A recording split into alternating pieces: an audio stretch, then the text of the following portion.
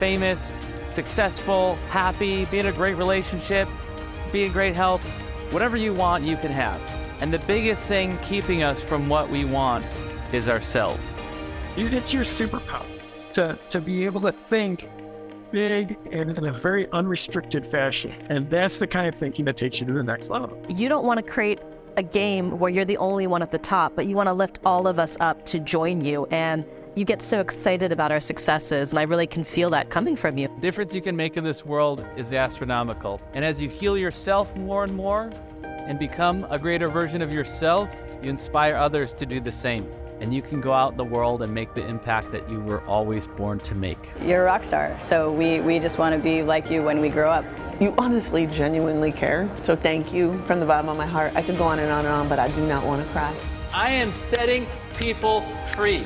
I am taking a stand for people's greatness, and I am not settling. I will not see anyone as small. I will not see anyone as incapable. I see everyone as big, as infinitely powerful, infinitely creative, and infinitely resourceful, and that you can have, be, and do anything you want, and I will not settle for less.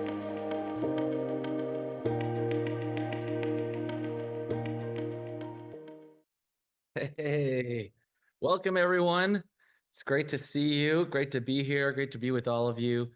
Today is going to be an extraordinarily transformational day. I'm just want to see here. Put your cameras on because I want to get to know you. Yes, wave. I love that. Good. Thank you, Denise. I see a lot of familiar faces. Raise your hand if you've been to one of my events before. Nice. And raise your hand. Put your hands down. Okay. Raise your hand if today's your first day at one of my events. You've never been to one of my events before. This is your first time. Okay. It seems like all the people with their cameras off are here for the first time. And everybody whose cameras on are people who've been here before. All right. We got some first timers. So let me get you focused and make sure that you're in the right place and that this is what you want. Okay. This is probably not like any other event you've ever been to. I am focused on delivering massive value to you today. I want to help you make incredible shifts around time, around productivity. I want to help you be far more productive and effective while also being able to work much less if you'd like to. This event is unlike any time management event before. This is not a time management event. Most time management programs it's like you're running on a hamster wheel in your life, and most time management programs will just show you how to run faster on the wheel. I'm going to show you how to get off the hamster wheel. And to quote Daenerys, we're going to break the wheel, from Game of Thrones. So what's different? First of all, I've been studying personal growth since I was 12. And I've been learning everything I could from every mentor, author, speaker, trainer, all the techniques for helping make breakthroughs. I got trained and certified in NLP and hypnotherapy 20 years ago. I learned from Don Miguel Ruiz, went to several events with him. He's the author of The 4 Agreements. Who's read that? Some of you have. And, went to Teotihuacan, Mexico, and the pyramids out there with him. I've traveled the world with Tony Robbins. You name it, I've probably done it. I got to do the work of Byron Katie with Byron Katie on stage at one of our events. Anybody familiar with Byron Katie? Got to ask questions of Abraham Hicks. Anybody familiar with Abraham Hicks? Okay, cool. So I've been around the block. I've been doing a lot of this stuff. And the tools we're going to use today are second to none and are going to help you make big breakthroughs fast. Now, what kind of breakthroughs do you want? What kind of breakthroughs do you need? Well, here's the breakthrough I needed many years ago. I was struggling in the early days of my business, and there were a lot of things that I needed to do in my business, and I just couldn't get myself to do most of them. And I was beating myself up. I'm like, I'm so lazy. Why am I so lazy? Why can't I just make myself do these things? Has anybody ever felt that way? Like there's things you need to do, you just can't get yourself to do it. And there's 2 reasons why you might not be able to get yourself to do the things you want to do. One is you just might hate that work.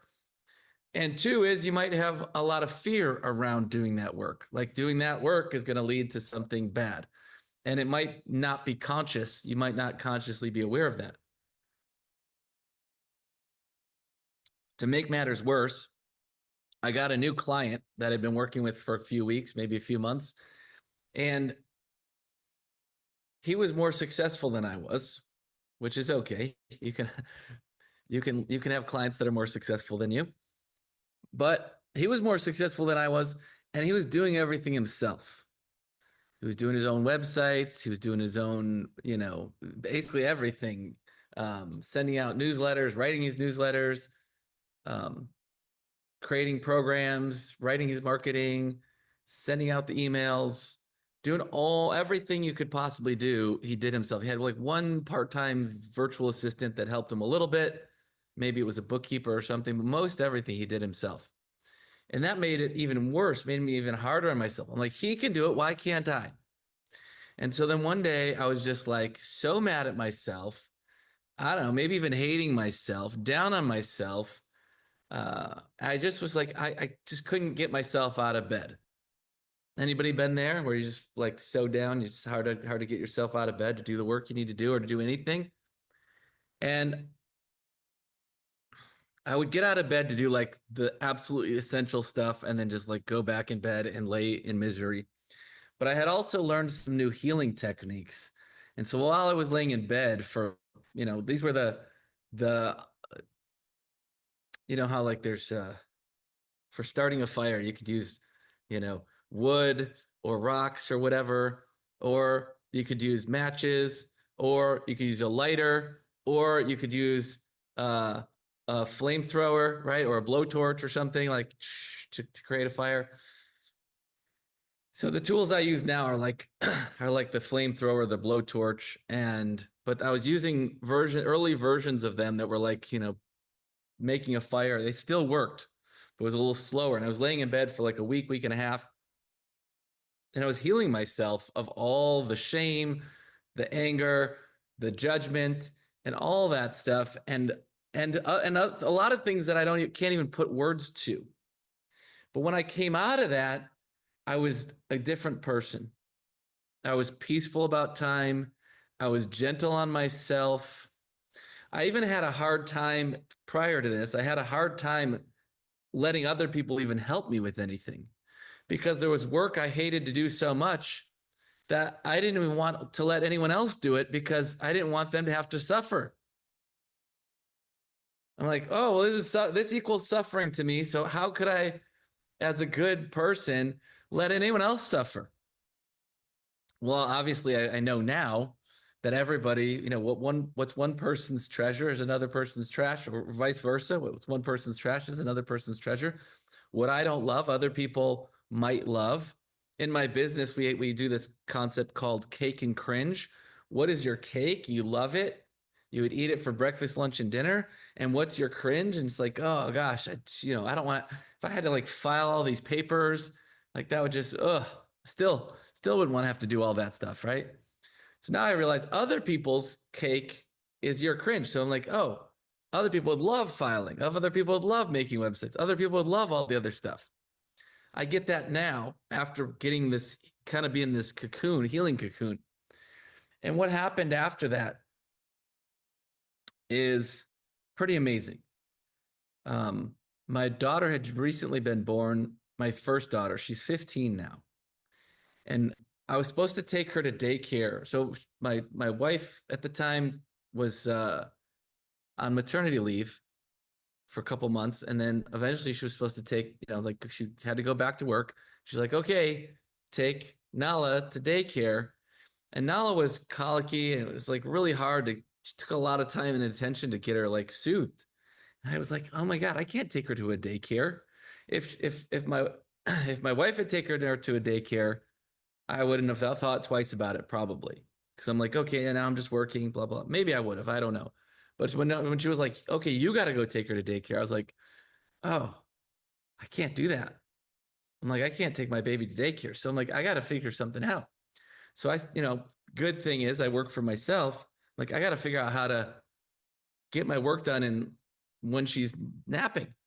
And so I started working while she was napping, and then eventually got a babysitter to so I could have, because sometimes I had client meetings, I couldn't I couldn't depend on the baby to take a nap.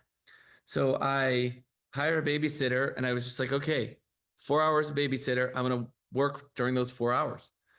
And amazing things happened, which is when you have a lot of hours, a couple things happen. When you have a lot of hours, your time gets filled up by all that time just gets filled up somehow. And, work will expand to the amount of time that you give it. Also, then when you have a lot of, you have like, okay, I'm going to work for 8 hours. We often screw around for some of that time.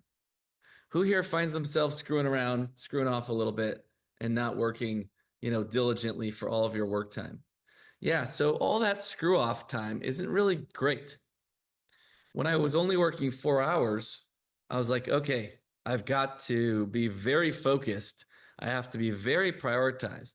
If I'm only working 4 hours today, I've got to do the things that matter the most, and I've got to do them well, and I've got to get it done and move on. No time for screwing around. So one of the best things that happened, this cocoon breakthrough healing thing, and then also just like having to get hyper focused and like, okay, I'm going to be working. Now my ex, my wife at the time, now my ex,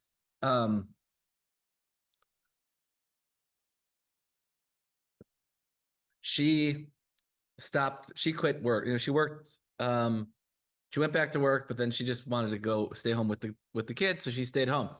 Well, I just stayed on that 4 hour schedule. I found myself more focused, more productive, and I wanted to spend time with my daughter and my wife. So for the last 15 years, I have been working part-time. Now, once in a while, I'll work more, and sometimes I don't work at all. But on average, I work probably 3 to 4 hours a day. And during that time, my business grew rapidly, and we made the Inc. 5000 list of fastest growing companies in America.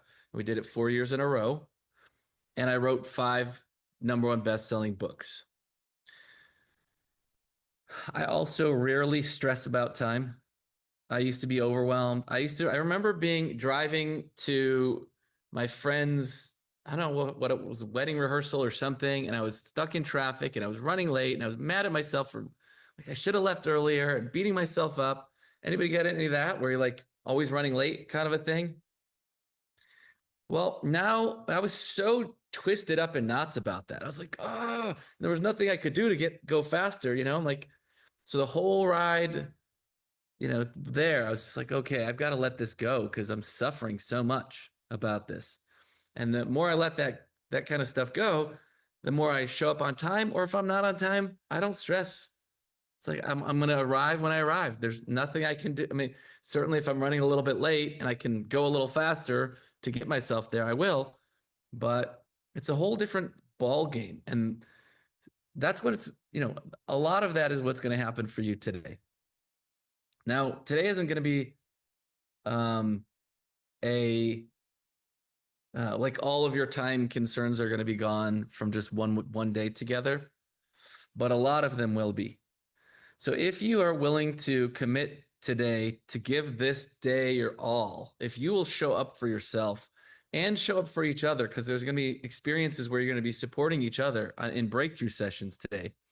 If you will show up for yourself and show up for each other, you're going to find that all of the hurry, worry, stress, overwhelm, anxiety about time is going to greatly diminish or completely be gone. And instead, you're going to find yourself operating from a new place of being centered and guided and focused, where you're doing your best work, not your stressed work. A lot of people think they work best under stress, but most of us don't. Most of us just finally get the thing done under stress. It's like, I get my best work done under stress because that's the only time I do the work, when I get so stressed that I finally get it done. But when you're centered, that's where inspiration comes in. When you're guided, you get inspired, you come up with your best ideas so that you're doing the things that matter the most. and your performance is better. So, it's like, okay, if your performance improves, but you're doing stuff that doesn't even matter, it's like, I'm so good at this stuff that's not going to help. Okay, well, that's not that. We don't want that. We want to be doing the stuff that matters most, and you do your best work. And that's how you increase your productivity by 100 to 1,000% or even more. It's not just that you get better at the things you do, but you do the things that matter the most. That's how for me, I went from being on welfare to becoming a multimillionaire. And a lot of it is because of these very things. And so today is going to be not just about learning, it's going to be about transformation. Today, you want to pay full attention and play full out, because if you don't, it's like, oh, I heard some things and it was interesting. I don't want that. That's not good enough for me. If I'm going to spend this day with you for free, right? This is a free training I'm giving you. If I'm going to do this, I want to make the biggest impact I can, and we've got to do it together. I can do a lot over on my end, but there's only so much I can do. You've got to do your part on your end, okay? Everyone here, turn your cameras on if they're not. I want you to smile and wave at all of your Zoom buddies. Yes. And your Zoom buddies on the right. Hey, Zoom buddy. And your Zoom buddies on the left. All right, because you're going to be supporting yourself and each other. If you're committed to being here all day for the full, I don't know what we have scheduled here, 6-7 hours. If you're here and you're going to show up for yourself and show up for each other and give this your all, then raise your hand, put one hand on your heart, and say, I will. Say, I'm all in. All right. Awesome. Great job. Okay, so there's a little bit of prep work that we need to do before we can start the transformation. Okay. And the prep work is, I want to know, what do you want? If time shifted for you, if you could warp time and space such that you could have everything you wanted faster and easier than ever before, right? Because time is for two things. Time is to enjoy, and time is to be productive. And productive is to create more things for yourself to enjoy later, right? You make more money so that you can enjoy more things later, but also to make impact. So productive, impact for the world, impact on yourself, friends, family, whoever, right? So it's time we use it to make impact, and time we use it to enjoy. And we also are going to want to get clear on, like, okay, is this enjoy time or is this impact time? And ideally, if you love what you do, your impact time will be joy time.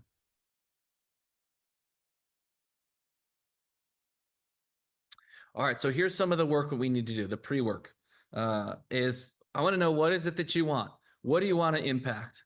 What kind of things do you want to produce? Let's call this your manifestation list. What do you want to manifest, bring into your life?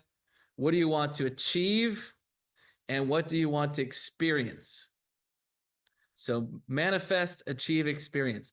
If you could have and feel free to dream big, because I'll tell you, dreaming big is more motivating than dreaming small. Dreaming small, oh, I'd like to get a 3% raise and, save 2% more, and, get it, and I'd like a little bit better this and a little, that's not very motivating. Like, what would be your dream life?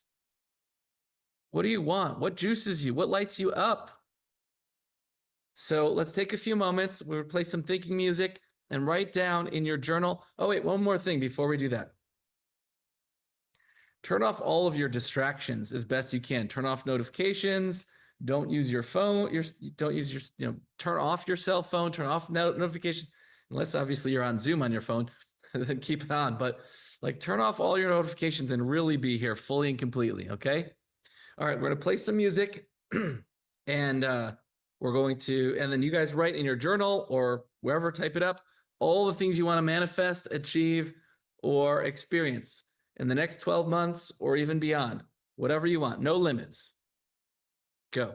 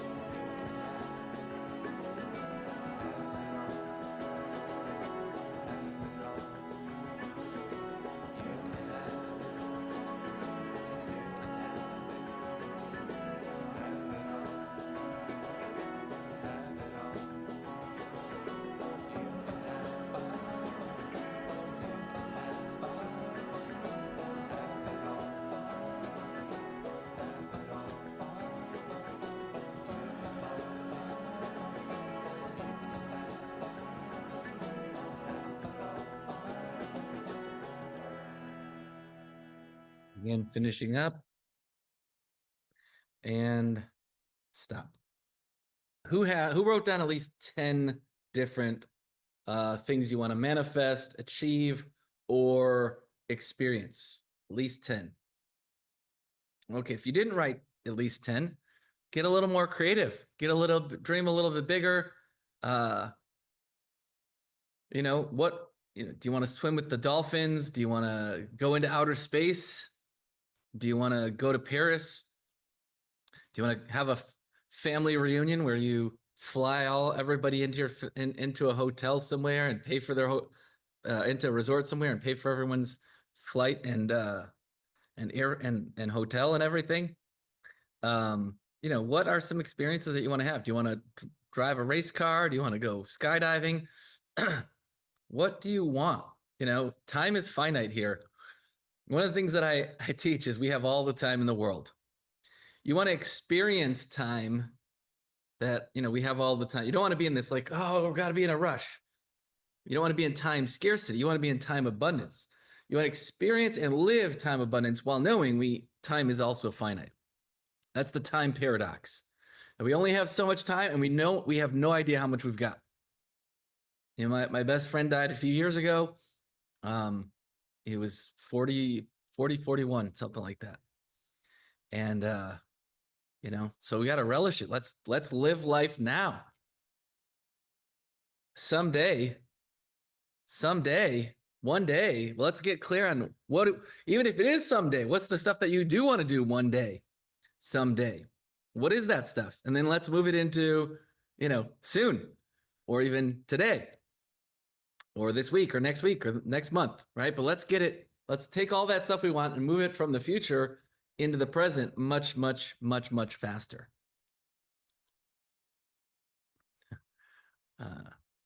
Somehow Zoom thinks I'm speaking French because I said Paris. Okay. Keep working on your list. But the other thing I want you to do is I want you to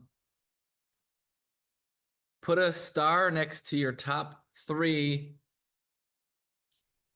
manifestations, achievements, experiences. Do you want to write a best-selling book? Do you want to speak on stage in front of thousands of people? Do you want to become a coach? Do you want to make $1 million? Do you want to become a multimillionaire? Like, the more you write down, you write it into existence. And then in a few moments, I'm going to have you guys speaking it into existence. Abracadabra. As I speak, so I create.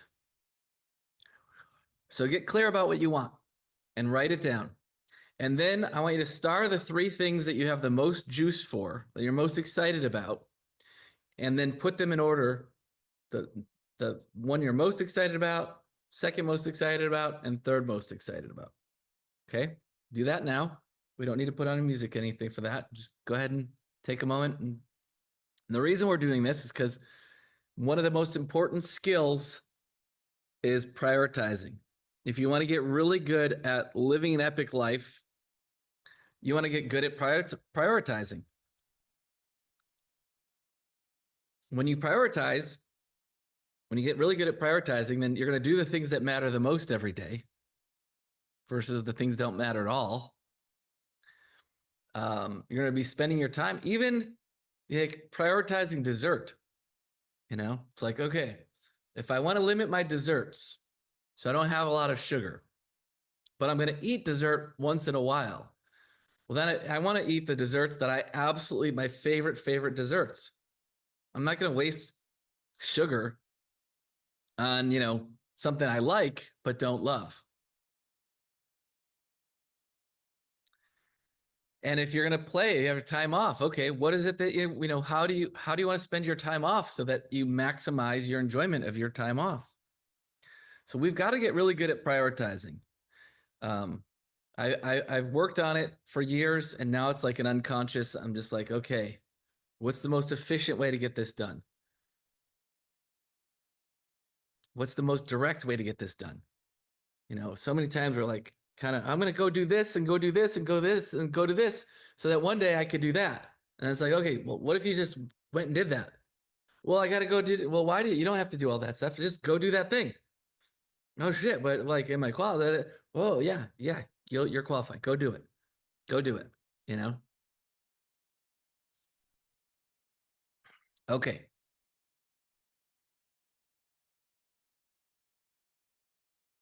All right. Cindy, I'm a best-selling writer.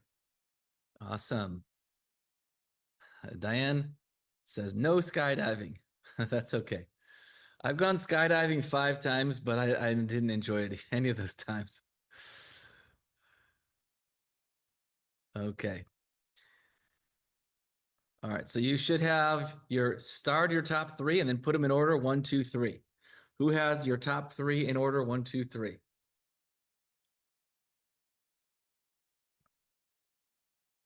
Okay. I'm going to give you guys 30 more seconds to just write down anything else that you want to add to your list of things you want to manifest, achieve, or experience.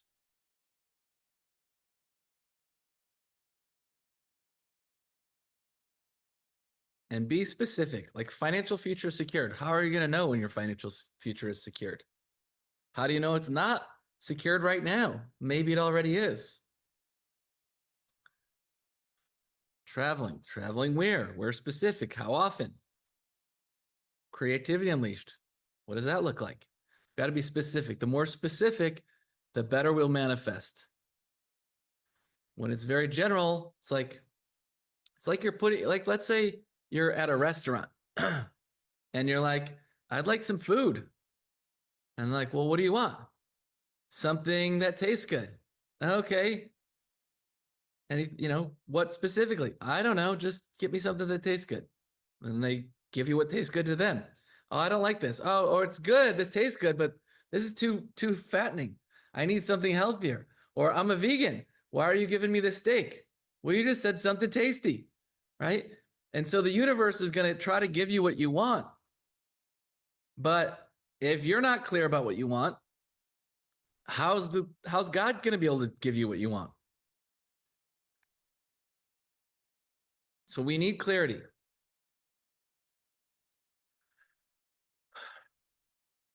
All right.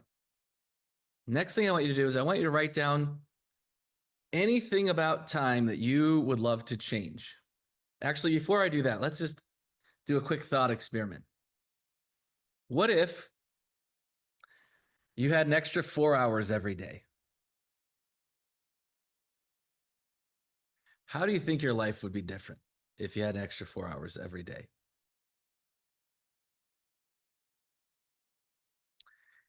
Well, happier, more relaxed, achieve more, etc., etc.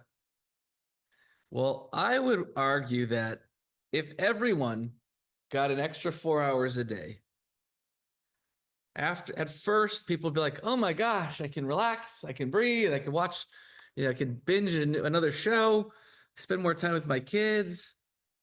But after 6 months or something, people are going to go right back to about where they are right now. Too busy, not enough time, overwhelmed, stressed, hurried, worried. Because everybody has the same amount of time in our day, but somehow some people get it all done in 4 hours and some people can't get it all done in 24 hours. Now, I'm not saying everybody should just work 4 hours, 3 or 4 hours or whatever. I want everybody to work as much or as little as you want, and eventually maybe you could even get yourself to where you don't have to work at all. But if you don't want to work, but I think not working at all is it's generally a recipe for, I don't want to say insanity, but drives people crazy when you don't have a purpose or some meaning. I love working, but I also love not working. But it's like, why do we work so much now? Like, why are we out of time now? Why are we so stressed now? Why are we overwhelmed now? That pattern is inside of you. And so that's what we need to shift. We need to shift those patterns. People have said, like, well, actually, you can even see what happened, right? If the government gave everybody, $10,000, in 6 months, everybody would be back to about where they were. And the richest people would end up having most of that money. Because people who aren't programmed to be wealthy will end up not being wealthy. It takes a lot of work to, we get a bunch of money. Oh, what do we spend it on? Oh, well, I'm going to pay off this. I'm going to pay off that. Or I'm going to go on this trip finally. I'm going to do this with it. I'm going to do that with it. I'm going to buy a new car. Okay, boom, boom, boom, boom. And now, boom, life is right back to where it was. For most people, you know, I got to go buy a flashy this, flashy that, do some conspicuous consumption, myself included. I did some really big conspicuous consumption a couple years ago, and I rented my dream home. I've been on my list on my vision board for years, and finally I ended up renting it for $60,000 a month. That was that was that was some very conspicuous consumption. Although the funny thing is, you know, you can live in a mansion, and you know, unless people come over, nobody even knows you're living there. Was it fun? It felt like an ultimate achievement because when I walked through this dream house, I don't know, 10 or 15 years earlier, I couldn't fathom how anybody could make enough money to live in a place like that. I couldn't, I was making maybe enough to, I probably couldn't even afford to live there for like my income for a year. If I didn't spend it on anything else, I might have been able to pay for 2 months of living there at the time, like 15 years ago. So to be able to afford to live there, it was really good for my psyche in a lot of ways. And it was an achievement, you know. But yeah, there was probably some ego involved. And you know what? I don't think there's anything wrong with that. Okay, so what I want you to do is we're going to take a few minutes, write down any time pattern you want to let go of. Running late, overwhelm, anxiety, worry, distraction, just anything and everything about time that you'd love to shift or change. Let's make a letting go list. Okay? Letting go list. Write down everything you want to let go of around time. Go.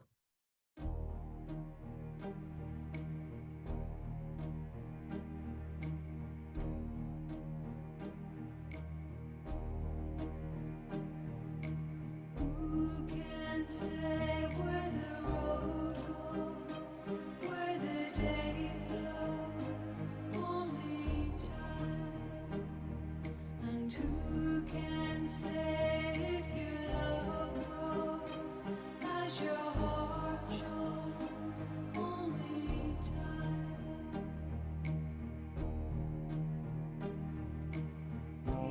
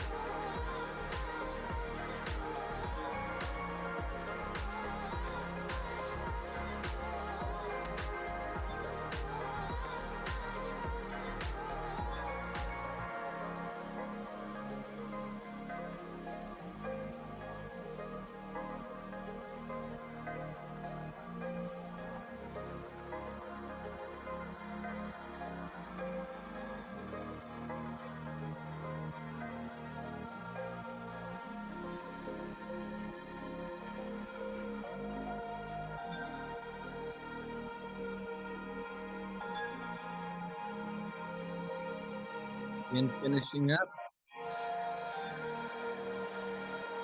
And stop. All right, great. A lot of stuff to get rid of. Now, who had 10 or more things that you want to let go of? Awesome. Well, however many you had, I want you to circle the 3 that if you could shift them today, that they would make the biggest difference. We might be able to only shift one of those 3. We might be able to shift more than those 3. Maybe even everything on your list, but let's again prioritize. What are the top 3 and then put them in order. 1, 2, 3.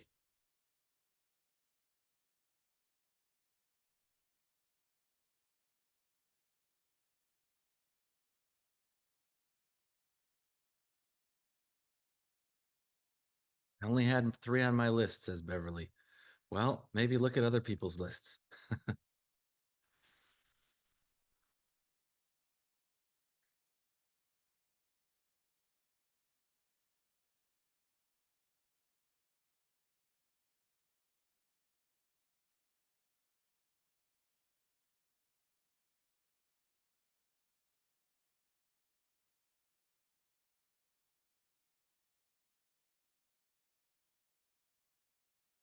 You want to let go of setting a time limit on being entertained by YouTube videos, Jane? You want to just get rid of that limit? Just be entertained all the time?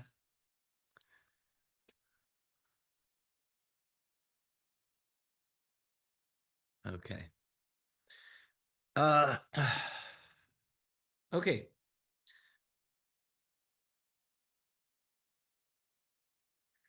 Feeling like I'm behind and can't catch up. Does anyone ever feel like you're just behind all the time? That'd be a good one to let go of.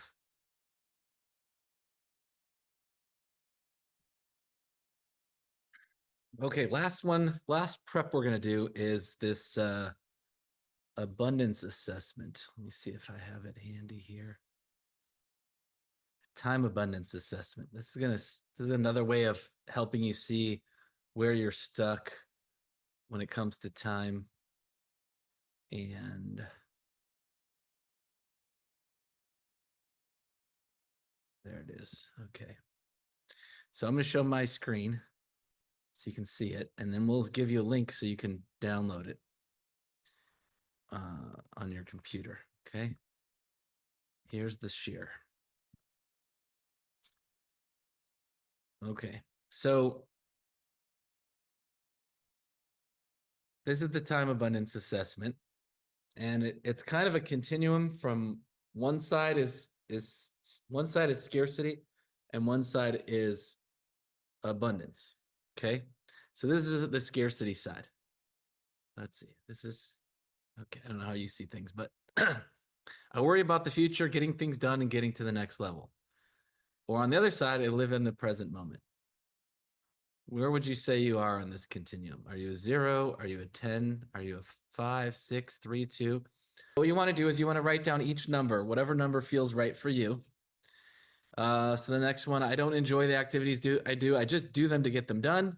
Or I enjoy everything I do. Where are you on that continuum? Do you enjoy everything you do? Most everything you do? A lot of what you do? Some of what you do? A little bit, almost none, a smidge, barely any, right? So just go ahead and write down the number that resonates with you. Next one is, I'm never satisfied with how much I accomplish, or I'm very pleased with how much I accomplish. What number resonates there? Write that number down. I feel overwhelmed and stressed. I feel peaceful and relaxed. This is a measure of not just this moment, but just sort of kind of how you feel like things are for you most of the time. Like right now, you might be relaxed, but in general, do you feel overwhelmed and stressed most of the time? What feels very true for your overall life? I feel peaceful and relaxed most of the time. I would give myself probably like a 9.5 on that one. I do, but even if I live at a 9.5, there could be days where I feel like I'm at a 4. But it's very rare. It's very, very rare. I'm always in a hurry to get places. I get where I need to be and feel good about it. Not necessarily on time, but I get where I need to be and feel good about it. I would say I'm a 10 on that one, but I used to be like a 3, always rushing, always running late, always stressed about it. Now I run late less, but if I do, I don't stress. My mind is so cluttered with things I have to do, I don't even have time to think. My mind is free and clear for new ideas and opportunities. Yeah.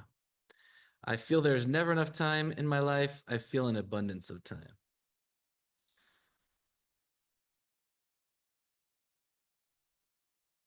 Okay. Was everybody able to get the numbers? Once you get all your numbers, make sure you keep them because we're going to compare. You want to compare your numbers now this morning, and we're going to compare them at the end of the day and see how much they've changed.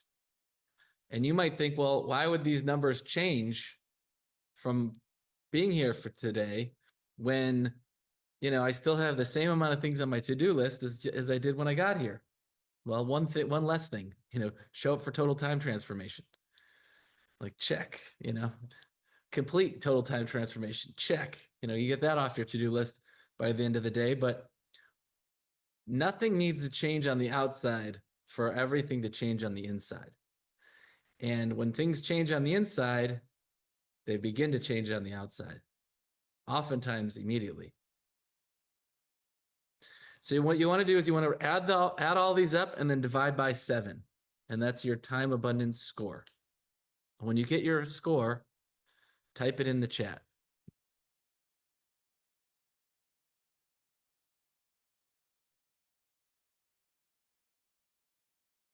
All right, we got a 3.42, a 5.3, a 4, an 8.14. Awesome, Janelle. Have you been to some of my events before? 5.7, 7.85. I know Peggy's been to some of my events before. Dorinda, 4.12, 7.2. Okay, 4.3, 4.1, 7. Okay.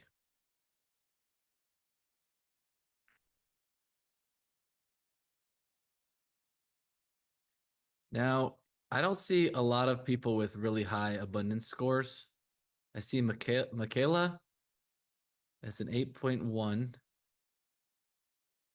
and Nicole is a 9. That's great.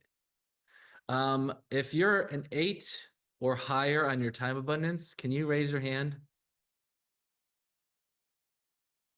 and wave it? Okay. Judy, can you tell us what is time like for you? I say 9.8, but it's actually 10. But every so often I have, like you do, a weird stress time, but it's almost never. I just work in flow right now. I believe time expands for whatever I need, and that's just the way it's been for the last couple of years. Do you have all the time in the world? It's weird, some people would think I don't, but I always say I do because whatever needs to get done gets done. And I don't do anything anymore unless I really love doing it. Awesome. Great. And I only show up where I think I need to be, like here, because I need to Nice. see you. So, What did you want to get out of today? um, every time I pop in to see you, I get some sort of nudgy nugget thingy, and it just reinforces it. So it's kind of cool. Beautiful. Awesome. Thank you for sharing, Judy. Let's give it up for Judy. Let's see. Let's get one more person with an 8 or 9 or higher. Who's got an 8 or 9? Wave your hand. Okay. Let's, whoops. Everybody moves around when those hands get raising up. Okay. Colette.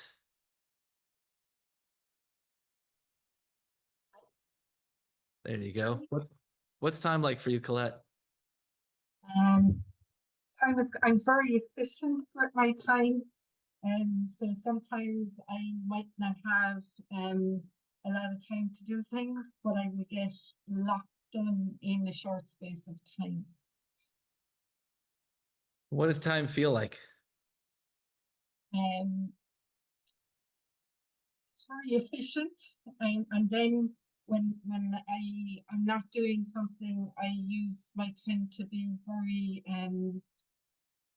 peaceful and very in the moment. Yeah. Peaceful and in the moment. Great. Let's give it up for Colette. Okay. And how about let's do someone who had a 2 or lower on your time abundance. Can you raise your hand if you had a 2 or lower? I know we had a bunch of those. Had some 1s and 2s. Maybe those people are shy. Don't want to be singled out. Iskra, what's yours? Well, I have a quite a long list. I am always late, always wasting time, thinking I'm really busy, but not really doing the things I should be doing. Not taking time to rest. When I do, I feel guilty and don't rest. Um, just leaving things for the last minute, feeling like I have a million things to do at all times, and just feeling overwhelmed. Mm, that's tough. Thank you Yeah. for, yeah. Let's give it up for Iskra. Okay. And one more under two or under. Who else had a 2 or under? Wave it around so I don't miss you. Oh, here we go. Okay. I got you. Amber. Hi. I'm surprised I'm even like talking today. Hi, Amber. Hey, how are you? Good. What's time like for you? It's hell. Time is I was, hell. yeah, I was just talking to my friend about it. We're like texting each other while we're doing this program together. But what I'm finding is like with the service industry, I don't know what the heck it is, but it's like I'm in a time warp. So like I do a whole bunch of services, but nails in particular, it's just the craziest thing. Like how it feels like it was 30 minutes, but it will be like 3 hours. And then the client gets really upset. I gotta shave things off, do them over again, and it's just like it's Uh, just the time. It's just like it just evaporates, and then I'm over time with other clients, and it's just a mess. So that's I got a rough. 2 point. Yeah, it is rough. I got a 2.1. Okay. All right. Let's give it up for Amber. Thanks for sharing.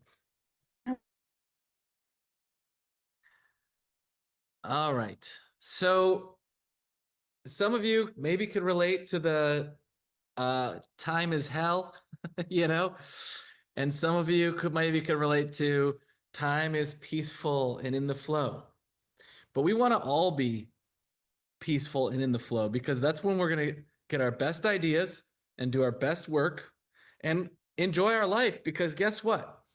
How we spend our time is how we live our life. How you spend your time is how you're living your life. And the quality of your time, because here you could, the best is you do work that you love. You work as much as you want or as little as you want. While you're working, you're peaceful and centered and inspired and guided and do your best work. When you're not working, you're present and in the moment and enjoying whatever activity you're doing. And there's times where like you might do work you hate just to get it done. That's not great. Maybe do work you love, but you're still stressed and I got to hurry up and get this done because I got these 50 other things going. Right? So you're not, even though the work is work you love, you still might be stressed out because of time. And then when you're not at work, you're stressing because, oh shit, I didn't get this other thing done. And you're still stressed. And you can be stressed when you have low time abundance. Life is hell oftentimes, maybe moments of pleasure and moments of relief and moments of, you have a drink, smoke a joint, you do a couple things like get yourself out of time. Or maybe you watch a movie and you can just kind of like get into the zone and like zone out. But we gotta resolve this. We gotta take away the stress and then be strategic about what we do. So we're doing the things we most love and doing the things that make the most impact and doing the things that we most enjoy. How you spend your time is how you spend your life. So you want to be intentional about it. We want to be very intentional about it. All right. Now, here's where everything changes. Here's where we resolve the things that are holding you back so that you can achieve and impact the things that you want and enjoy life way more. You can achieve way more in way less time, and you can enjoy your work, and then you can enjoy your life. That's what I want for you. I want everybody to be happy as much as we can be, stressed as little as possible. Okay, who's up for that? Okay, well, let's get to work. Well, let's roll up our sleeves. We're gonna kick some ass now. Okay, apologize if you're not a big fan of swearing, but I guess I just like it. So I'm going to be myself. I'm going to be my authentic self. I'm going to assume you guys are my buddies, and I'm going to treat you like my friends, and I'm going to talk to you just the way I would talk to my friends. Okay. I'm not going to censor myself. I could say all kinds of bad words. So just be ready. Okay.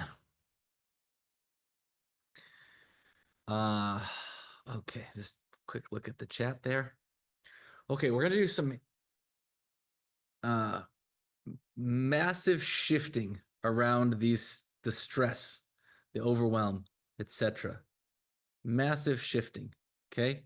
We're going to use these healing techniques that I have discovered and developed and have been gifted with. And I'm going to use them to help you shift your stuff around time, around overwhelm, etc. And by the time the day ends, you're going to feel much, much different. And we're going to take that time abundance assessment again. You're going to look at all those time stressors again, and you're going to look at all the things you want to manifest again. And the things you want to manifest are going to look simpler, easier, and maybe you're not even dreaming as big as you could, because it's going to seem more doable. The letting go list, you're going to see many of the things like, oh, let go. You could cross those off. Some like, oh, it's still a little there, but much better. And the time abundance assessment, your numbers are going to go up some amount. I don't know what the amount is going to be. But at the end of the day, we'll be able to run all your scores through AI, and AI will tell us on average what percentage we all went up. Okay, but you'll be able to see for yourself how much you went up. Some of us will go up a lot more than others. The higher you are, the closer you are to a 10, the harder it is to move. The closer you are to a 0, often the harder it is to move, because there's a lot of deep entrenched crap going on inside that. There's a lot of stinking thinking in here, and a lot of repressed emotions that need to get healed. If you're doing nails or you're doing work or whatever, and you're rushing to get it done, what are the chances you're going to screw up? Do you think they go up when you're rushing, or do they go down? They probably go up, right? We make more mistakes when we're hurried, worried, and stressed. And sometimes then we got to redo everything, and that makes it even worse. And now you're in this downward spiral. We're gonna break that spiral. We're gonna break the wheel. We're gonna get you being your best self, being your most efficient. And this is just the tip of the iceberg. Today's gonna be a powerful day, but a lot of this time transformation stuff comes from a program I have called Free Your Time, Free Your Life, the Time Abundance Program. So if you like today, you might want to check out that program at some point. All right. Now, I'm going to use these healing techniques. I'm not going to explain them because, frankly, we don't have the time. No, I have the time, but I'd rather just use the techniques and help people make the shifts. And then we can, explain them later today or one of my other events. If you like today, I have a couple other events you might be interested in. And if you want, I can share some details about those. But let's really focus on making the breakthroughs happen right now. I'm going to be picking people from the audience to do some work with. While I'm working with them, I want you to follow along and work on yourself. And while you're working on yourself and I'm working on the person on stage, I'm also going to be working on you energetically. Okay, we're going to be using a variety of techniques. For the sake of time, let's just get into it, but I can answer questions about them a little bit later if you want. For now, let's just get rocking. Okay, who's ready to have a big breakthrough right now? Okay, fantastic. I am going to start with some of our low score people who let's see, where did you guys go? Who came up and told me about your low scores? You guys raise your hands again, those two people. Let's see who was that. Okay, Amber. When you think about time,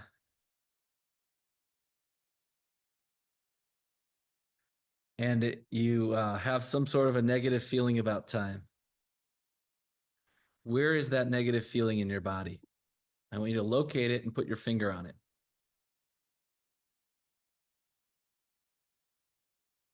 Like right in the center. Okay. Yeah. So keep your finger on the most intense part. And if it moves, move with it. It could move a millimeter to the left, right, up, down, or it could disappear there and pop up somewhere else. Okay. Mhm. So everybody, when you think about either time in general or anything from your list of things that you want to let go of, you could start with number 1 on your list. I'm just going to go with time in general for Amber because time is hell. So let's just, what they say when you're going through hell, keep going. Don't stay. The way out is through, and the cure for the pain is in the pain. So what I want everyone to do is, when you think about the thing that you want to let go of, or just time in general, I want you to notice where it is in your body and put one finger on the most intense part. That's step 1. And then we want to allow that feeling to be there, because what we resist persists. We're biologically hardwired to avoid pain and seek pleasure. And so we do the same thing with our emotions. So in physical reality, fire hot, don't roll around in it, tiger could eat you, stay away, be careful. Food tastes good, keeps you alive. Sex feels good, keeps our whole species alive. So everything is seek pleasure, avoid pain. Seek pleasure, avoid pain. And when negative feelings come up, we're like, ooh, I don't like that. Push that shit down. Right? And imagine you had a crying baby and you tried changing it, you tried feeding it, you tried burping it, you tried, all the things, and it's still crying. And you get stressed out. So you're like, this damn baby. So you take the baby downstairs into the basement and you open the closet door and you put the baby in the closet. You close the closet door, you go upstairs. What do you do upstairs? Well, if you're like most people, you turn on the TV, you binge watch a show, you doom scroll on Instagram or TikTok. You have a nice fancy glass of wine or a joint or a beer, eat some cake, some ice cream,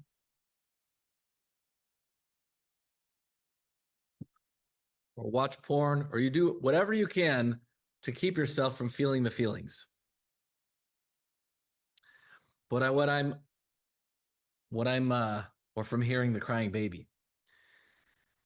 What I want everybody to do is put down the fork or spoon or joint or glass of wine, turn off the TV, put down your phone,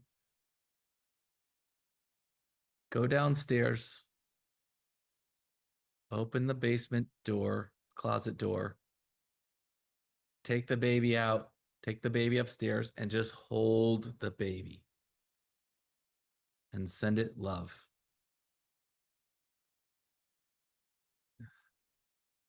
The baby is your feeling. Philip says, but the joint, so relaxing.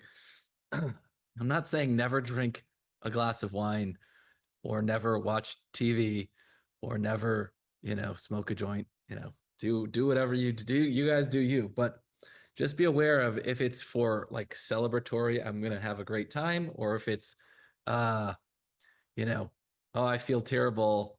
I don't want to feel these feelings. If you smoke a joint once a month, I think you're good.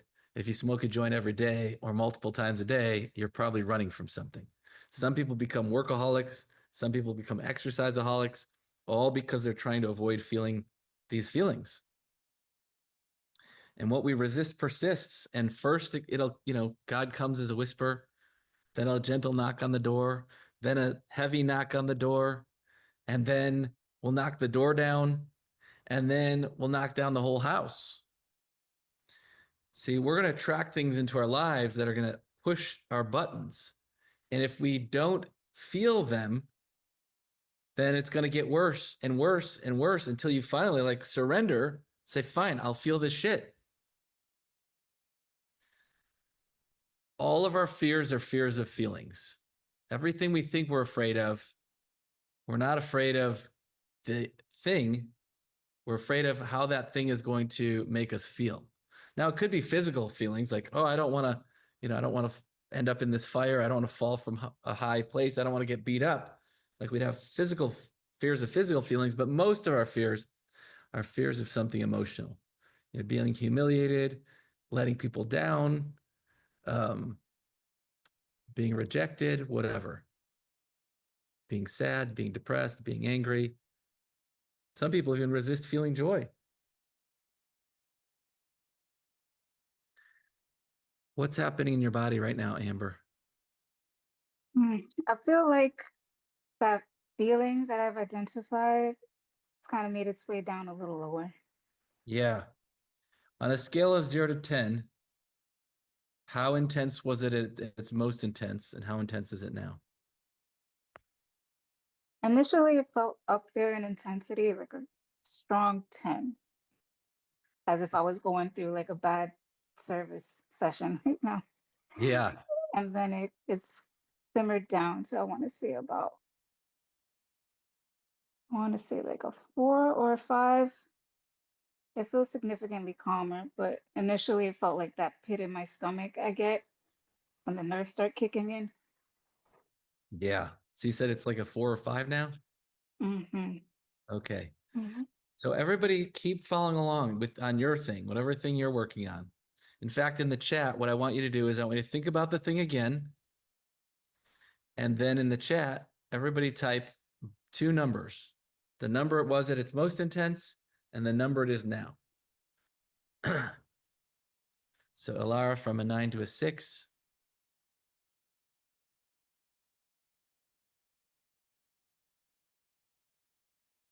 Ten to 7, 10 to 8, 10 to 2.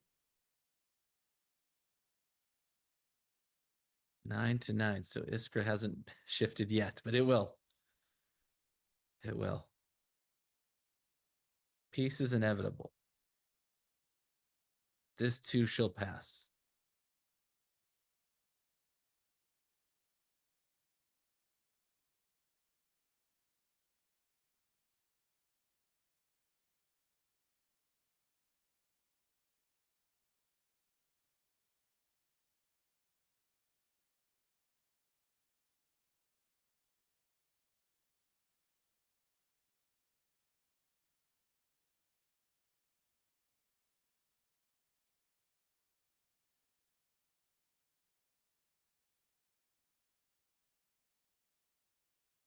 That's right.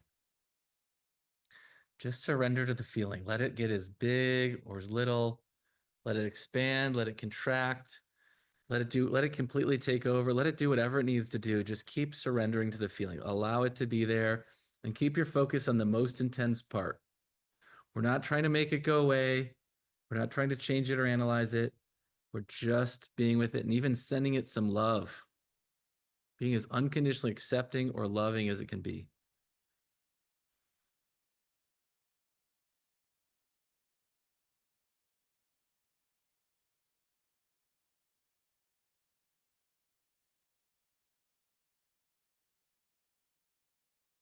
Anne Marie said, the image of putting a baby in a closet is horrific. I am extremely put off by it and do not think it belongs in any type of healing process. I am leaving this event. Well, I'm sorry if you left, Anne Marie. It was a metaphor for what people do with their feelings. It was not a suggestion to actually take a baby and put it in a closet. I'm saying that's metaphorically what we do with our uncomfortable feelings, our crying out feelings that need to be felt. What's happening in your body right now, Amber? I'm feeling through it. I feel like it wants to fight back, which is fine. I'm Let letting it it do fight. its yeah, I'm letting Yeah, it do its thing. So it's yeah, kind of like oscillating between the 4 to like 6. Like I feel it kind of like yeah, blowing up and then calming down again. But it's definitely there. yeah. You're doing great. I'm going to sending everybody some energy with through my hands. Ultra high frequency energy healing is going to help everybody. Some people who are energy sensitive might be able to feel the energy I'm sending. If not, no big deal. Also, if you think energy is weird, that's okay too. Just let's let it help.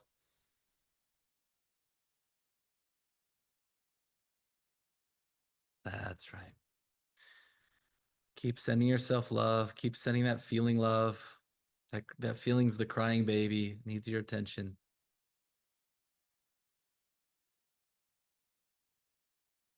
Amanda said, I felt tingles when you were sending the energy.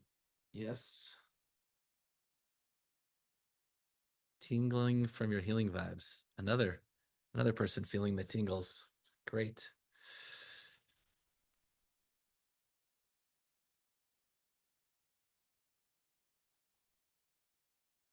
All right, let's do some more.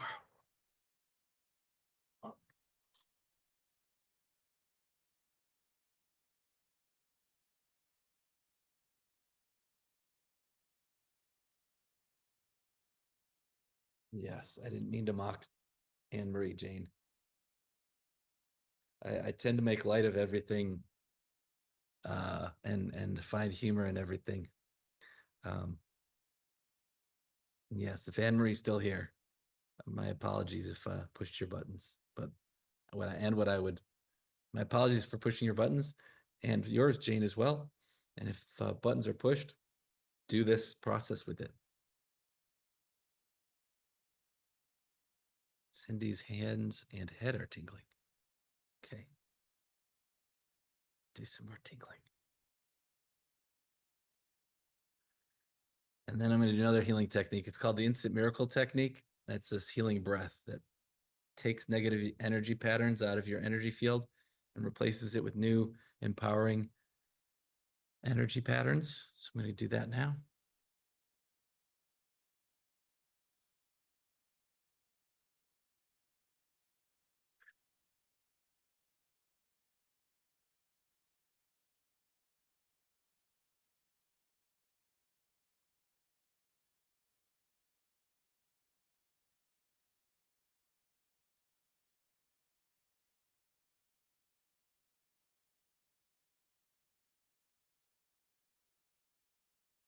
Valerie says, I feel like there's a lot of space suddenly.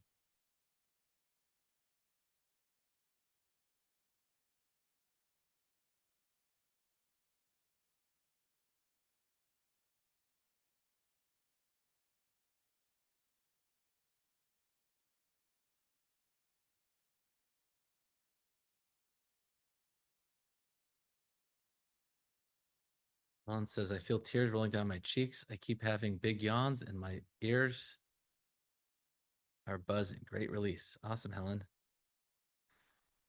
Jane, mine moved from throat to solar plexus and went from a 10 to an 8. Good job, Jane.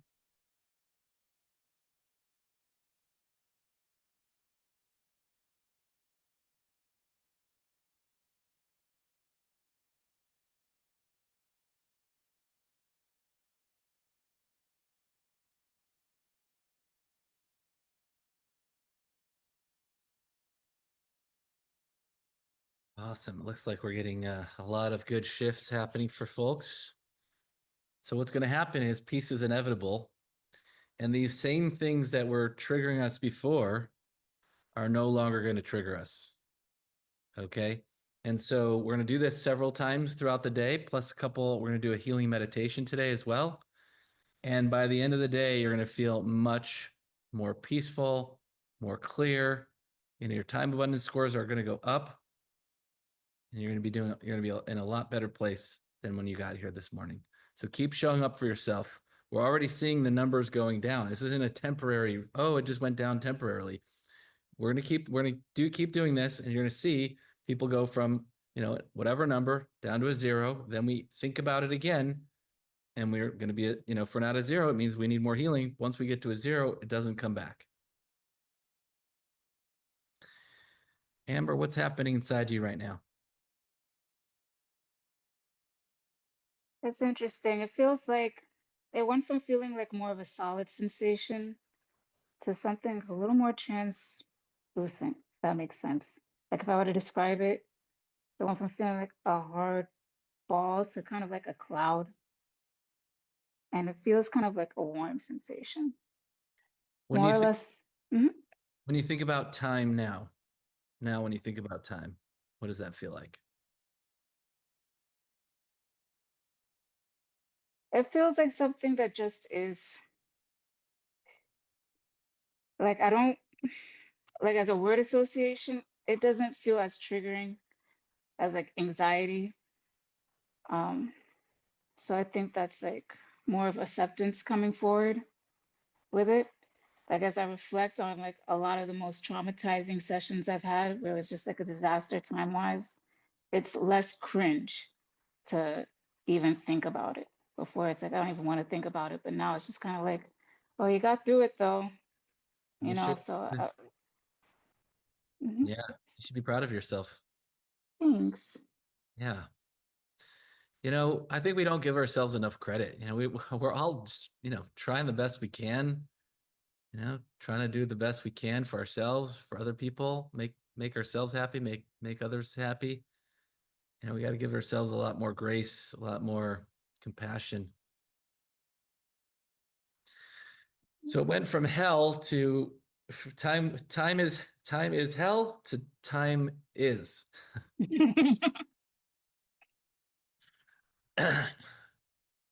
Great.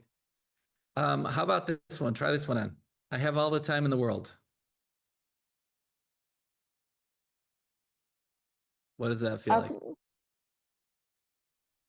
I feel like that could be true given the circumstances. I think it also depends on who I'm interacting with as well, because a lot of these situations, they're in the service industry where, you're joining forces with somebody else. They're bringing their energy to the table as well. And I feel like that pressure definitely affects it. Like if they have like a very like bossy energy, and I'm in New York, so people do not play around with their time. So that already is just like anxiety to the table, So I feel like it depends Where on if where do you the feel that in your body right now? I want to say, oof, so interesting. I feel it like in my left shoulder blade. And I say interesting because with the other exercises I've done with you before, with the healing money, I get it there too. And when I do any meditation after the fact, I always feel it there. Anything associated with my business and like trying to, run things successfully, it's always this knot in the back. I've been Okay. working on it. I've been chipping away at it, but it's amazing how many things do trigger it. Okay. So let's stay out of the mind, stay in the body.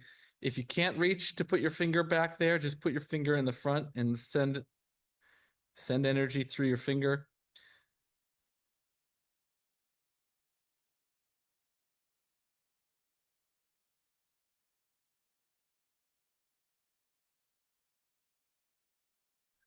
That's right.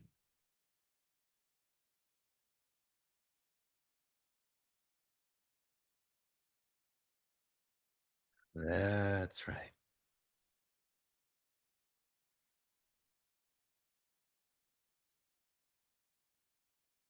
Okay, everyone think about whatever thing you were working on. Imagine it again, whether it was just time itself or one of the things on your list. And then put in the chat on a scale of 0 to 10, how intense was it at its most intense and how intense is it now?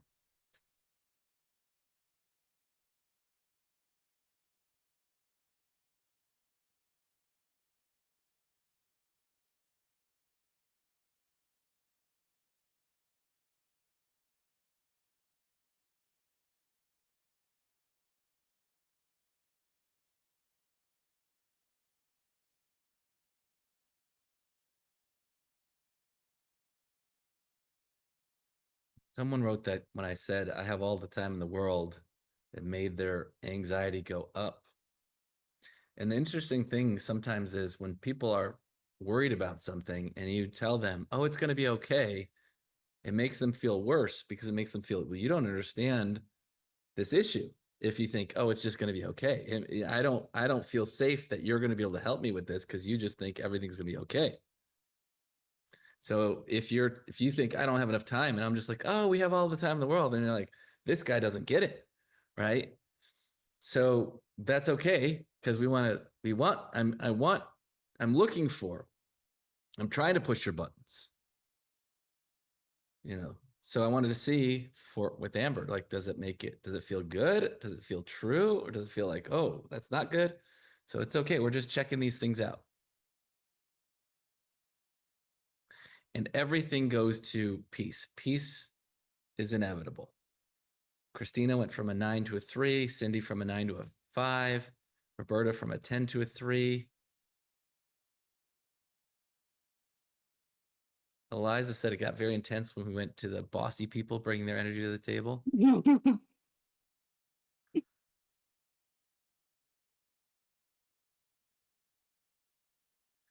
Precious went from a 10 to a 4. Okay, so they're all going down. 9 to a 2, 10 to a 3. James went from a 10 to a 0. Good, great, James. Wilna went up from a 9 to a 10. Sometimes it gets worse before it gets better. Stick with it. Carolyn says, oh, good. Just realized my big kiddo. I have a lot of amazing projects, but the fear of being seen is bigger than it all. So I put things down and work on other things. That's true. A lot of these things that we have issues that are our issues, sometimes we have these issues to protect us from other issues that we're more scared of.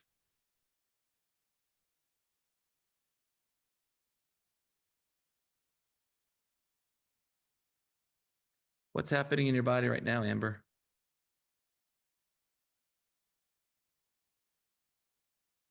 I feel both spots activated, like the shoulder blade and then the lower stomach. The shoulder blade feels much calmer. The stomach feels about the same, probably like a 4 or 5, but not so much as like a solid, like not feeling. It feels, Loosening up. yeah. Okay. Let's give it 90 more seconds of our best presence in love. Everybody give it 90 more seconds of your best presence in love. Put your attention into the most intense part.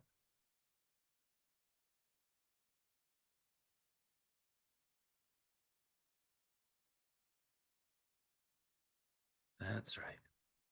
Just keep surrendering. Let that feeling do whatever it needs to do and just be as unconditionally loving towards that feeling as you can be.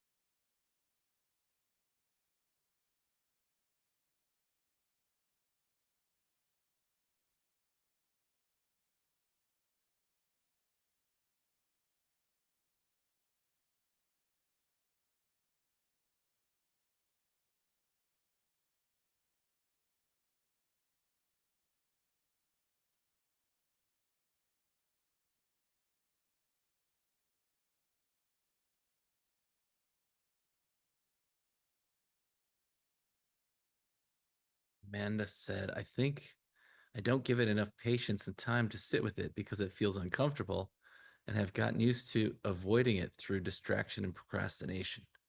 Exactly. Yes. Boredom is usually, I don't have, boredom means I have space to feel things I don't want to feel. That's what usually on board is. I better go distract myself with something else, with something, anything.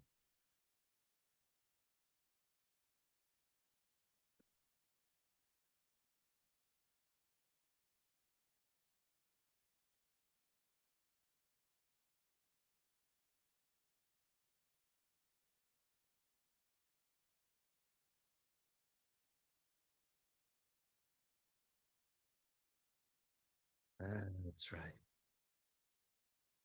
15 more seconds of your best presence and love.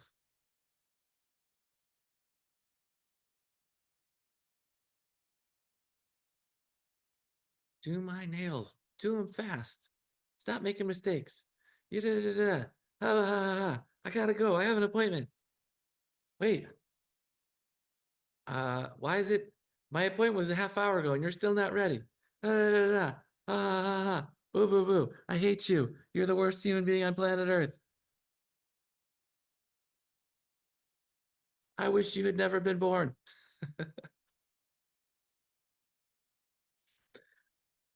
You ruined my day. I'm going to tell everybody to not do their nails with you. Yep, Google reviews. Mhm. So why the reason I'm saying all this stuff, people are going to be like, "What? I can't. We came to this workshop and it's supposed to be healing, and first Christian says he's going to lock his baby in the closet, and then he tells Amber he wishes she was never born." I just want to let you know, I don't actually think that, and I don't believe that. My job is to poke the bear a little bit, see if we can find more of this stuff related to this issue to come up. We want to suck out all the poison. And so I'm trying to stimulate and push for buttons anywhere I can to try, on this specific topic so that we can get the full healing. We want to get the full healing. Okay. What's happening in your body right now, Amber? I feel like the lower area is very, very light now. I feel like it is at a one, that something wants to hold on for dear life. Um, Same thing with the shoulder blade. It's like just super, super dull. Like I don't know if it's me holding on to it. I don't know if this thing actually wants to leave and I'm the one keeping it. Um, but definitely from where I started, it's a big difference. Yeah, you're doing great. Thanks. The part of us that sometimes doesn't even want to let it go. It's like maybe it feels like it's keeping us safe. It's like, oh, I need to constantly be worried about time so that people don't get mad at me for screwing up things about time. But but the paradox is being so worried about time all the time causes you to screw up, you know? So it's a catch 22, but the way out is through and you're doing the work. So let's give it another 15 seconds of best presence in love. Someone's asking what these breaths are that kind of look like yawns. It's the instant miracle technique. I'll talk more if you guys want. I'll explain more about that later this afternoon. But for now, that's just part of the healing process to help you guys let go. Help you let go of these stuck feelings and help these feelings let go of you.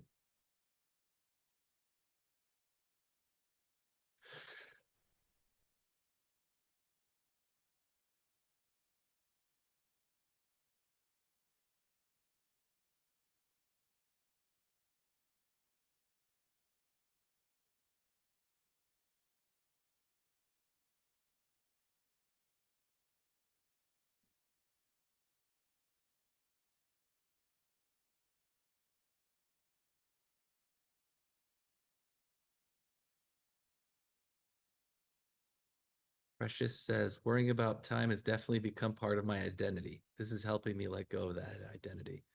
Yeah, and maybe you'll claim a new identity. You know, time abundance queen.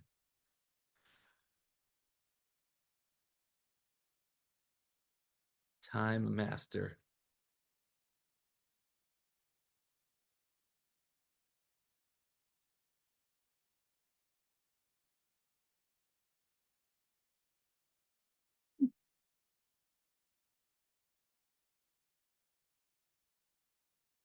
That's right. Keep sending it love. Send love everywhere now.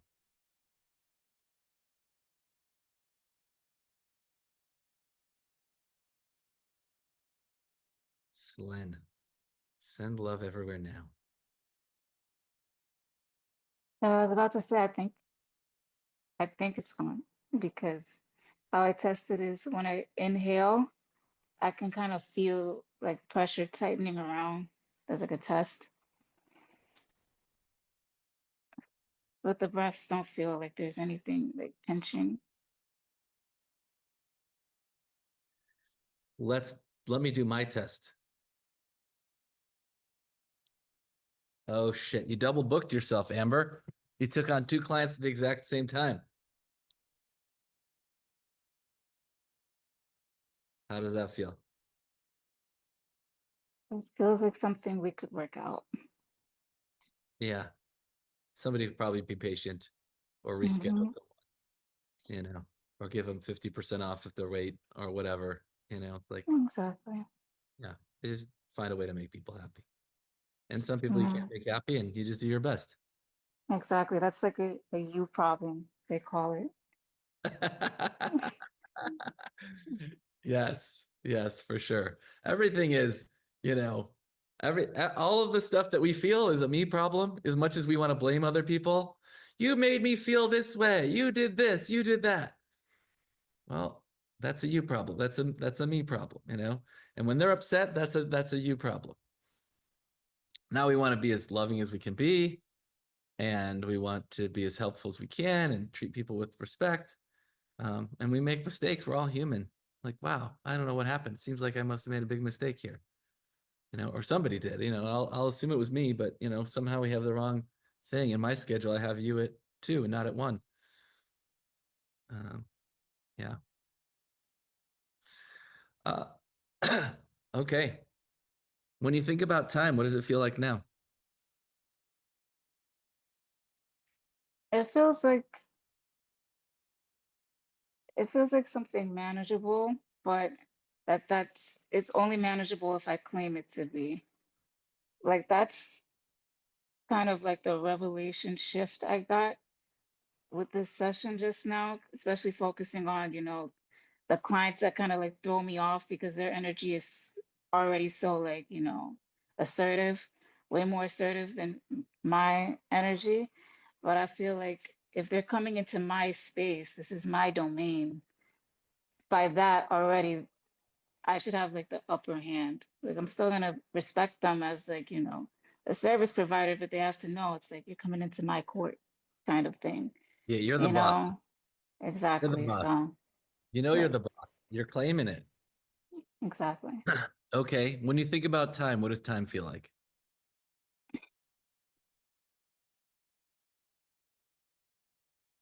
It feels malleable, but it has to be monitored. I think that's also a thing. Um, What do you think? What do you mean it has to be monitored? I think that, like reviewing all those other sessions that really got out of hand, it's when I'm not, it's like a time warp when you're just focusing so much on a task that you're not really paying attention to, the bigger picture of things, like all the steps together that it takes to, have the service. It's just being stuck on one step.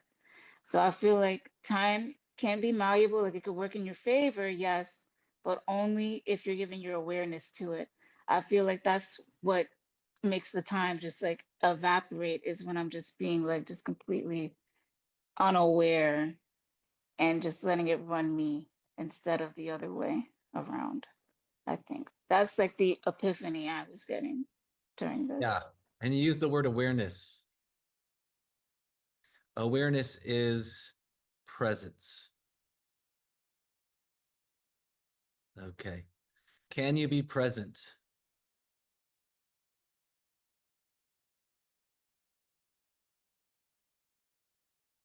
You're asking. That's Yeah. not a rhetorical. Sorry. Well, actually, the question I really want to ask is there any reason why you can't now just be present all the time while doing your nail stuff and everything? I think it's because with that service, it's very skill based. So it takes like you're just constantly thinking logically. I feel like the more successful sets are when it's kind of like a freestyle, meaning like you just do whatever. They give you like creative freedom for things. And then the sets that are more like they bring in this idea and they want you to do it right and it's, very meticulous. It's a different type of pressure and you're just thinking things through. It's like you're in here so much that that's where you like, time escapes Sure. you. When you feel like you're in here, where do you feel that?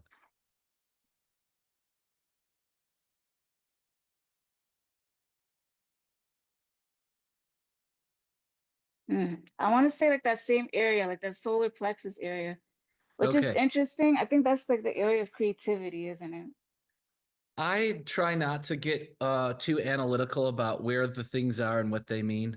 I just Okay. tune in, stay out of the mind, stay in the body. Let's resolve this last little piece. And everybody else Okay. who hasn't gotten to a zero yet on your thing, think about it again. Notice where the feeling is. Put your finger on the most intense part, and let's give it a last good run here. Okay.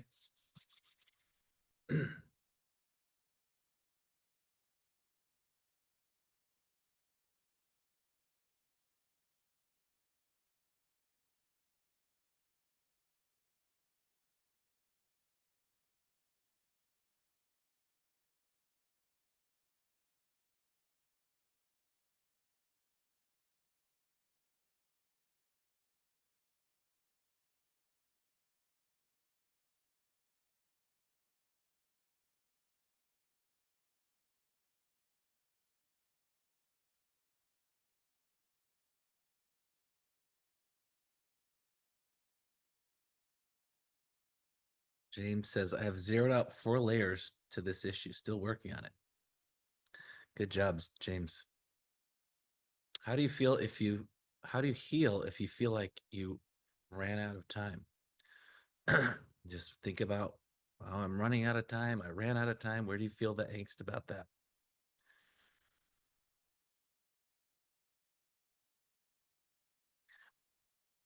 Iskra says, there's a part of me that's resisting hard. Yeah. Let yourself resist, Iskra. And I hope I'm pronouncing your name right, but if not, you can tell me.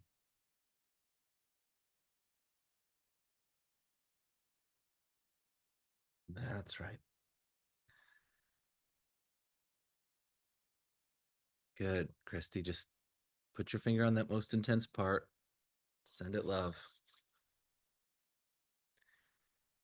Wherever the feeling is right now, wherever it's most intense, go ahead and take your hand, and everybody, go ahead and take your hand and grab the energy of it and pull the energy out and send it to me. Linda said this call is a waste of my time. Oh, that's too bad. You're missing out, Linda. Send me that energy. Go ahead and hand it to me. Yeah, I'll take it. A waste of your time. Oh my God. This is the best thing you could do with your time, Linda.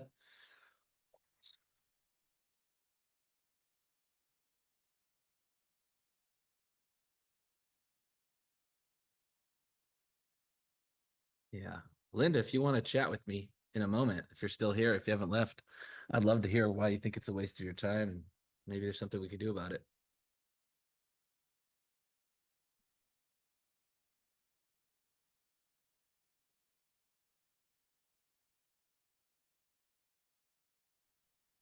You have the most complicated nail set that anybody's ever asked for, and every single nail is different.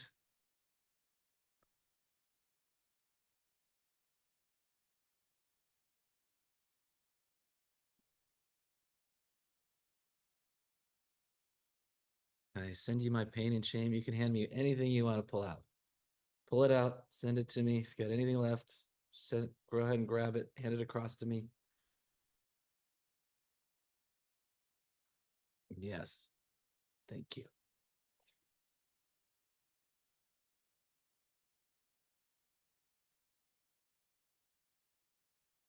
iPhone. Well, I don't know who iPhone is, but it says you're an angel. I love your techniques. Thank you.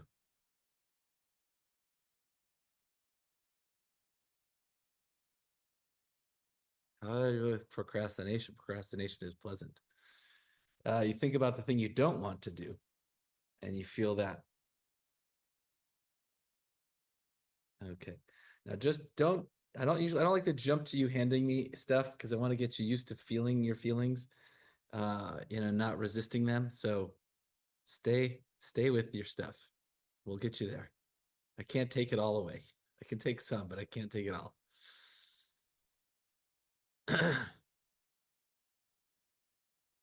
Yes. If you want, yeah, you don't want to procrastinate. You think about the thing you're most procrastinating, or the thing you know you most need to do that you're procrastinating, and you think about doing it. What does it feel like to do it? Is there some angst about doing it? That's how you let go of the procrastination. We'll get there.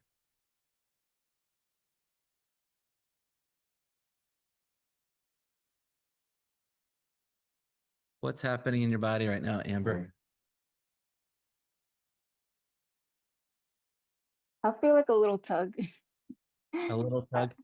A little tug. I don't know. It's okay. Yeah, it's like it calms down and then it's like, I'm still here like a little bit. But I'm still gonna give this, major shifts. I'm gonna give you this golden healing orb. It is packed with the most intense, powerful healing energy ever. And I'm going to hand it across to anyone who wants one. You can take as many as you want and just go ahead and put it wherever you need it. Linda says, reasoning being that this is not what I need right now, and I am discerning what I can do for myself, which is to be quiet, take a hike out in nature to enjoy my day off. You know what, Linda, why don't I chat? What do you think you need most, Linda? I'd love to hear that. What would be not a waste of your time? What would give you more than you wanted from our day today? I like that you're discerning. Well, let's make sure. Maybe you're going to be able to get what you want. And maybe you can even get more than what you wanted by staying. Did you take the time abundance assessment, Linda? What was your time abundance score? Maybe you're already 9 and you don't need this, and that's fine. Or 10.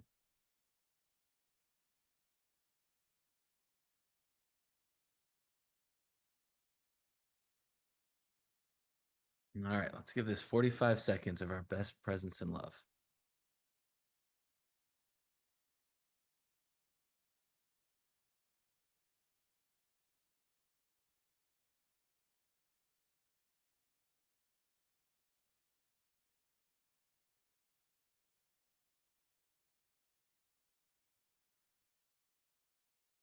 Internally find a new home. Not actually find a new home. I'm not sure I understand, Linda. If you could push a button to get exactly what you wanted from this event, or in life at all, that whatever you thought you were going to get when you signed up and wanted to come here, what would that be? Iskra said, wow, feeling better after the permission to resist. Good job.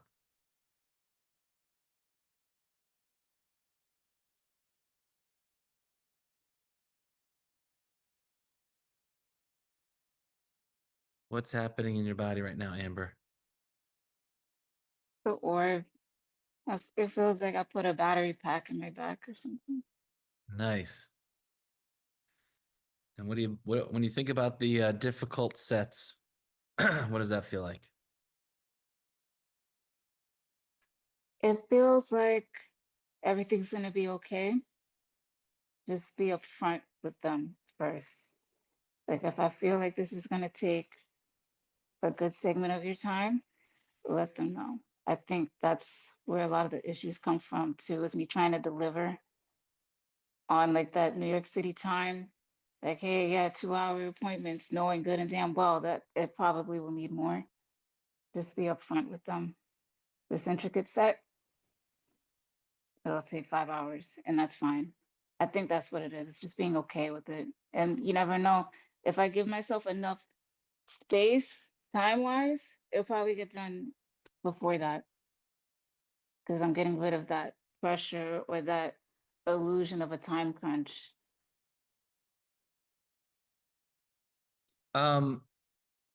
I bet there was a part of you that was trying to tell people it would get done faster than it probably would get done, so that you either could get so they wouldn't leave and go somewhere else, or that you would just make them happy and people please them. Yep, I think Yeah, that's what it is. yeah, yeah. Okay, so now, so one of the things that's very powerful to recognize here is when we're twisted up inside, all we see are problems. And when we get untwisted, all we see are solutions. Now it's like, okay, she's now more in tune with reality. This is going to take longer. I'm going to be honest about it. I'm not going to tell you it's going to take 2 hours when it's really going to take 5. I'm going to tell you it's going to take 5. And maybe if, I in the flow and everything goes great, maybe it ended up being taken 4, but it's going to take a long time. And so now with that reality, it's like, okay, and you can have these conversations and you can manage it all. Okay, awesome. When you think about time, what does time feel like now? It feels less scary now that we're being honest. Good. Does time still feel scary? I No, I think you really did like hit the nail on the head with the people pleasing. That's always been an issue with me. So if I come in there honest, then there's nothing to be afraid of. I think it's kind of like the whole thing of being outed, you know, trying to please them, yes, and then being exposed, and then I guess it also goes into like the whole sabotage thing, or what's it called? Not self-sabotage, the other one where it's like imposter syndrome. That is Uh, kind of like, okay, if you're a professional, you should be able to do this in a set amount of time. Like I think people are kind of like set on that. And if I don't deliver on that, I feel exposed. But if mm, I'm gonna be honest with them up front, then it's everything should be solid because we are in agreement here on what you're walking into as you step into my domain. This is how I work, and that should be okay. If you agree, you stay. If you don't, then you go on your way and find someone else, and then maybe you'll come back because you think my nails are better, and that you should have just been patient and had a better, result with me. But yeah, great. I really want to move on. However, mhm. it seems like there's one more thing to heal, and I'm gonna let you heal this in the group. I'm gonna work with someone else, but I just want to point it out, is being exposed. When you think about being exposed or imposter syndrome, where do you feel that one in your body? Mm. That same, it's that shoulder blade. I don't know what's up with the shoulder blade and why it always Worry gets about set that. off. Don't worry about that. Don't worry about why. Yeah. Okay, Yeah. but that's where my flare-ups happen for the most part. Yeah. And so some of this was time. First, we just worked on time in general. Then it was time related to the work stuff and then the bossiest, maybe bitchiest clients, whatever. And then, then the like, so there's layers to this. And we're healing through layer after layer after layer after the layer. I believe if Amber took the time abundance assessment right now, which I'm not recommending you do, I want to wait till the end of the day. But I think if you took it right now, your scores would be better already, Mhm. just from this one. Definitely. And probably many of us, our scores would already be better from just this one healing. But we're going to do a bunch more today, including a powerful time abundance meditation. So stay tuned for all that. Let's give it up for Amber. And Amber, I'm going to check in with you again towards the end of the day. Let's give it up for Amber. Well, thank you. All right. What did you learn about this process? What did you learn? What did you notice? What are you noticing about what's going on inside of you? I have a video to play for you guys. Check this out. It's about negative thinking and positive thinking? Which is more important? Where do you get the most mileage? More positive thinking or less negative thinking? And the studies are unequivocal. It's less negative thinking. You should, positive thinking is important. And keep it up, keep it high. But if you want to get your real knowledge, just cut down on the negative thinking. Cut it down, cut it down, cut it down. That's the villain voice. That's the critic in your head. That's the demotivator. That's the discounter. That's the one that raises the doubts. We want to focus on positivity, but it's the negativity that hurts us the most. And this work that we're doing, when we heal these repressed emotions, we're actually healing thousands of negative thoughts. The best way to get rid of negative thoughts is to heal all these suppressed and repressed emotions. And that's what we're doing here today. Okay, let's see what we've got here in the chat.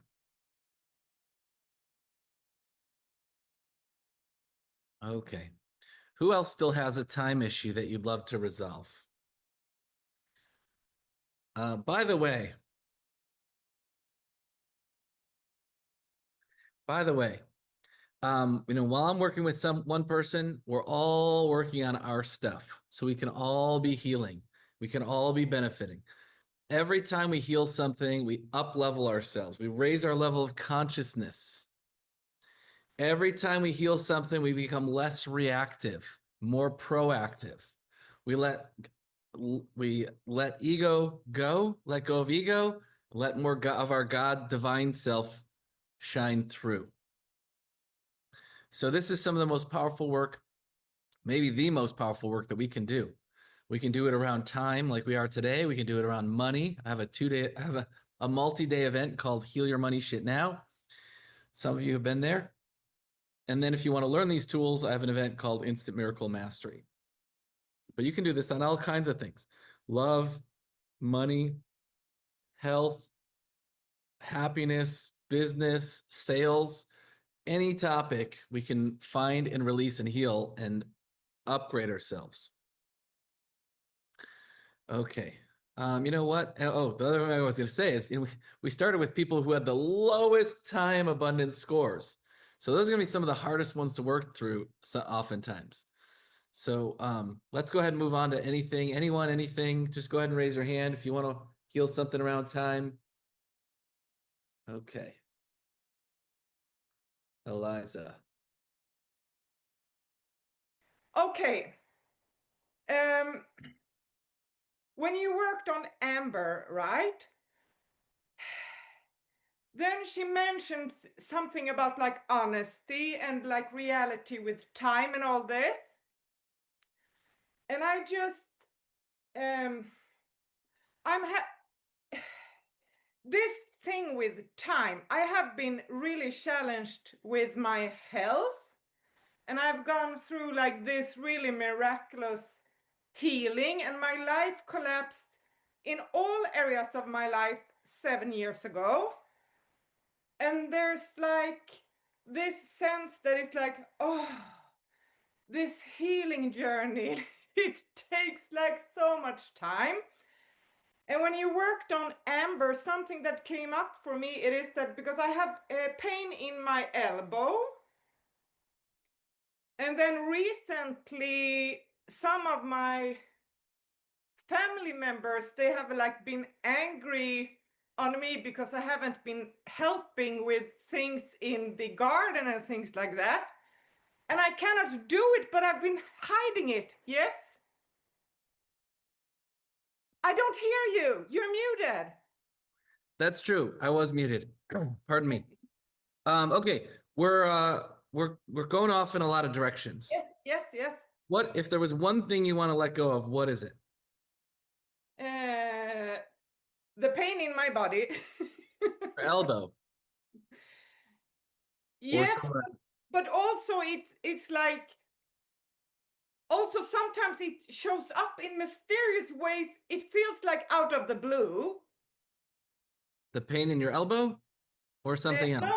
No, the pain in my elbow is there now. But like, for example, last week, all of a sudden it popped up in my left shoulder, and sometimes it pops up in my feet. It feels like out of the blue. It's very mysterious, but the elbow, it's like, it's very present. Okay. And I want to hide it. I want to hide it because I don't want to be weak. And then one of my best friend, he was like, "Do you have pain in your elbow? I've never noticed that." And me, I'm like, "What? Haven't you noticed that?" So I'm kind of good to hide it too. And then I feel bad that I have, like, I feel guilty that I haven't been helping my family, but it is like, yeah. And then they're angry at me that I'm uh, in denial about this, but Okay. Hold on.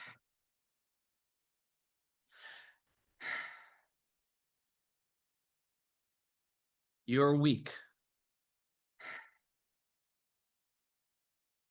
And everybody knows it.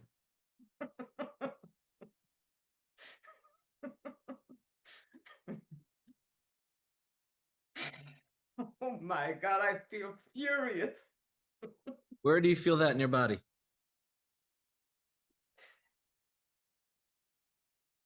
It kind of bubbles up like this, like more like an energy that is kind of like. Um, Where's the most intense part? now it's getting so intense, so I cannot even find it. Okay. Just let it do whatever it needs to do. You're doing great. And now I'm exposing myself. It's okay.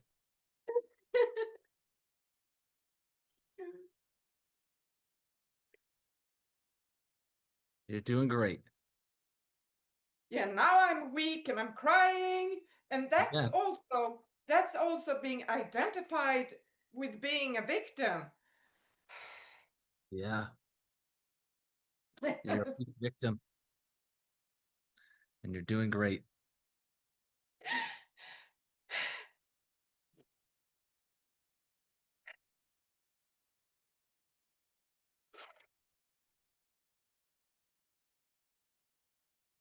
That's right. Look up. That's right. Look up at the ceiling with your eyes closed or open.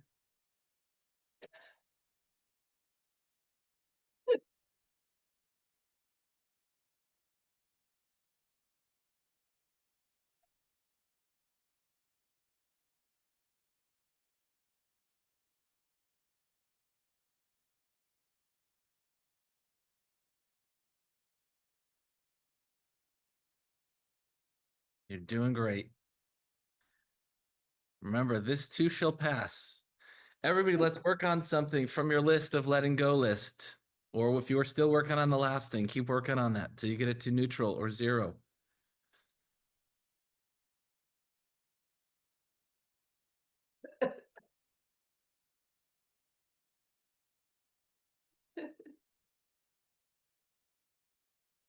That's right. That's right.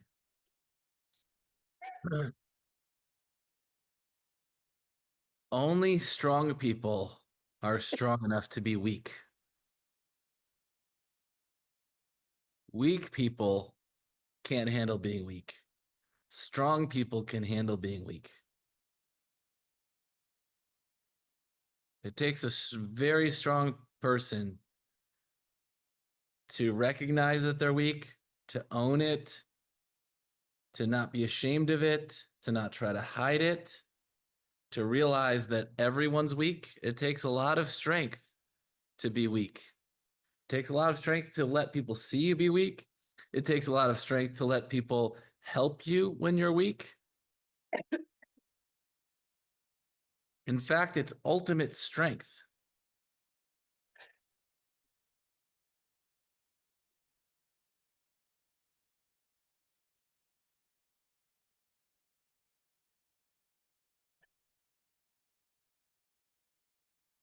somebody tells me I'm selfish, I could be like, no, I'm not.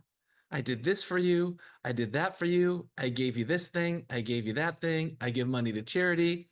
I'm not selfish. But the truth is, you can be generous and you can also be selfish. Not only can you, but you are. All of us are. Everyone is both strong and weak, generous and selfish, kind and mean. We all have all of it. No one can escape it. If you're human, you have it all. And there's no need to defend yourself or deny it. You don't necessarily have to shout it from the rooftops, but it's there. We're all dumb and smart.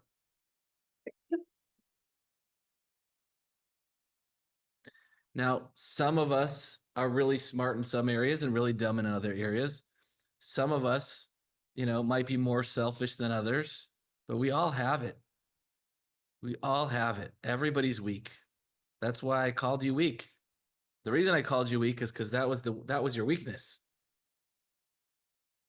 And that was what needed the healing.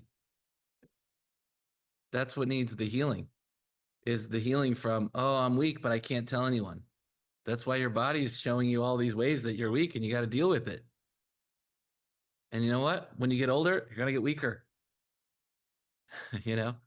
Maybe there's some AI miracle, longevity secrets and breakthroughs that are going to happen. And maybe we're all going to get stronger as we get older. But as of today's reality, we usually get weaker as they get older. So if you're weak now, jump ahead 20, 30 years. But there's things you can do to make yourself stronger. But if you're in denial about your weakness, it's hard to do anything about it. It's also about other people telling me what I should do and shouldn't do, and it's like, and they think that I should believe in a certain way, and I don't believe in that. Yeah. Let's stay out of the mind, stay in the body. Put your finger on the most intense part. That's right.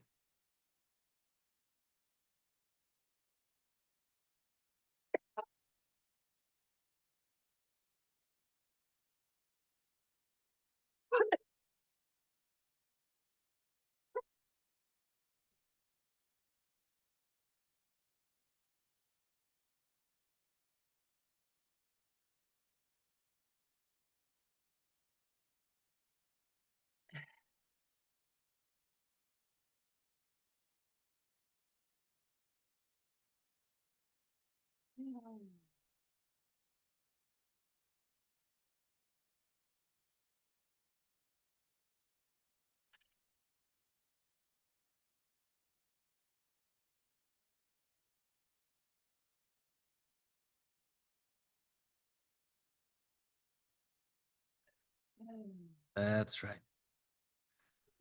Put your finger on the most intense part.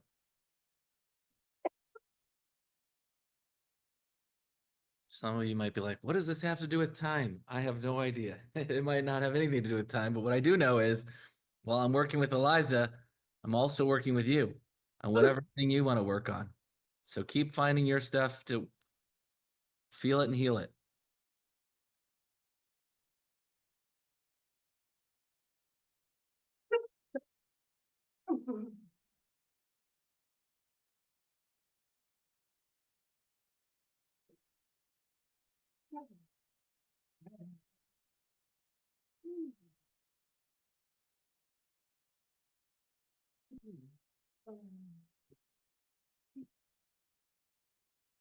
That's right. Let it out. That's right. You're great.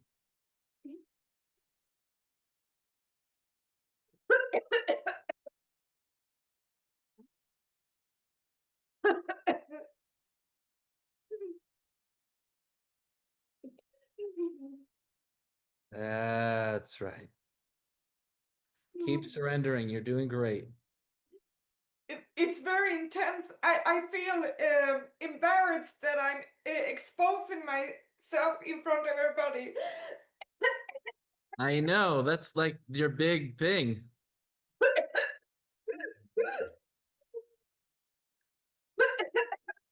Eliza, if you want, you can turn your camera off for a few moments, okay? That's right. Everybody clap your hands together. Rub your hands together and send some energy to Eliza. See her getting through this, getting to peace, owning her weakness, owning her being exposed. This is what she was wanting and needing the most. To be able to be weak and to be able to be exposed and to be okay with it. You've got this. There isn't a feeling that needs to be felt that you don't also have the capacity to feel. And I know this is intense, Eliza, and this too shall pass, and peace is inevitable.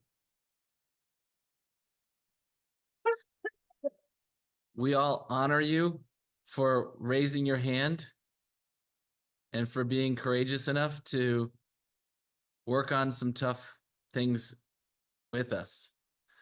It takes courage to feel our feelings. Eliza, can you turn your camera back on, please?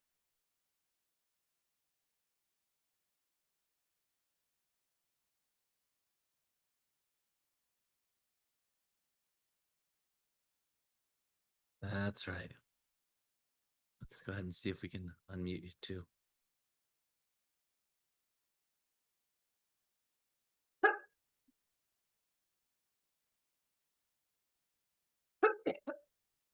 Go ahead and see if you can pull that energy out and hand it to me.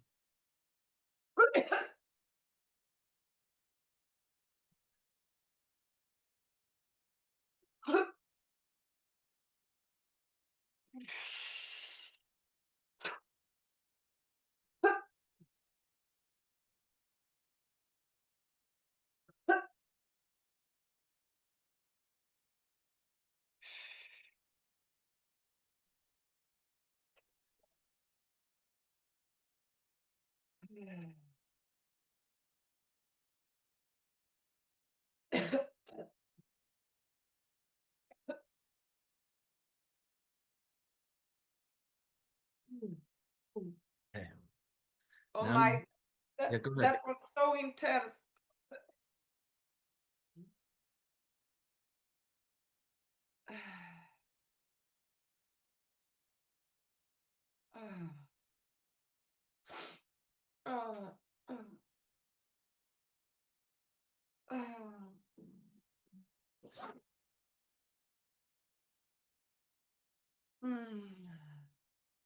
Okay, I'm gonna hand out some golden orbs. Everybody who wants one, take one and put it wherever you need, and take as many as you need.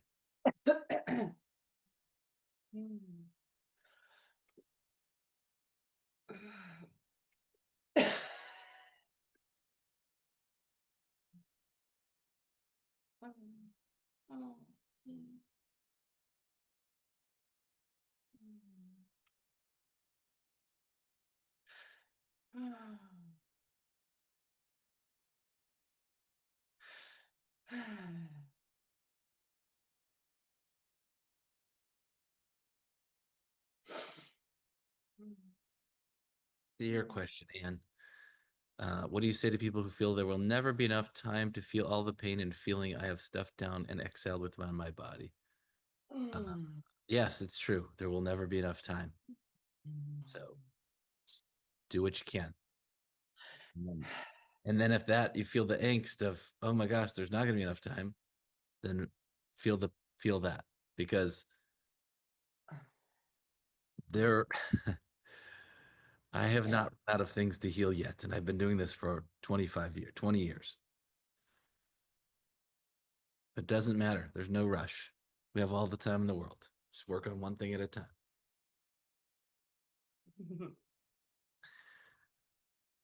What's happening in your body right now, Eliza?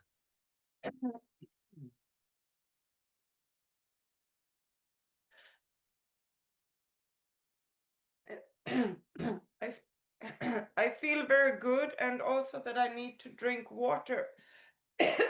Water. What did Go you ahead. say? Go ahead and get some water. Yeah.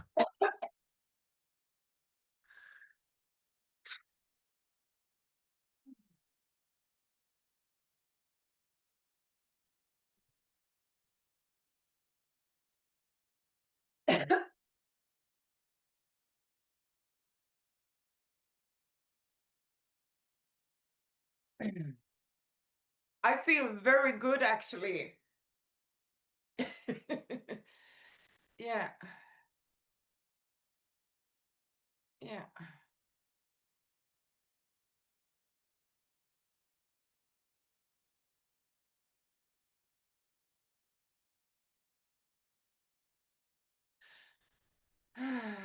Yeah, I feel I feel very strong, and also that it is, let me find the right word. It is safe to be honest to myself, and also to be honest with others. Yeah. Yeah. And at the same time, I feel like maybe it will be a little bit challenging, but I can deal with that. Yeah. When you think about how weak you are, what does that feel like?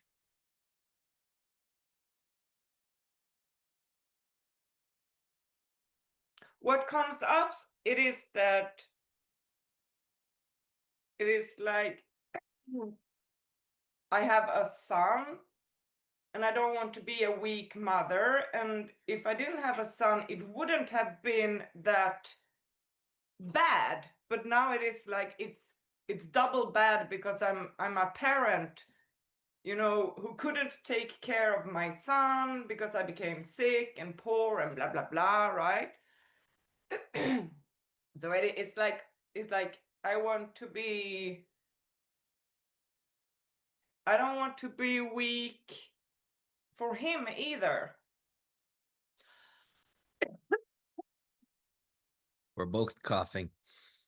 Well, the strongest thing you can do is be weak.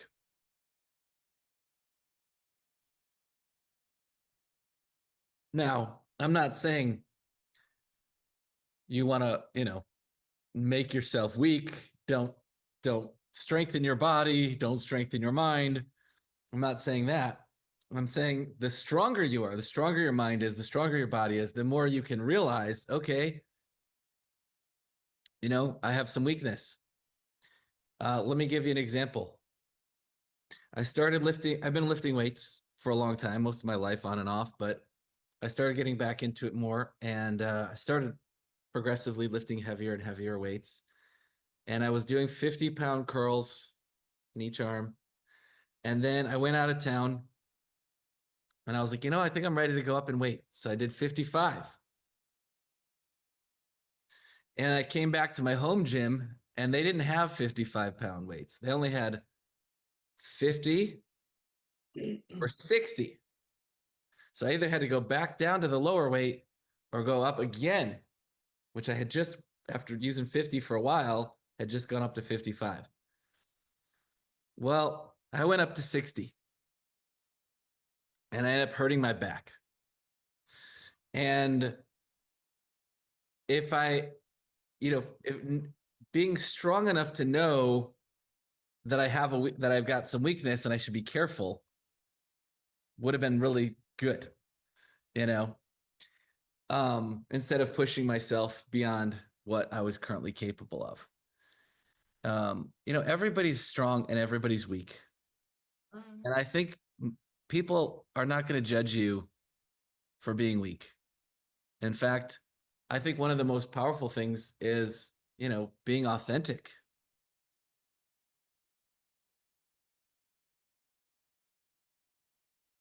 And you were really authentic with us.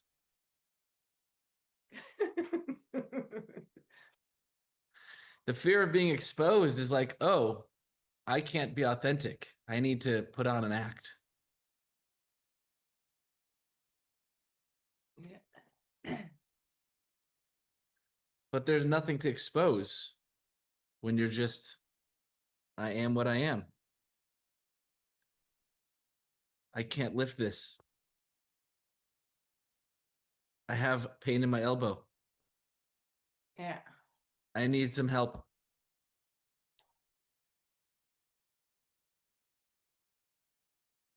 Yeah. Do you like helping people, Eliza? Yes, a lot. Yeah. Yes. Yeah. Would you like people to help you? Yes. The only way people are going to help you is if you let them help you. Yeah. And you've been robbing people of the opportunity to get the joy of helping others because you're not letting them help you because you don't want to seem like you need help and you don't want to seem like a victim and you don't want to seem like you're weak.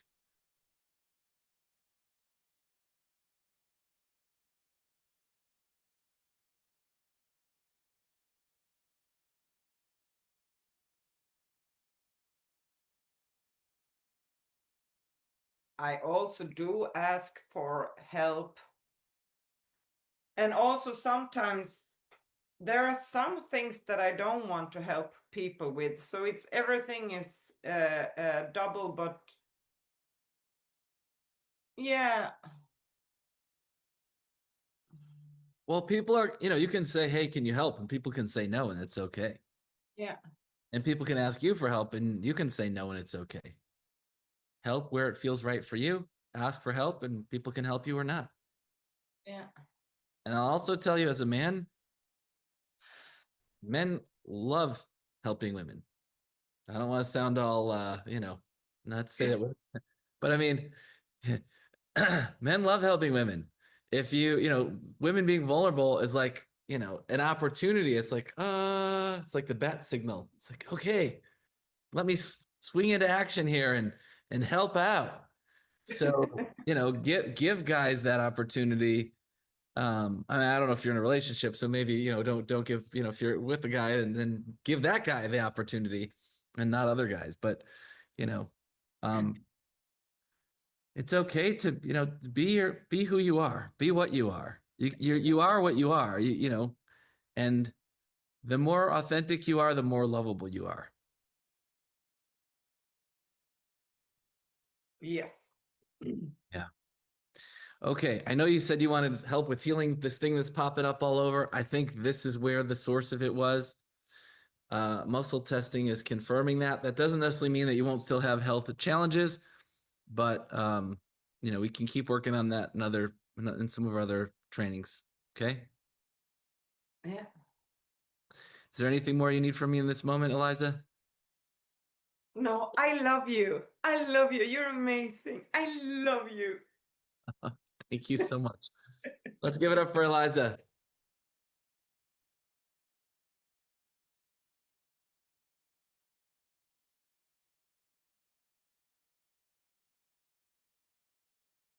Rosemary said, Eliza, my entire life has been to show up as an accomplished professional.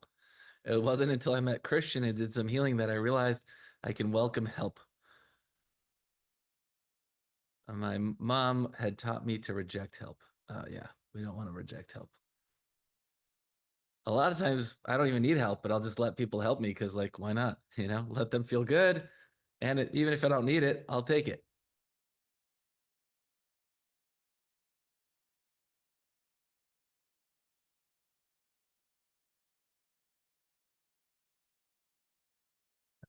Eliana says, you are so good at this, Christian. Love watching you heal people. Thank you, Eliana.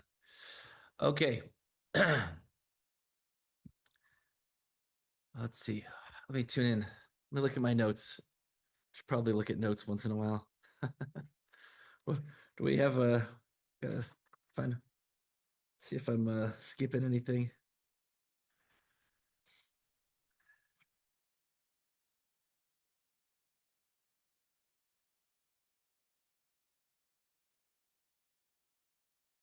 You know what we're gonna do is I think right now feels like a great time to do the time abundance meditation. So I want everybody to stretch up tall and stretch over to one side.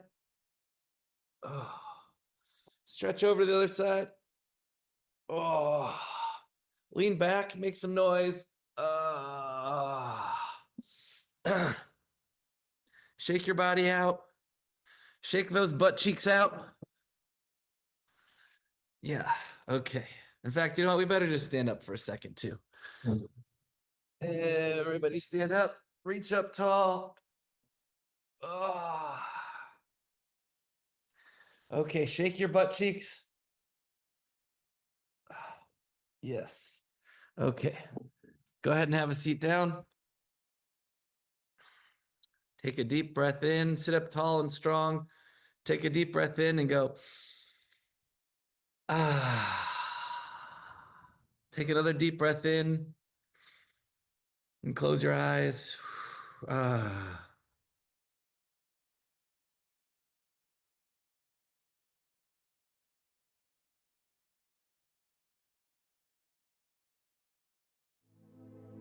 Take a deep breath in through your nose, out through your mouth,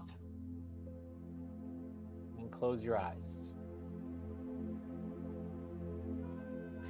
Feel the energy from the earth come up through your root chakra, light up all of your chakras, go through your crown chakra up to the heavens. Feel the energy of the heavens coming down through your crown chakra, through all of your chakras, lighting them up, out through your root chakra into the earth.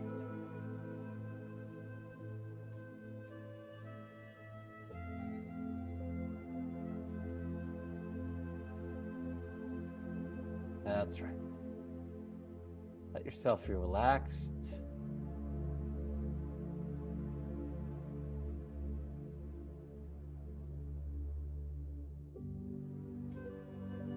Let yourself feel peace.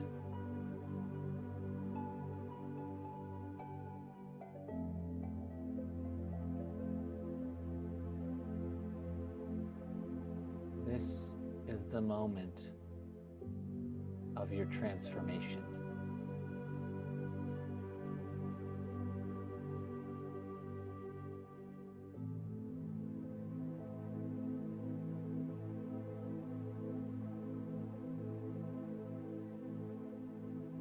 Nothing matters more than being here now.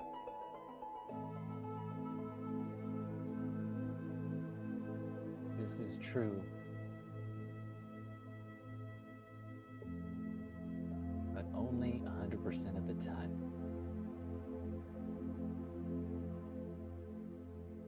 Be here now. Presence is where your power is.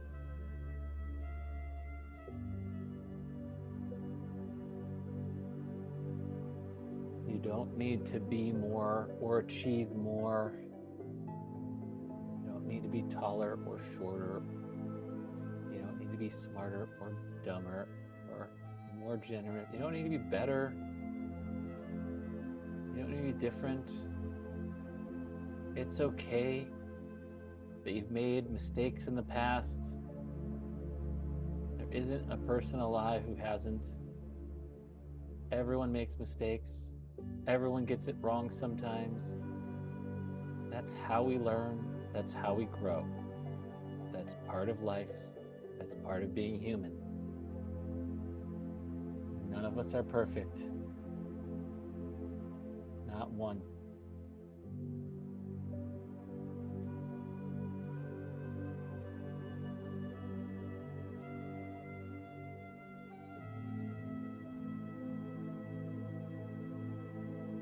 You don't need to be perfect in order to be rich. You don't need to be perfect in order to be healthy. You don't need to be perfect in order to have epic love in your life right now.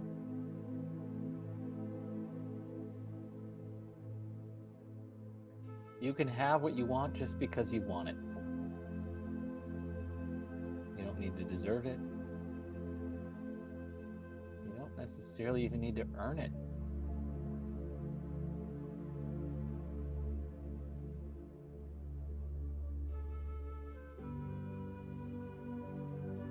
It's okay to have what you want.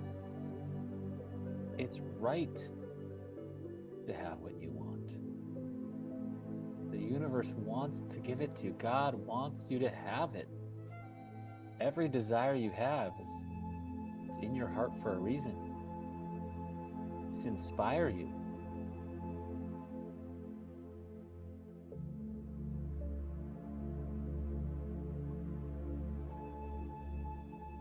People say,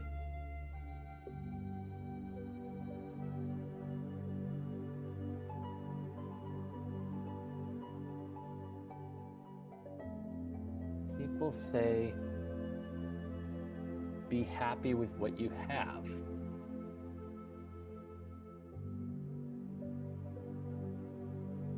Not to dream for more, not to go for more. That the key to happiness is just being happy with what you have. But it's hard to be happy with what you have when you want more, especially when you think you aren't supposed to go after it. But I think the ultimate key is to be happy with what you have and to be excitedly going for more, being grateful in advance for all that you're manifesting, for what's coming next. Be grateful for what you have now. Be grateful for what you'll have next. Be grateful for it all. Be grateful for the journey. Be grateful for the destination. Be grateful for your strengths. Be grateful for your weaknesses. Maybe your weaknesses are hidden strengths. Just like for me, being a little bit lazy in certain areas turned into a strength because I didn't do it all myself, which meant I was able to build a team that could do it even better and faster. Maybe the things we think are weaknesses are really strengths. And sometimes our strengths can be weaknesses. My client who could do it all himself didn't build a team and grew much slower.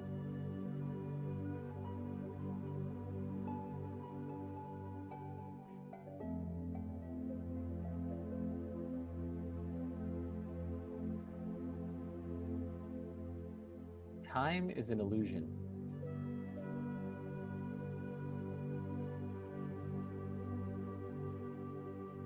We don't have a great sense of how fast it's going or how slow it's going, right? When things are fun, it can go faster. When things are painful, it seems to last forever. We underestimate how much we can accomplish in a decade or a year. We overestimate how much we can accomplish in a month or a quarter.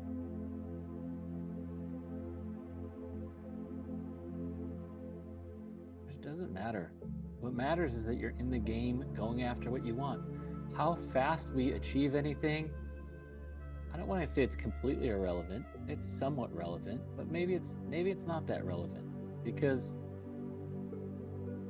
10 years is going to go by no matter what. And if you're working towards your goals and you achieve them in 5, great. If it takes you 10, that's okay too, as long as you get there. You know, and you will get there because success is inevitable.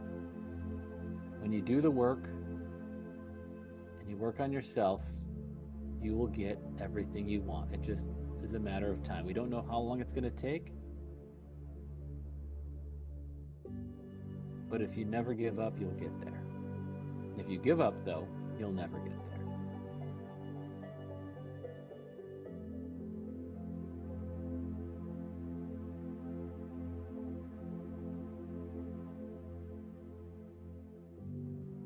It's okay for things to fall through the cracks. It's okay to miss deadlines. It's okay to make mistakes and have to start all over again. It's okay to get it right. It's okay to get it done. Done is better than perfect. And you can perfect as you go.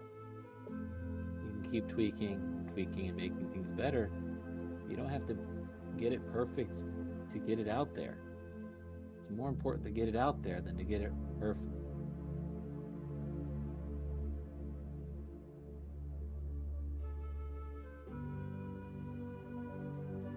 We have all the time in the world. Yet life is finite. We don't know how many sunsets we have left. We don't know how many summers we have left. But it is a finite amount. We need to appreciate every day, every breath, every flower we get the chance to see, every smiling face we get to look at, every hug, every embrace, every high five. Embrace it all. Enjoy the journey, enjoy the ride of being alive.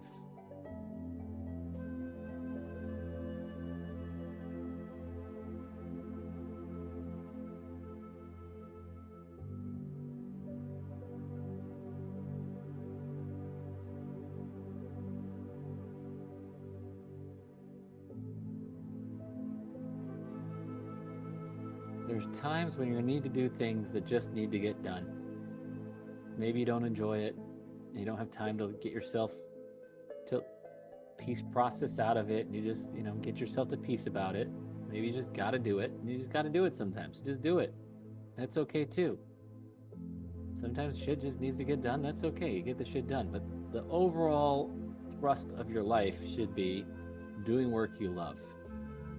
And if you have to do work you don't love, sometimes find a way to love it. Let it go of the angst.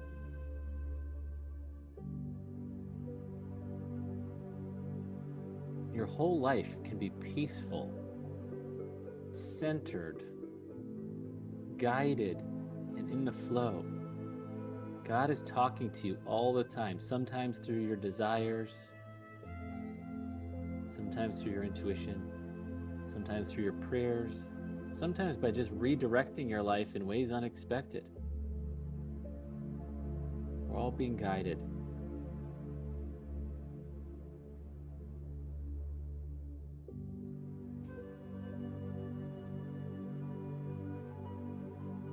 Notice the guidance more and more every day.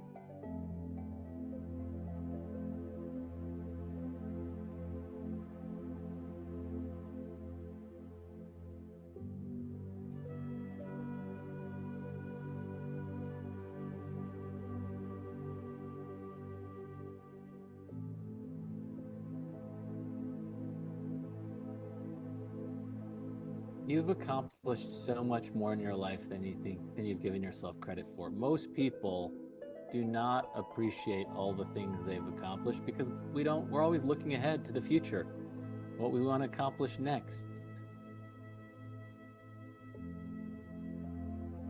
Most people do not take time to celebrate the little wins, the little victories along the way, and the big victories. Most people are not stopping to celebrate. Most people do not look back at how much progress they've made. They only look ahead to how much progress is still left to go. They look ahead to how far to get to the top of the mountain. They don't look back to notice how far up they've already gone. You've gone so far already. You've done so much of the heavy lifting already. You've been preparing yourself for this next leg of the journey. Your whole life has gotten you ready for this moment where now you can work in the flow and peaceful and methodical, focusing on your top priorities, tuning in to where you're guided, taking the right actions at the right time with the right people, calling in all the greatest opportunities, seeing them,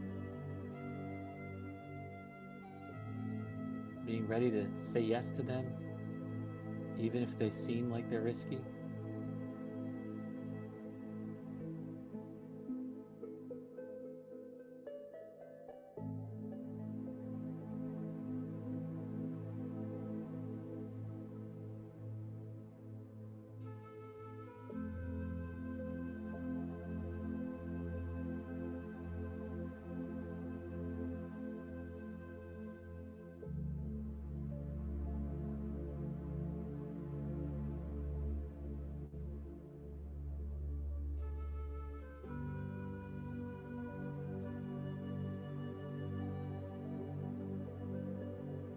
all the time in the world.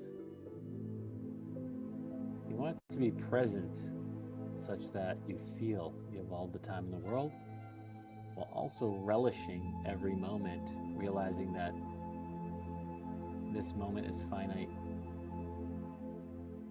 We only have so much time together on this planet and this life form.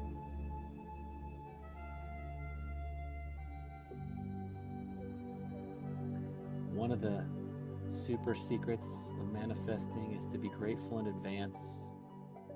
Say thanks to God for what you want, prayers of abundance.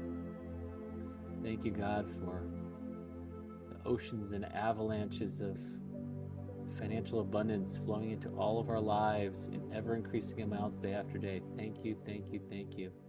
Thank you for making 2025 the most magical and productive year of my life.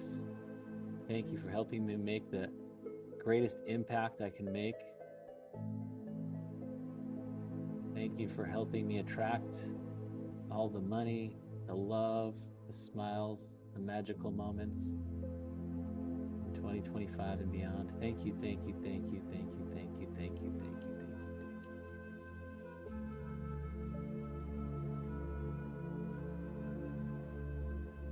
Thank you for my millions of followers on social media, my tens of thousands of people showing up to my live events. Thank you, thank you, thank you, thank you, thank you, thank you, thank you, thank you, thank you.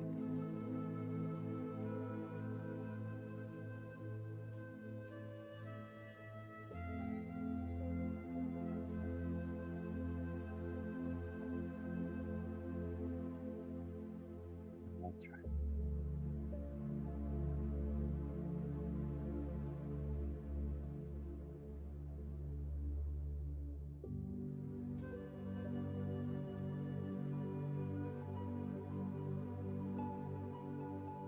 Imagine every day that you decide to do some work, and all the days that you decide to do some work, you know exactly what you need to do that day. You get the most important things done right out of the gate. You're focused, you're peaceful, you're centered, you're guided, you do your best work, you make the most impact that you can make, and you're rewarded handsomely for doing it. No more hurried, worried, overwhelmed. No more rushed, stressed. All that's gone.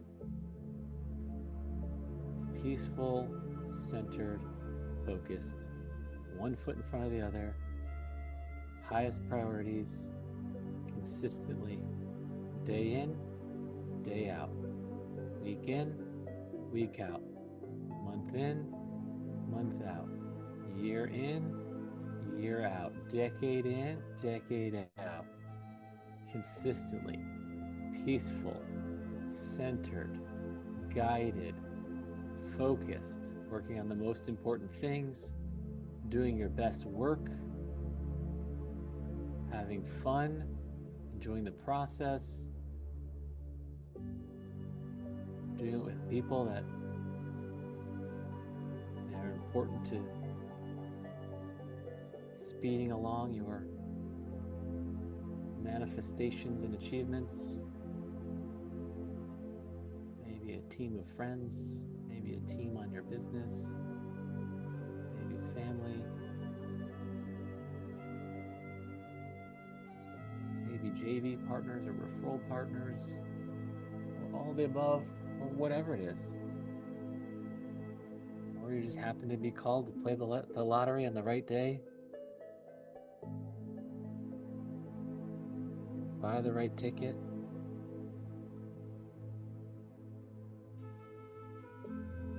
and win a big prize.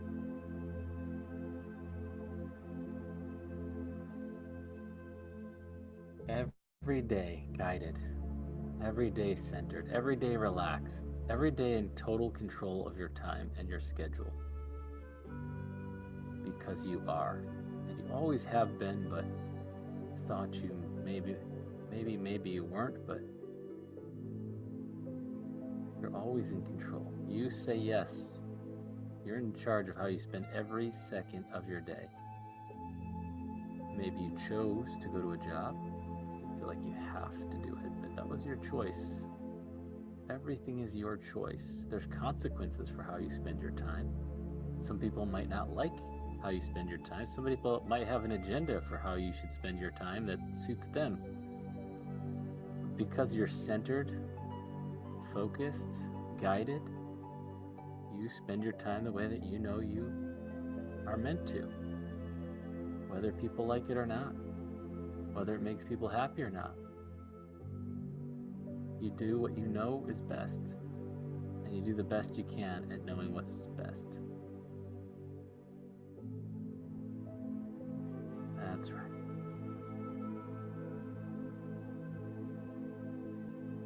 That's right.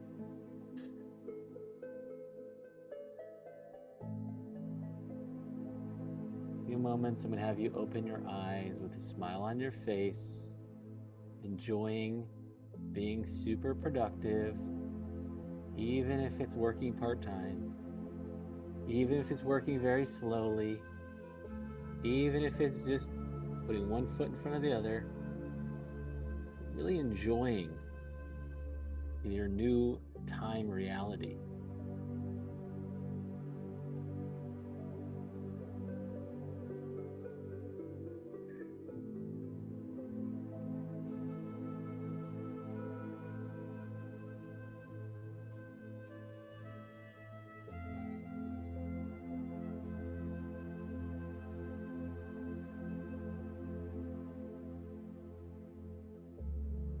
After we close our eyes, we're going to sit in silence for 2 minutes journaling, or just sitting in silence. Or if you need to go to the bathroom, you can, but after we open our eyes, we're going to sit in silence and stay off our technology best we can, other than obviously being in Zoom with us here. We're going to do 2 minutes of silence after we open our eyes. But don't open them yet. I want you to tap right back in one more time to experience of being guided, centered, peaceful, working every day on what matters most, day in, day out, week in, week out, enjoying your work and accomplishing so much. Yes, lock that in, enjoy that feeling, project that feeling all the way out into the future, living that way every day. Yes. Yes. Go ahead and take a nice deep breath in through your nose. Put your arms up in victory. Let it out. Yes. Go ahead and say yes. Yes. Say yes. Yes. Take another deep breath in through your nose with your arms up. Open your eyes with a smile on your face. Keep those arms up. 2 minutes of silence. Go ahead and your arms down whenever you're ready.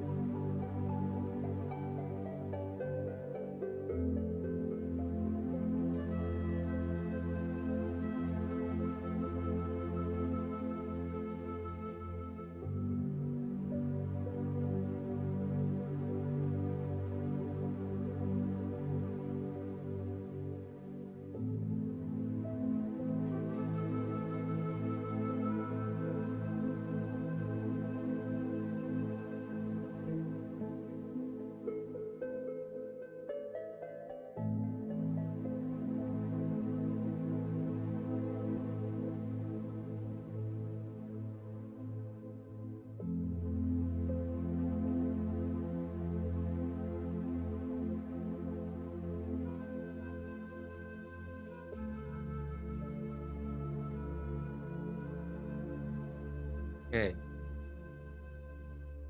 Come on back. Turn your cameras on. How was that meditation for you guys? Hello. Thank you, Eliza, for the hearts. Right back at all of you guys. Let's see what some people wrote some stuff in the chat. At the beginning of the meditation, I saw myself so ugly I cried. This is an old wound that came out. Now I know it is healing.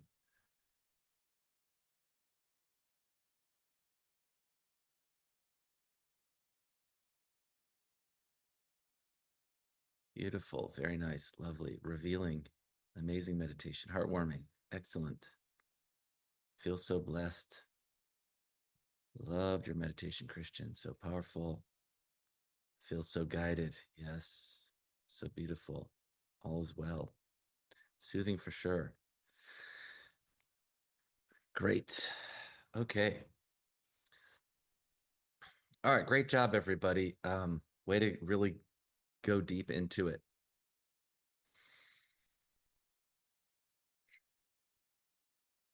Who still has something that's like, man, if I could just heal this thing about time, I'd really love to let it go. Who still has a thing about time that you just, I really gotta let this thing go. Not enough time. I'm falling behind.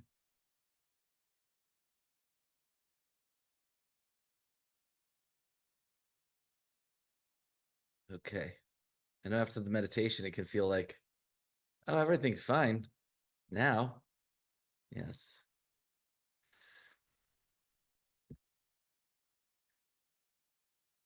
Lakin, Hello. how's it going, brother? I'm doing all right. How are you? Good. All right. What's your time situation here? What are we healing? So for me, I guess I feel like this weird relationship with time. It's like angst, but also like it's daunting almost, where whenever I have really productive days, like I usually get my stuff done really fast. And then whenever I'm like, I'm done, I'm pooped, and then I go do something that I enjoy, after the fact, I feel like I'm not doing enough. Like I'm not accomplishing enough every day. Yeah. Can anybody relate to that? Even after a productive day, I think I'm not accomplishing enough. Where's that angsty feeling? In my head. Like, Okay.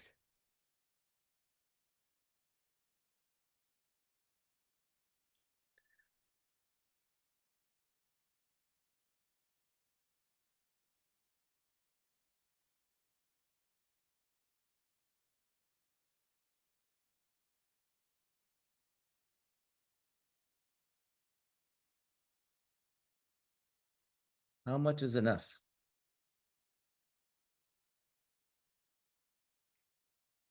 oh,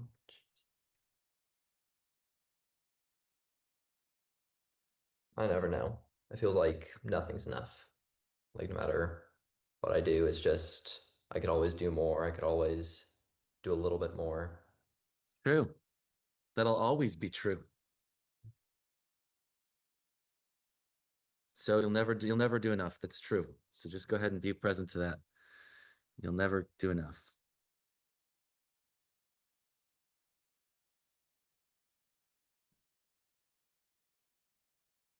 Or maybe no, any amount is enough. Maybe even doing a little is enough. Sometimes when I just write a great email, I feel like I'm done for the day. It's like, okay, this is really good. I'm good. Accomplished something. Mm-hmm. That's the trick, especially if you're a business owner. There's always more you could be doing to grow your business. Always. And if you look at two of the most successful people on planet Earth, One is Elon Musk, and another is Mr. Beast. They're both workaholics.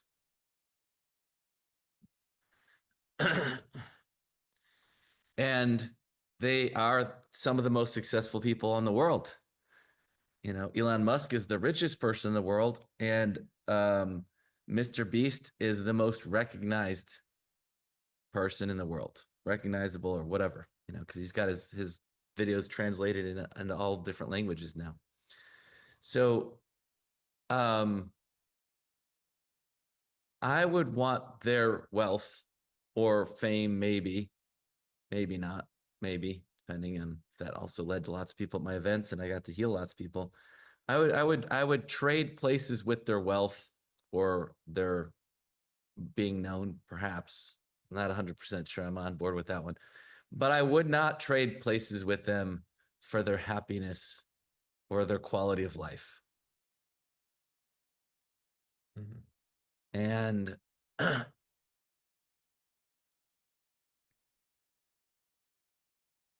I optimize my life for quality of life. I have been doing that since, I don't know, for a long time. Even before getting rich, I know, quote unquote rich. Um, some people say I don't know Mr. Beast either. Mr. Beast is the number one most popular YouTuber. So, you know, people older folks like us who don't, I don't like to want to say old and folks together. Older people who you know, aren't super into YouTube might not know Mr. Beast. I'd never heard of him until my daughter told me about him a couple years ago. Um, yeah, so I've been optimizing for quality of life for, yeah, even before I had a lot of money. I was like, all right, well, how do I make this the best life I can have? And I started, I use my prioritizing. It's like, okay, well, what am I going to spend money on? Well, I need nice shoes. And when I say nice, I mean comfortable shoes that also look nice. And because I'm going to be walking around in these shoes a lot, doesn't mean I need super expensive shoes, but I'm like, okay, I'm going to be in shoes. I'm going to be on my feet. I want good, comfortable, quality shoes. I am going to be sleeping a third of my life in a bed. I need a good, comfortable bed.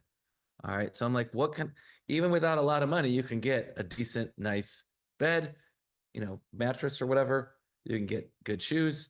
It's like, and then your car, if you're driving a lot, it doesn't need to be a rich, expensive, fancy car, but it needs to be a car that you feel good and you like to drive if you drive a lot. Nowadays, I hardly ever drive. My car's not that important. Although I might get a self-driving car, might be my Tesla. Elon Musk might get my next. I bought a Tesla years ago. It's fast and fun, but uh, not having a home charging thing was a pain in the butt.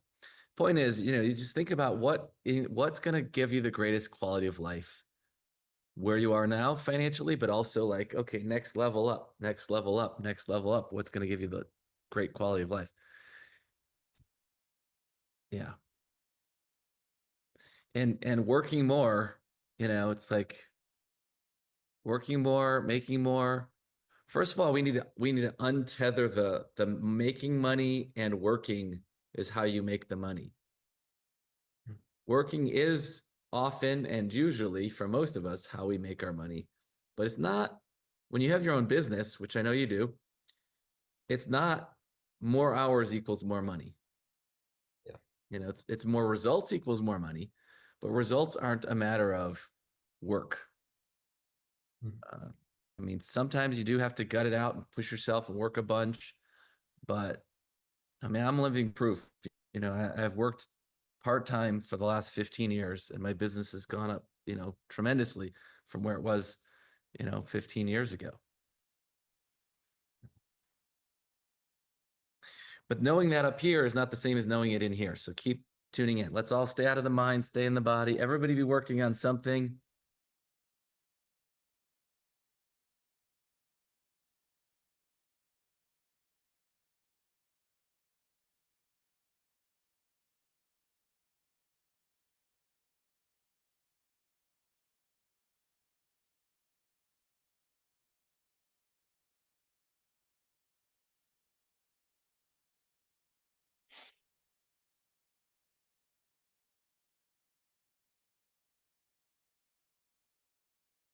That's right.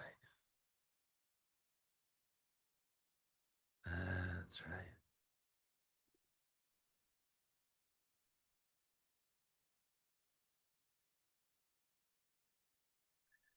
That's right. That's right. Cynthia says, I feel relaxed. My headache is less. Feeling amazing. Denise says, I need to write down my accomplishments of the day so I consciously acknowledge them. I think that'd be a good thing to heal too.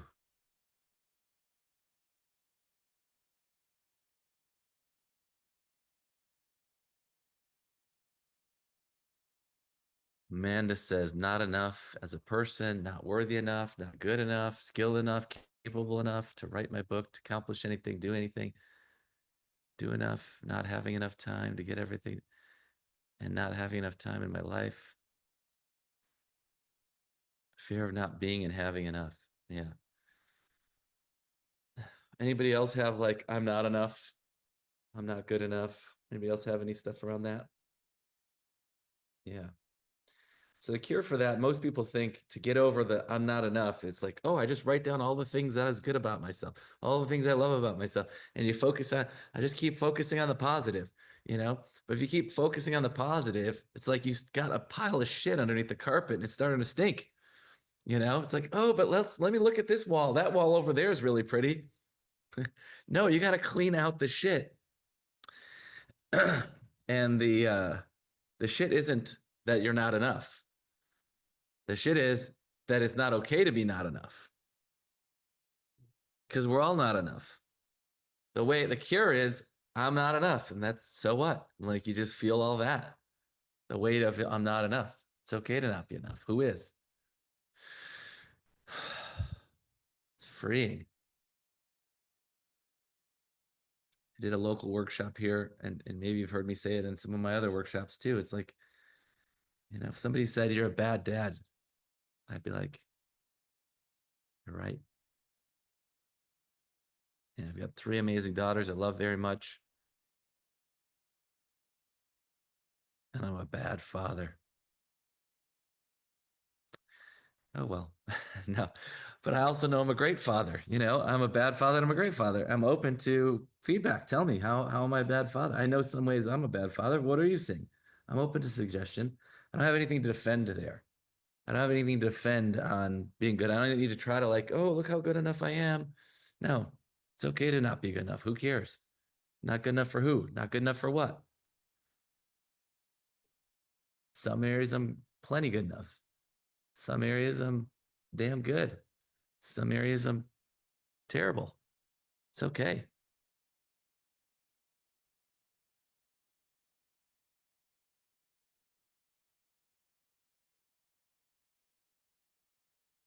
Be a good boy.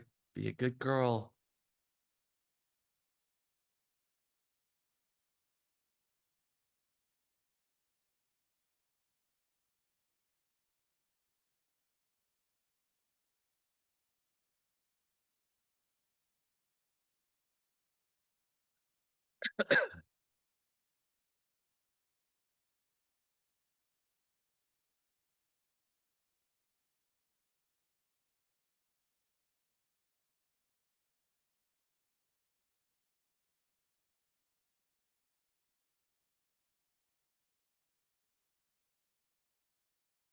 Carmen says, I have all the time. I believe I have all the time in the world, but then time passes by and I haven't done anything. Well, is that true? You haven't done anything? What have you been doing over the last few years?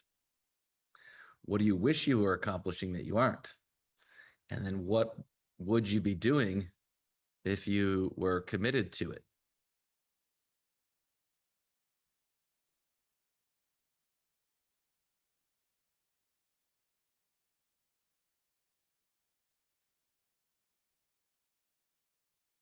What's happening in your body right now, Lakin?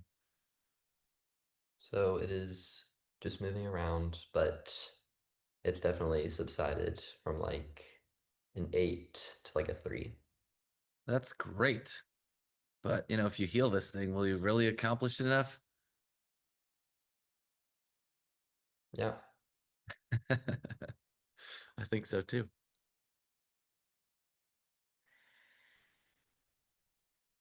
Okay, going back to the chat here. I believe I am not living the life I want. Okay. Well, if you're not living the life you want, start writing down. What is the life you want? Write it down. What do you want?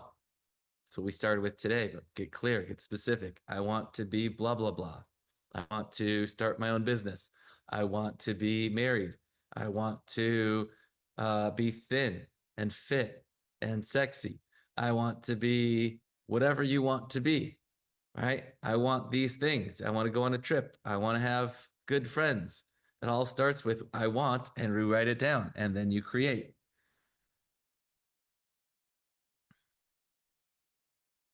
Good job, Cindy, in writing it down. Then you create an action plan. Well, then you prioritize your wants. Out of all the wants, what are the top three? Which you did also. And then, all right, what's the action plan? How do I make that happen? And then take those actions. My biggest question is, what are the things you already know that you should have been doing all these years that you haven't been doing?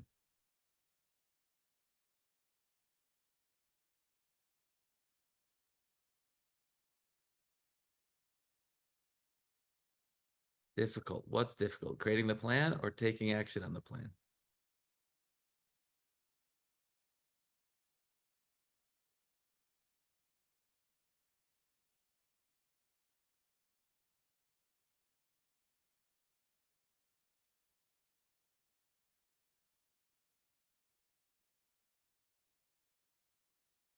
That's right.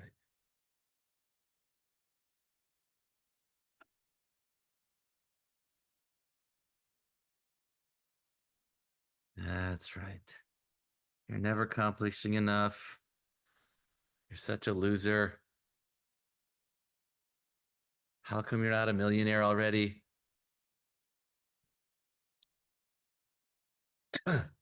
Millionaire's not good enough. You need to be a billionaire. Otherwise, you're really a nobody.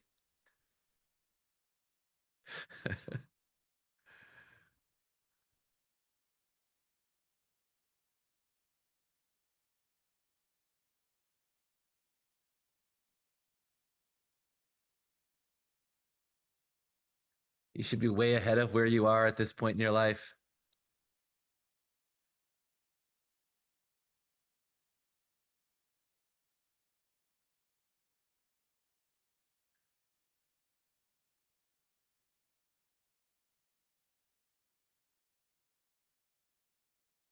I want everyone to be rich in every area of your life. I want you to be rich in money, rich in time, rich in friendships, rich in love, rich in health, rich in happiness, rich in gratitude. The richest person in the world isn't the person with the most money, it's the person with the most gratitude.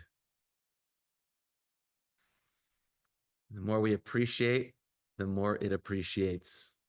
You appreciate the dollar you've got, it turns into more. When you appreciate how much you've accomplished, you'll accomplish more.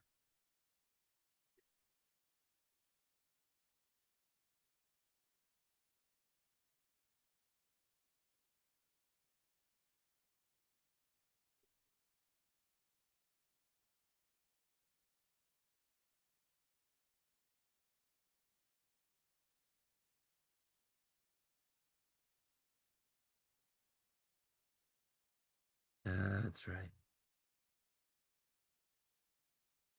That's right. Everybody should be working on stuff of your own. Who's working on stuff over there? Who's got a thing they're working on letting go of?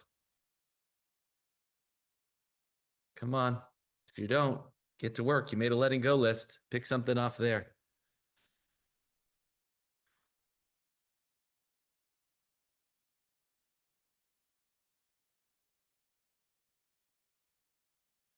BB says, even being alive and breathing is magical. Feel rich in money, time, friendship, love, happiness, and gratitude. What we appreciate appreciates. It starts with feeling rich. Yeah. You want to start feeling rich now, because you think, oh, when I have the money, then I'll feel rich. Well, You want to start seeing yourself as rich now. Take on the identity. I am rich. Thank God I'm rich. Thank God I'm rich. You want to take on the identity of abundance because we create what we are. And if you're poor, then you're going to keep creating that.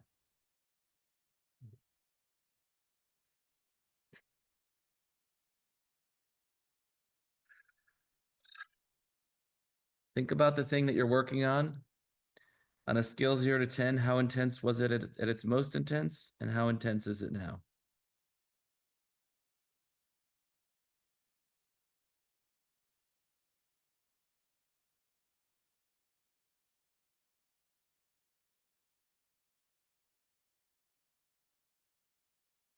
Type it in the chat. Lakin, scale of 0 to 10. How intense was it before? How intense is it now? So before we started this call, I'd definitely say it would be 10, if not more. And now it's at a 0 right now. Wow. Great. When you think about how much you accomplished yesterday, how do you feel? I'll be honest, yesterday I didn't do very much at all, but I'm always moving forward. So it is a step in the right direction. When you think Just, about how much you accomplished this week, how do you feel? I feel good about it. When you think about how much you accomplished today, how do you feel? Feel good. Awesome. Great job. Is there anything else you need from me in this moment? No, sir. Thank you for your time. I appreciate you and everything you do. You're welcome. Let's give it up for Lakin.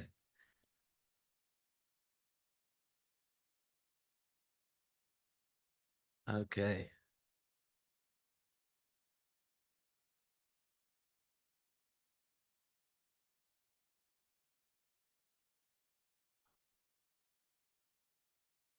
Since we're talking about money, who thinks they might have some money shit? Not just time shit to heal, but maybe some money shit to heal. Who thinks they might have some money shit? What do you think is some of the money shit you'd like to let go of?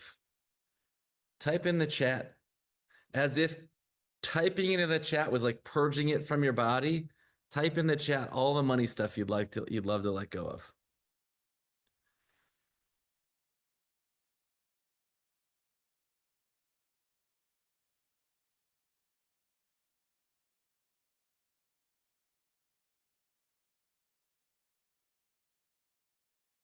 That I'm not good enough at anything to get paid, so I have to be on handouts, benefits. I can't charge enough. That it's bad to receive money and be rich. That I don't have enough money to do what I want to do. Lack of money. That all that I want is in the future. I have to earn it.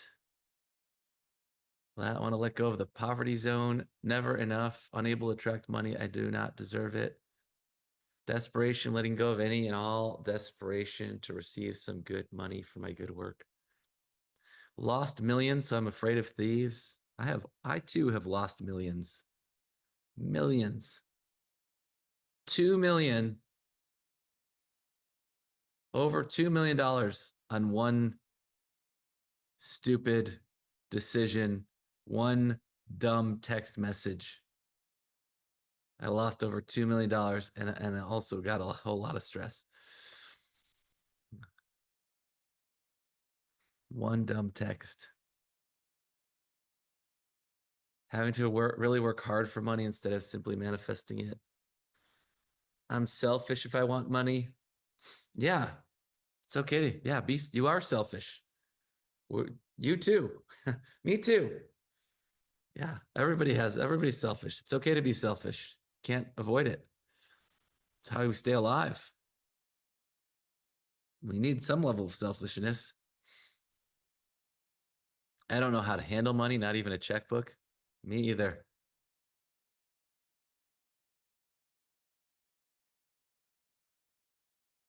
I'm never able to ask for anything, and asking for what I'm worth is very challenging.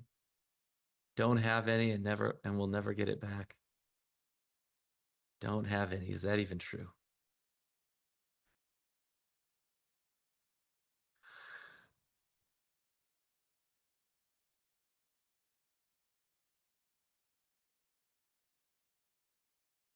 I'm afraid to receive money and be free because people will judge me. Yeah, people are judging you right now. People are always going to judge us. You can judge us in all kinds of ways. Judge us positively, judge us negatively. And then if you get rich, you're going to be judged. If you don't get rich, you're going to be judged. But I totally get it. I used to have a fear of people thinking I was arrogant, pushy, mean, manipulative, that I did something wrong or bad to make money, or like whether even if I didn't, but just having it somehow, like I must have been this, villain. Um, I used to think it was not fair for some people to be rich while other people are poor.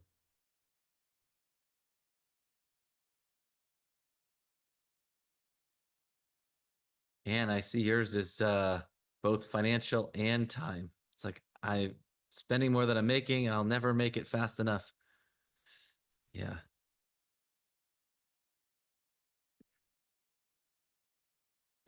Yeah, that seems like a good one to work on. Where are you, Anne? That one's money and time related. I wanted to. Oh, Anne's there with her hand up, but your camera's off, Anne. Hi. Hi, Anne. Walking on my crutches here. Sorry for the weird video. Sit down in a sec. Wow, you're doing great. I don't know how you're doing that. Well, This has been fantastic, Christian. I've just moved so much. It's just amazing. Yeah, I'm loving this. all right. So I know you've been writing a lot of things in the chat to work on, but this one, let's work on this. That I'm not going to be able to make the money fast enough. Yeah, that's great. When you think that thought, I'm not going to be able to make the money fast enough. Where do you feel that? Feels like so much is just in my heart. Just feels like it's in my heart. It's just like this total no, it's not going to work, Yeah. Yeah, you're going to run out of money, and then what? You're going to be living on the street? Where are you going to live? I'll lose everything. I'll have to leave my home. I feel this weird thing of like my financial advisors, they just are gonna I'm so ashamed to have them see what's going on.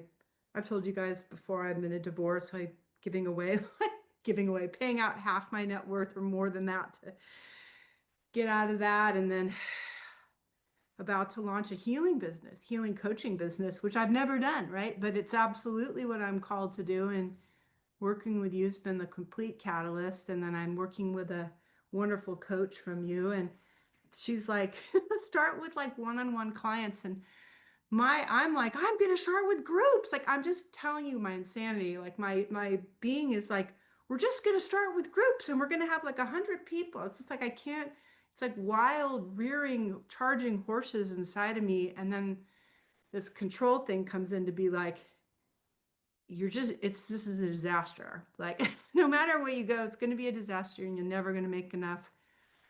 When you think all those thoughts, where is the feeling in your body? Yeah, it's definitely like in my heart.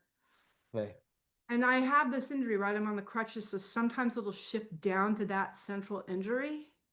And then I don't know what to think about this, but my legs will jump up and down. And I think the jumping up and down feels like it's part of my excitement to move forward, I think it could be that. I think it's also likely that it's healing energy is flowing through you. Thank you, Christian. I feel like you're so attuned because, I used to be like an athlete, and with the having of the crutches, like I can't like before I started healing with you, I can't go out and like run 3 miles and burn off some, you know what I mean? So it's like my body's just moving however it can. And so it's my legs are like, ah. Yeah, I don't know if I told the story at the last event that you were at with me, but one of my clients got shot in the leg. She was at a nightclub in Canada, and somebody was there and shooting people, and she got shot in the leg, fell to the ground, and she watched this guy who also got shot. He bled out and died right in front of her. And not only was the, part of her leg was shattered from the gunshot, and they had to put a metal rod in her leg. But so not only was it the physical, but the emotional trauma, all of that. And she was, I'm probably gonna get some of the details wrong, but I think it was like 11 years of just like, eventually being able to walk around on crutches or a cane, and then, but living like a shell of herself, Me. you Totally. know. And she came to Instant Miracle Mastery, which is teaches people how to do all this healing that we're doing here. And so she came to that, and then she joined, my other programs like you did, and she started coming to all the stuff, and slowly it was like, the doctor didn't know if she'd be able to walk again, let alone dance again. She was a ballerina. She was a dancer. She loved to dance. She had all these big dreams. She was in college at the time. And so then she didn't know if she'd be able to walk. She was walking, but with a cane. And then after coming to my events and working on healing a lot of stuff over time, eventually she was able to walk without her cane. Then she was able to dance. Then she was able to run. Whoa. And then she started playing soccer and kicking the ball and getting kicked in the leg. And, it's like, so, I can't say that all things will be healed in our programs, but I have seen so many miraculous things. I saw, there's a lady that came to one of the events, and she was supposed to get her corneas in both eyes, a transplant. And she went to one of our events. And a few months later, she had the thing scheduled, and they went into, she was like, well, I had it scheduled. I didn't even think about it. I just went in to get the surgery. And then they re-examined her eyes, and they're like, your vision's getting improving, and you don't need this surgery anymore. We had someone in the same program you're in, one of our bigs, and her granddaughter had a brain tumor, and asked us all to send a bunch of healing to her granddaughter. And she went in to go have it removed. Thankfully, they did a scan again and saw that it shrank, and she didn't need brain surgery anymore. So, what is possible is mind-boggling. I wouldn't say, everybody who's got brain tumor, this is going to resolve it, or everybody who's got, we've had people with hearing aids not need hearing aids anymore, people with glasses not need glasses anymore. So this stuff, I've never seen anything work more powerfully than this anywhere. But so I'm hopeful. I think the fact that the energy keeps moving to the hip, that just means healing is happening, that the legs moving means healing's happening, energy's flowing there. So, but let's put that aside, and let's focus on the, there's not enough time. I'm going to run out of money before, let's just work on that.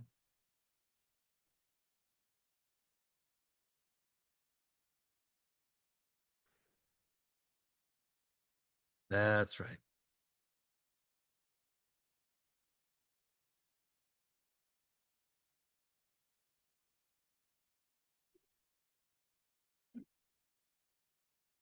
A lot of this, I'm not enough. I don't deserve it. It's just old bullshit.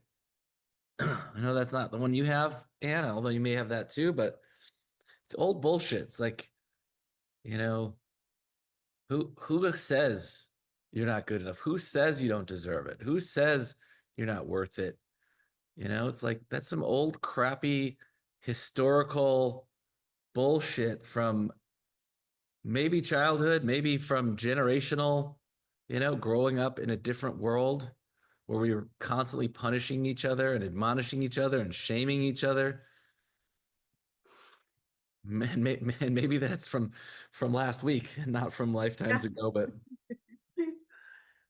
Remind me what you said before about crying. crying usually means you're stuck in a story. And I'm stuck in my head. That's what yeah, yeah, it's usually you're stuck in a thought or a story. And so you want to get out of that and get back in the body. It's totally okay to cry, but it can disconnect us from from really getting deep into the feeling. It's so funny because my head wants to say crying is the feeling, but I know what you mean because sometimes I've gone into crying and then it's like an ocean. Like I could just cry for like the rest of my life. So this whole idea, and yeah, I think it is these stories that drive it, you know? So taking the body to the body is so everything. Yes. That's right. Everybody be working on your own stuff right now as I'm working with Anne.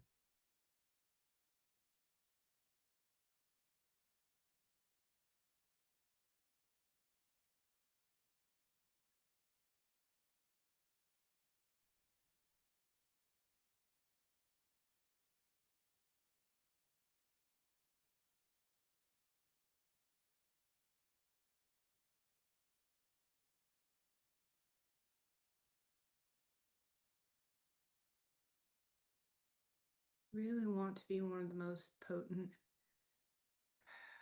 healers on the earth. Yes. Stay out of the mind, stay in the body. The best thing we can do for others is to heal ourselves. Not just physically, but emotionally. The more we let go, the more powerful we are. The more we let go of ego, the more we let God in, the more we resonate at a high energy frequency, a higher level of consciousness. Now, more of that higher level of consciousness impacts everyone around us. The better decisions we make, the more inspired we become. You know, this event is called Total Time Transformation, and it's way more than time. You know, time is a piece of it. And, you know, we live in time. So it's a good thing to work on because how we spend our life, how we spend our time is how we spend our life. We're either spending it doing things we want or doing things we don't want to do. We're either enjoying our time or not enjoying it. We're either making an impact or we're not making an impact. We're either suffering or enjoying. And we want to be in enjoyment. And we want to get out of suffering. And the interesting thing about suffering is the way out of suffering is more suffering. The cure for the pain is in the pain. You got to go in, you know, you got to go through hell to get to heaven.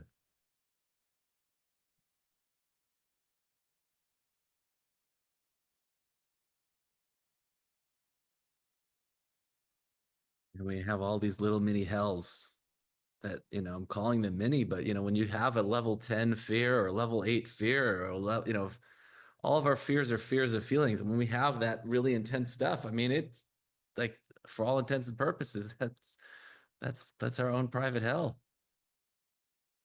It's good to know this too shall pass and peace is inevitable.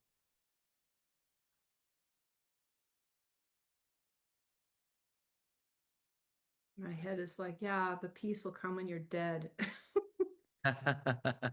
Stories, I guess, right? It's like out of the story. Yeah, it's a good one. Peace will come when you're dead. It's true. And it'll come even sooner. Yeah, you don't have to wait till you're dead to feel at peace. That's good to know. That's good to say in response. Yeah, absolutely. Yeah. You might be super blissed out and peaceful in the next 90 seconds or 90 minutes. I don't know how long it's going to take, but we're going to get through this thing. And that's the thing about these tools. You know, I never know, you never know how long it's going to take to resolve, but it always gets resolved.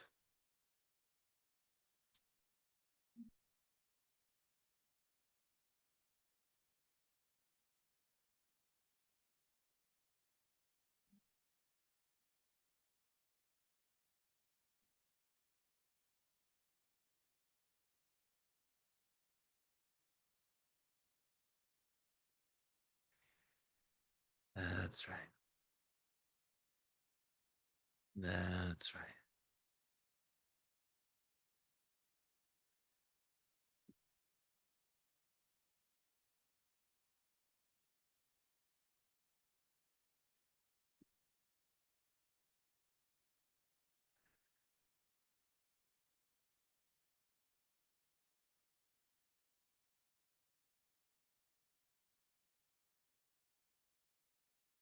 It's like the feeling had become like a, well, it just moved to my back now. Wait a minute. You can't reach the spot on your back, just point through your body from the front. That's right.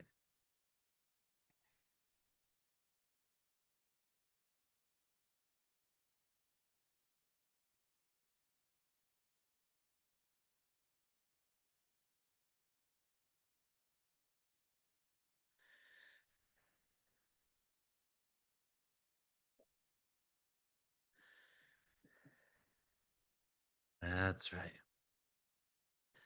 If the tears aren't connected to a story, is that different? No, they probably are, but it doesn't matter. Just keep staying out of the mind, stay in the body.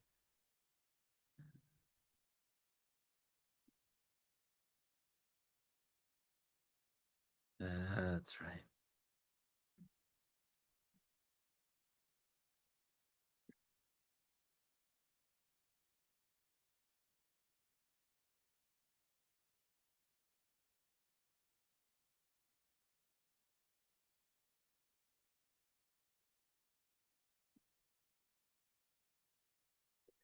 There's a feeling about starting the business like that I've been, I know it's a story, I'll get out of it. Okay, good job. Good job.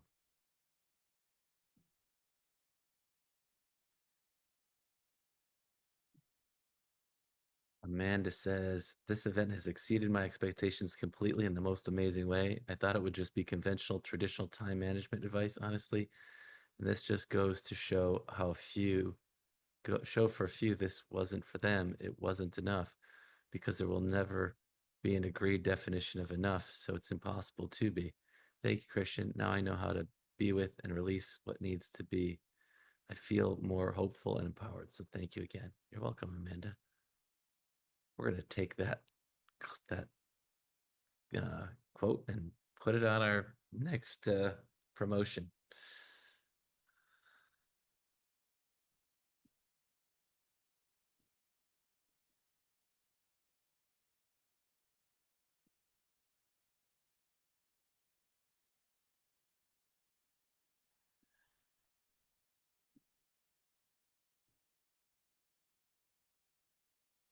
Yeah, I'm going to explain all the different techniques that we're doing in just a few moments. Right now, just really focus on feeling the feeling. I'm going to send you guys some energy. And I'm going to do some instant miracle healing breaths, and then in a little bit, I'm going to explain all the techniques a little bit more in depth.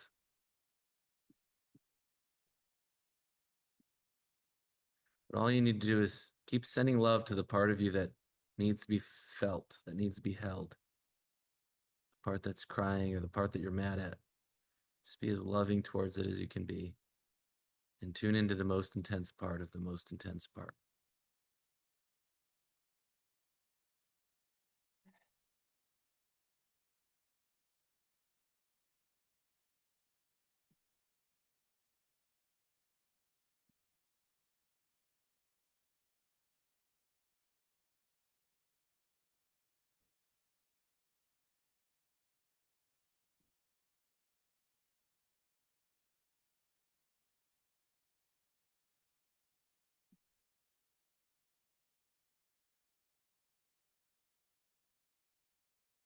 That's right.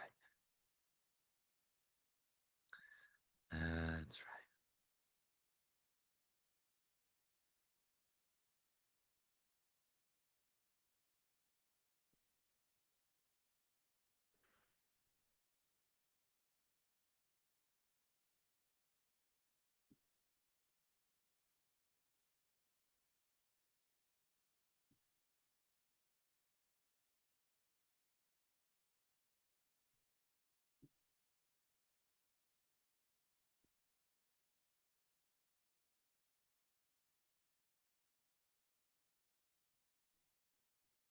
That's right.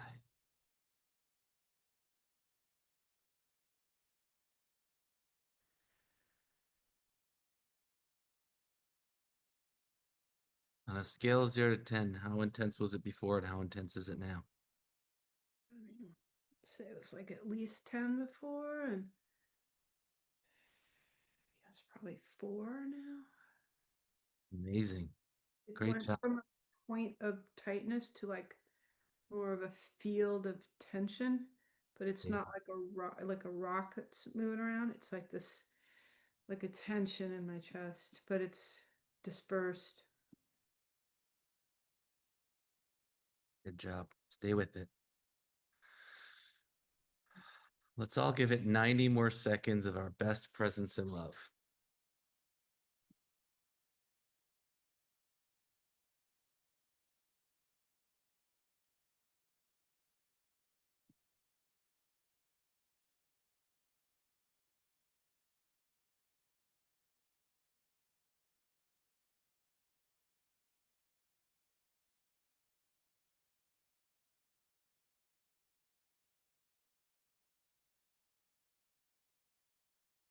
That's right.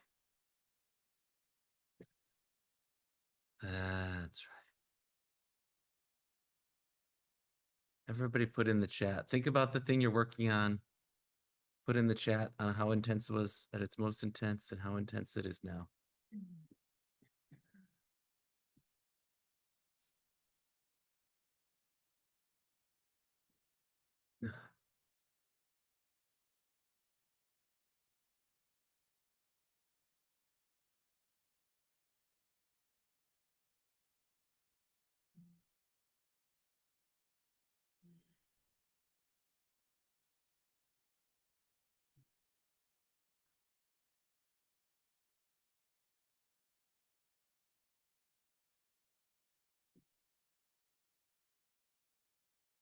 Ten to a 2, 10 to a 2, 10 to a 3.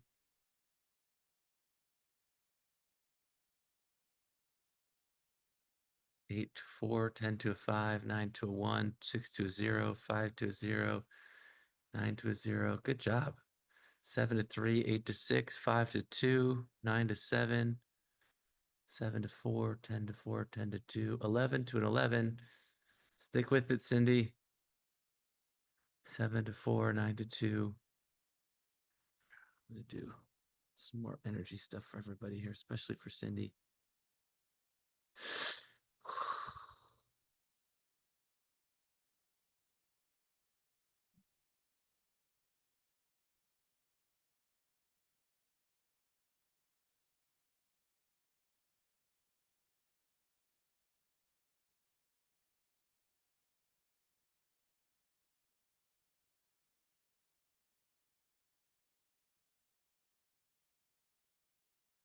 What's happening in your body right now, Anne? More relaxed. I just had some past life memories like come up.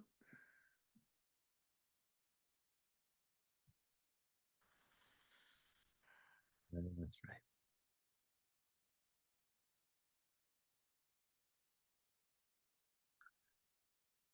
See if you can pull out all that energy and hand it to me. Everybody can do the same if you want.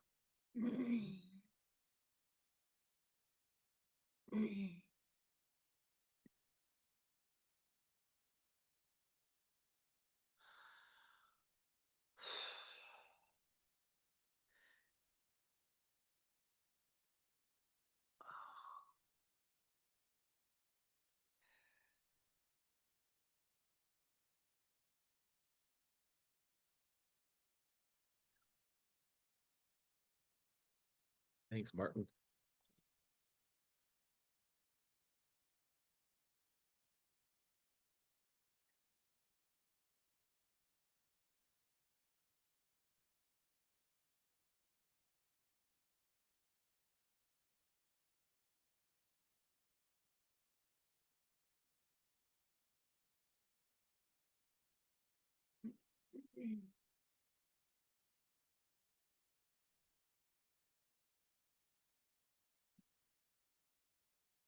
When you think about having all the time you need to make all the money you want, what does that feel like?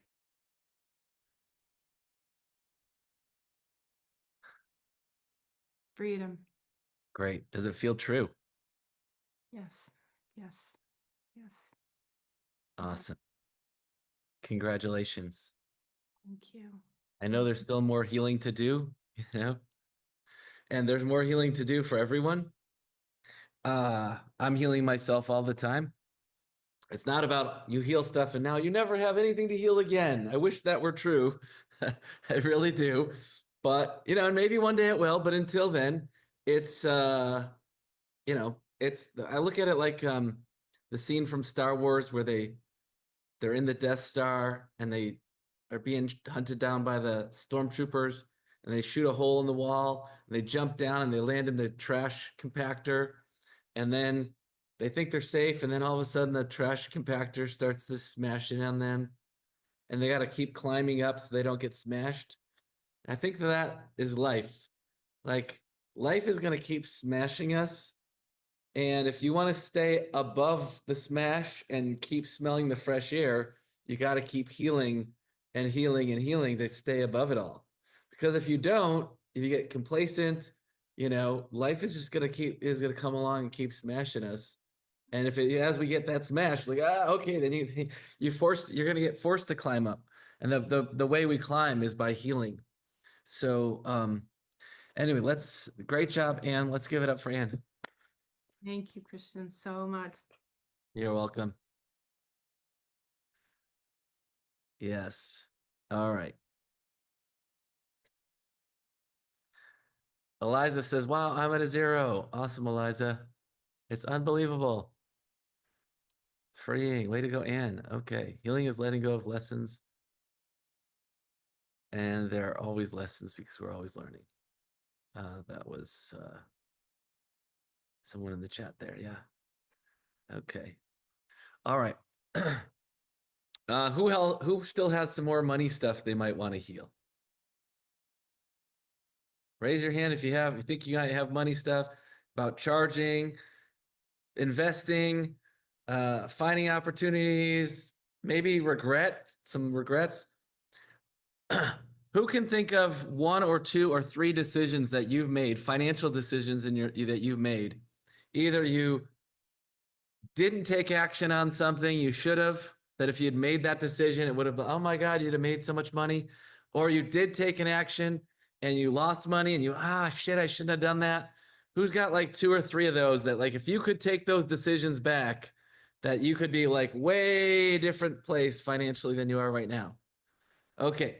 So what you really want to do is you can't undo the past, but there's going to be decisions in your future that are coming up that you're going to face those same kinds of decisions, and you want to put yourself in the right state. You want to heal the stuff so that you can make a divine inspired decision, and a decision that can change your destiny financially so that you could have the kind of wealth that you'd really like to have. All right. And the secret to that is to heal your money shit and to heal it now. So we did a live event recently called Heal Your Money Shit Now. And I have a new version of it. And I'd like to tell you a little bit about it. It's an opportunity to spend a couple of days and clean things out about your money shit. Who here would like to hear a little bit about it? All right, great. I have a little PowerPoint for you.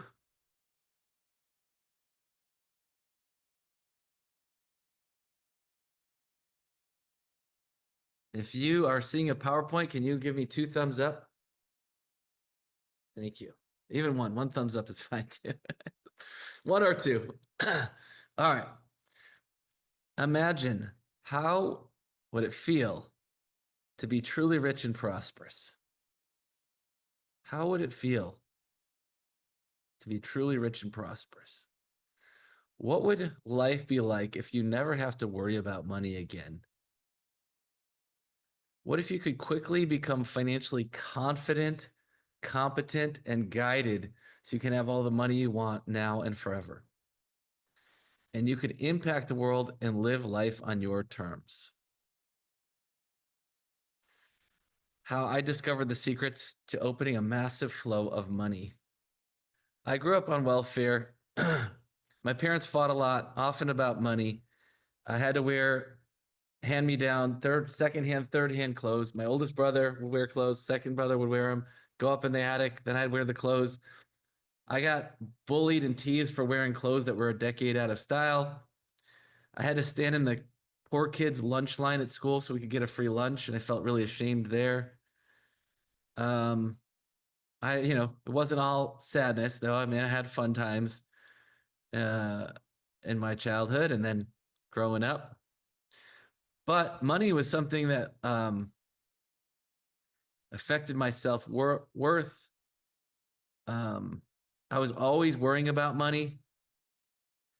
And money made seeing my parents fight about money made me think that like spending money equals pain, which made it hard for me to let people pay me money because I didn't want to cause them pain.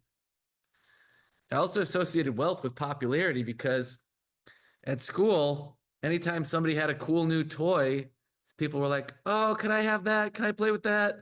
I'll be your best friend." And I would see all these people with the new cool things, and everybody wants to be their friend.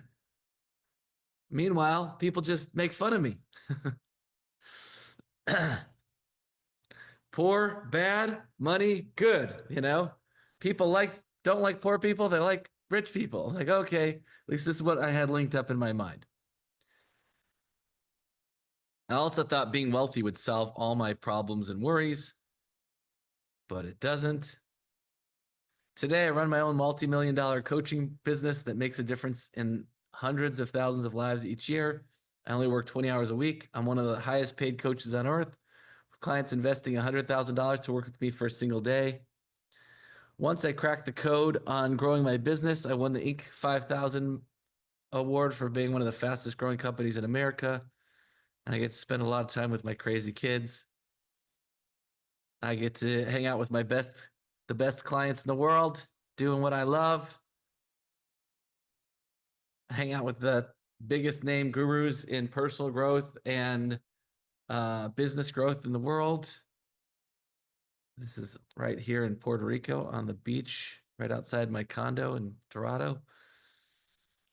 My life's a dream come true. I've got to spend time with a lot of the biggest name gurus in business and personal growth. And I'd like to spend 2 days with you specifically healing your money issues, childhood money traumas, weirdness about money, anxiety about money, worries about money, all the different money issues. Introducing Heal Your Money Shit Now, the hidden secret to rapid riches. This is my premier 2-day virtual immersion experience. It's happening September 6th and 7th. During this premier virtual experience, you will be comfortable and confident about talking about money without guilt, awkwardness, or second guessing. You'll let go of beliefs and habits that have been holding you back from feeling truly secure and financially free. You'll start drawing in opportunities, support, and resources that align with the life you actually want to live. We'll uncover and remove hidden money patterns that have kept you trapped since childhood, so you can confidently make and keep more money, remove worries about spending too much or losing money, and much, much more. If you could take back just a couple of financial mistakes, how would your life look today? Again, we're going to help you get into a cleaner, clearer place so you can make better financial decisions to create an abundant destiny. More opportunities will begin to show up for you, and you'll be ready for them because you'll be grounded, confident, and operating from a place of peace and guidance. Your intuition will be like yes or no, and it will move you in the right direction. A few years back, I had this opportunity to buy. I got this intuition to buy a condo, this new construction condo, and I went into the sales office, and they were completely sold out. And I said to the lady, I said, you know what? If one of these falls through, let me know, and I'll be right over here with the check. A week later, I was swimming at the pool with my kids, and I had this intuition that she was going to call me. And about an hour later, she calls me up and she says, hey, I've got some news. Come into the office. So I go into the office and she said, one of these condos fell through, and here's the scoop on it. But it was priced at $8.25 million. So it was one of the priciest units in that building and more expensive than any similar unit had sold for. And she said, well, you can have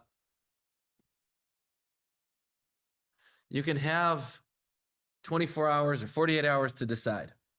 So I waited 48 hours and I was just too afraid. It was so much money. I didn't know if I could create that kind of money to pay for an $8 million plus house condo.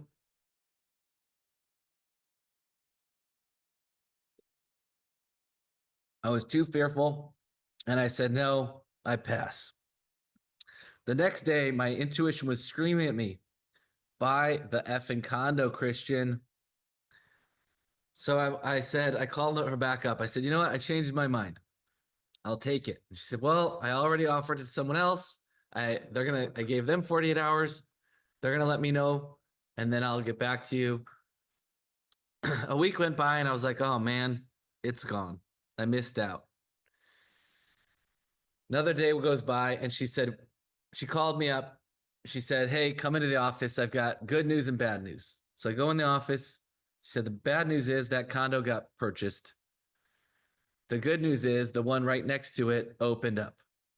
And it's one less bedroom. It's a 3-bedroom instead of a 4-bedroom. And in my mind, I was like, I'll take it, I'll take it, I'll take it. But I was like, well, how much is it? And she said, it's 6.875 million. So just under 7 million. I was like, wow, over $1.25 million, 1.25 million, more than that, less. I was like, that's great. And I said, I'll take it. I closed on it. It took a couple years to build, but I closed on it and then sold it less than a year later for 12.25 million. So I sold it, bought it for under 7, bought it for under 7, sold it for over 12 in less than a year after that. So when your intuition, when you're tuned into your intuition, it can guide you to massive prosperity.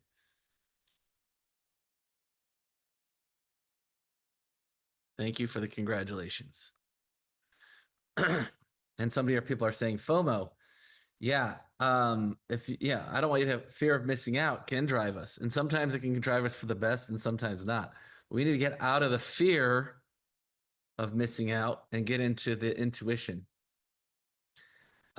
This is the most powerful version of Heal Your Money Shit Now that we've ever created. We've taken our best version of this event with the most healings, breakthroughs, and money manifestations and distilled it into a focused 2-day virtual immersion designed to get you results faster with 0 distractions. My team will be right there with you, answering questions, guiding the process, and helping you create faster, deeper breakthroughs. You'll also work with others inside powerful breakout rooms designed to help you release stuck patterns and unlock big shifts together. We're going to systematically dismantle your programming, trauma, and fears about money. Attending Heal Your Money Shit Now means you're going to break through the limits you've been carrying around about how much you're allowed to earn. You'll reset your internal comfort zone around money so receiving more doesn't feel stressful, scary, or out of reach. I remember when my income went from $100,000 a year to $250,000 a year overnight. It made me really uncomfortable. It was pushing me out of my comfort zone around money. I had to do a lot of healing around it. I know that might sound crazy. It's like, oh, why would you have to heal me receiving so much more money? But I did. Yeah, you'll release old patterns from childhood that have shaped your relationship with money. You'll feel more grounded, more in control, more confident, and you'll be able to enjoy the good things of life good free while showing up in a way that truly helps others. This will be a game changer. What would it mean for you to start receiving more opportunities, more support, more ease with money, and just more money itself? Imagine the kind of shift that would create in your daily life, your confidence, ease, abundance, peace, joy for yourself now and in your future. The investments. There isn't a college you can go to on earth where you can dissolve your personal money blocks and traumas directly from someone who healed his way from welfare to multimillionaire and has been helping others do the same for over 25 years. The investment, a 4-year degree costs 4 years of your life and $100,000. The investment for Heal Your Money Shit Now is just $1,000. Here's a successful clients, unleashed, unchanged, committed to the process. That's how I feel after the 3-day event of Heal Your Money Shit Now. Thank you so much, Christian and the team. You changed lives for the better, and the ripple effect is beyond anything we could possibly estimate. I am no longer afraid to make an offer. The healing process worked. I realized I was afraid of being judged. People will judge. I do. I'm okay with that now. Massive thank you so much. My big takeaway, I can heal and feel and do not worry what anyone is thinking of me. Amazing event, Christian. I loved every minute and I already missed the group. Wish it would last forever. Oh my God, I'm so excited to be part of this community. I didn't know who Christian was last week, and it was a gift I got to attend Heal Your Money Shit. And I've got money shit to heal. And I've been training for a while now as an energy healer. I've been certified in a bunch of modalities, and I've had people tell me I'm a really powerful healer, and I have not been able to feel that for myself. And without that confidence, I have not felt aligned to be able to start working like as a business doing it. And first off, the peace process was a complete breakthrough for me. I have chronic pain, and through the peace process, I've found a new way to work with myself so that I am relieving pain more readily within my own being. And then in one of the facilitated healings I was in, it's hard to overemphasize how powerful the session was I had with one of my amazing fellows in the program. And the email that she sent afterwards acknowledging me afterwards was like beyond anything I almost could have ever imagined anybody would ever say about me as a healer. And I just feel like I'm in a different place. And I feel like I'm ready now that I am supposed to be out there helping people. And I've also been liberated through Christian's teachings to really get that marketing is a gift, that marketing is actually, it is teaching. And of course, that's what I experience when I'm out there following the people who I really get a lot from. So I couldn't be more happy to be here. And I thank you so much, Christian, and everybody on your team. Just, I couldn't thank you more enough. How is this different from Heal Your Money event from a couple weeks ago? It's a 2-day version instead of a 3-day version. And it's more streamlined. Yeah. Yeah, Cindy couldn't hear it, so that's okay. So yeah, some people can't hear it. Okay, let's see. Is this just for people who already have it all together, or can anyone come no matter where they are starting from? This is from everyone. Nobody's got all their shit together, you know? Will I walk away knowing how to get rich? Well, yes and no. This isn't about teaching investment strategies. It's about the mindset that makes you rich and healing the negative patterns that keep you from being rich.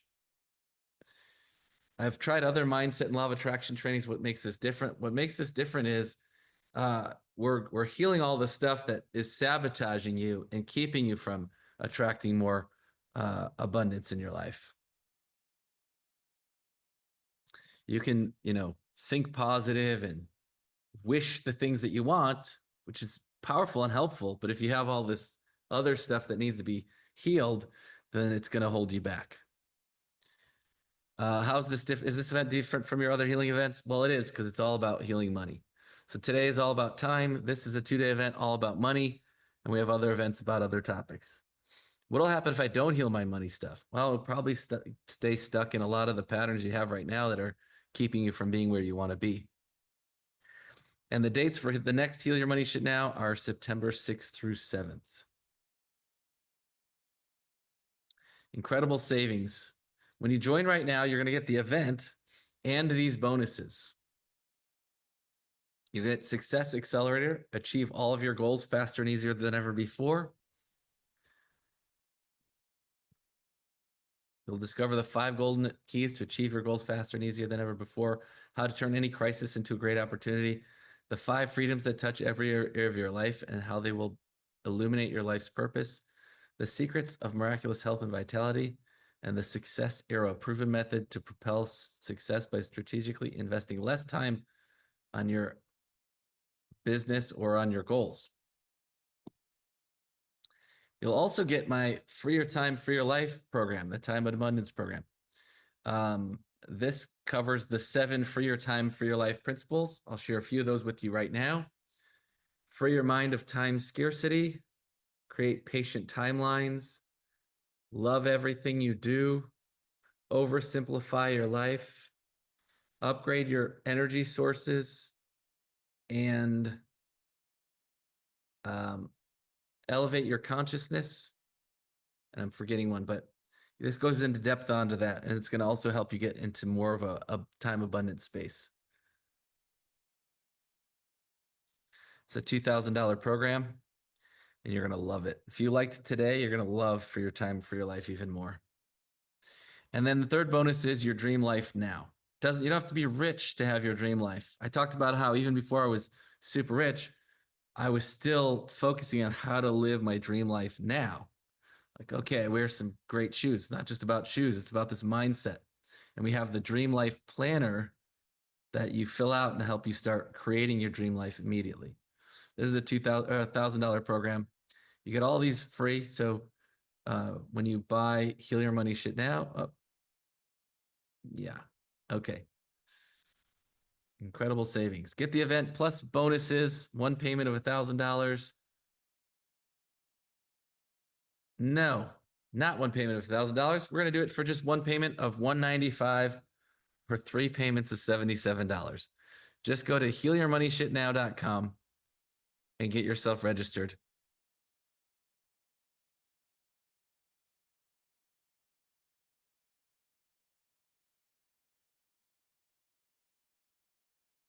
Fast action bonus. The first 15 people to join me now will also get one of my hottest programs, the More Money program. So Heal Your Money Shit Now is all about healing the money stuff.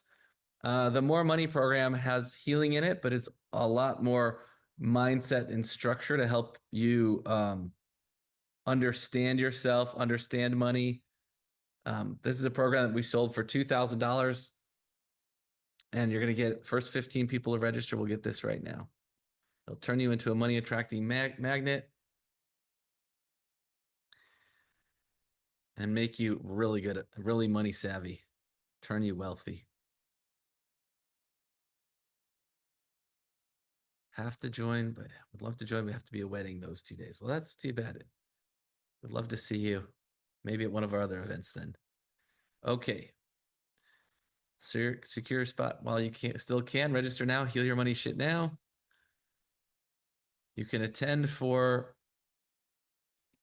as little as $99. If you want to skip the bonuses and just attend the event, just go to healyourmoneyshitnow.com.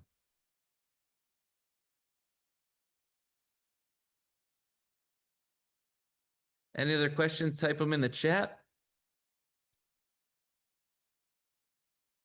Take a few minutes so people can get themselves registered, and then we'll get back to the rest of the program.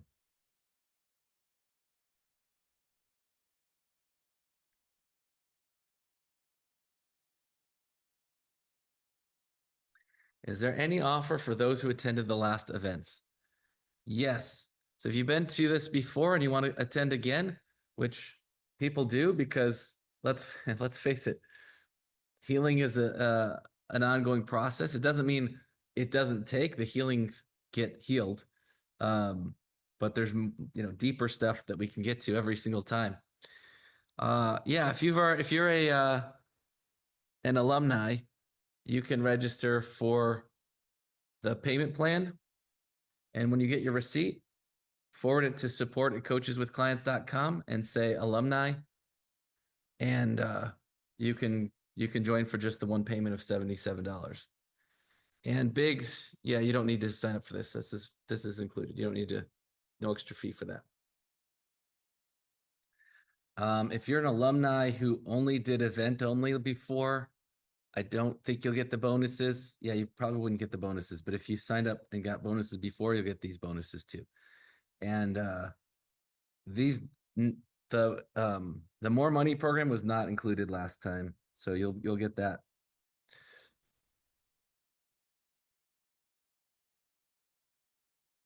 Okay, welcome Peggy, Jackie, Colleen, Elena, Tiana, Christina, and Carita. Welcome. Heal your money shit now. Yay. Oh yeah, by the way, you're backed by my 100% solid gold guarantee. Even though I'm practically giving away tickets for just $99, you're still backed by my solid gold money back guarantee. Attend the first day, and if you don't think it's worth your time and money, just let us know before the end of the first day, and we'll give you a full refund.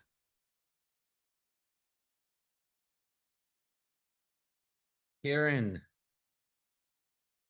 Miriam, Arnie, Jody, welcome to Heal Your Money Shit Now. Hey.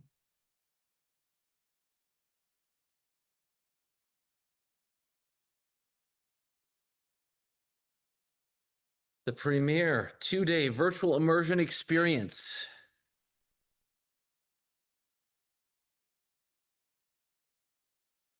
So you can experience my best teachings and healings in this 2-day immersion event. It'll be able to get massive breakthroughs and help each other get massive breakthroughs at this event.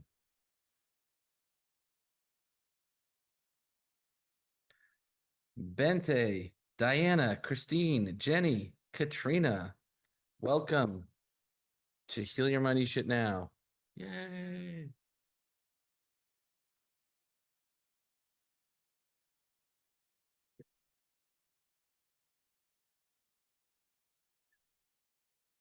Eliza said, I attended this event recently. It was amazing. Thanks, Eliza.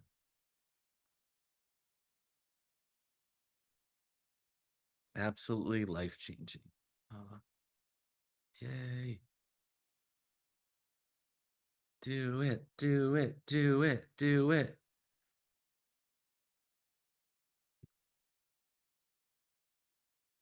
So powerful.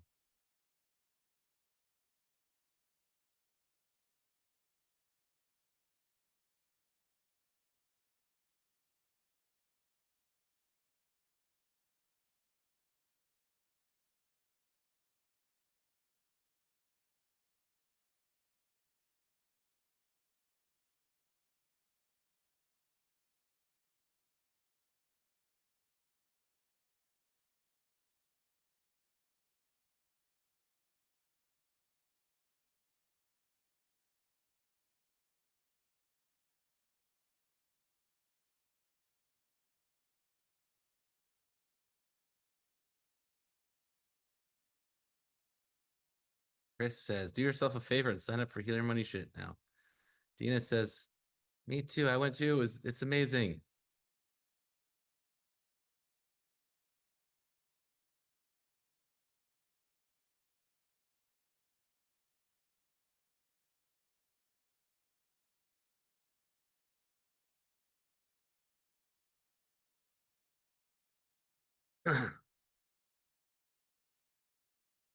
Any other questions about the event?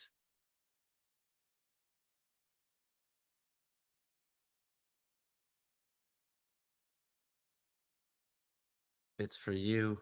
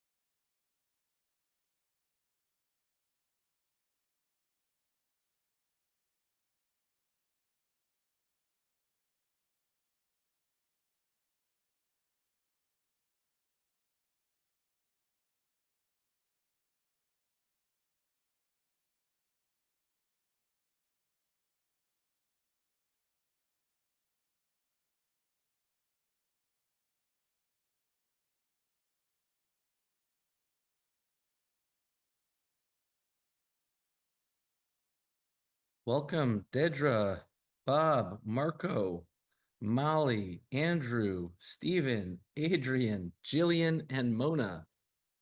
Yay! Welcome to Heal Your Money Shit Now.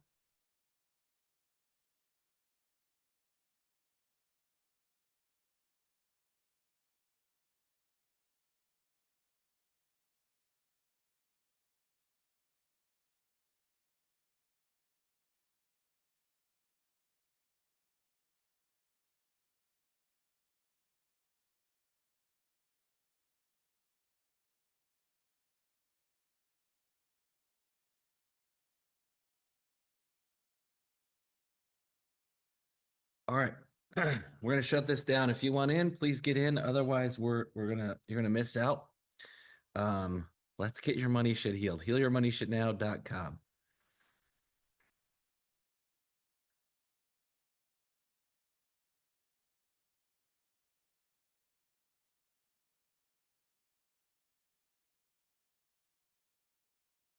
Ten, 9, 8, 7, 6, 5, 4, 3, 2, 1.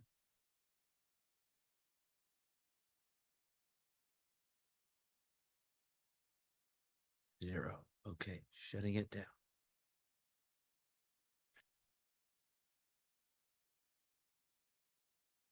Okay, we got a few more peeps to welcome. Kathy, Christine, Colleen, Karen, Patrick, Mark, and Audrey. Hey. Okay. Let's check our progress from the day for today. Let's see how we're doing.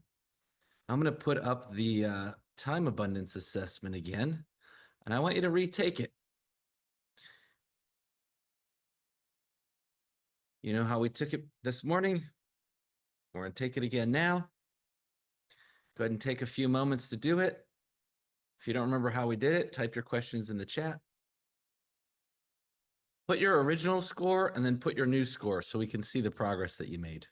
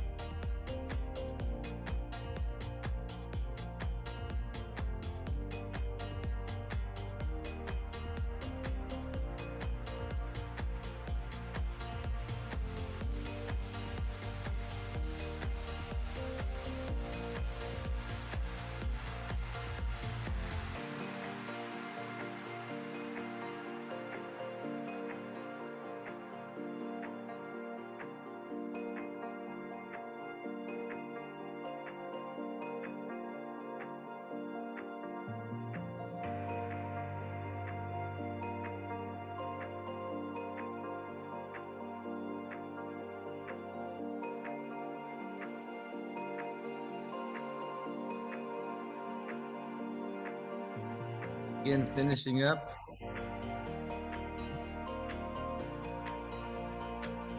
And stop.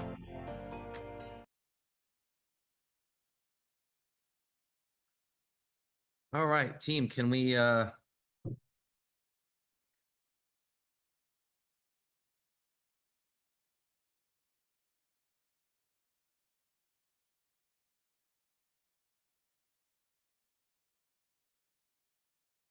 we get AI to see how much we all improved? I'd love to see that.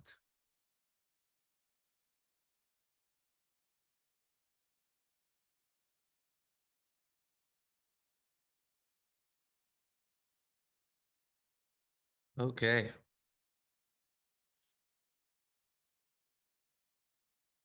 I'd love to know whose score improved by at least 4 points, 4 whole points. Did anybody's go up 4 points? That would be a very big amount. Not many people usually do. I'm just wondering, did anybody go up by 4 points or more? Yes. What was yours? Oh, Precious went from a 3 to an 8. That's amazing. Ada, what was yours before? What is it now?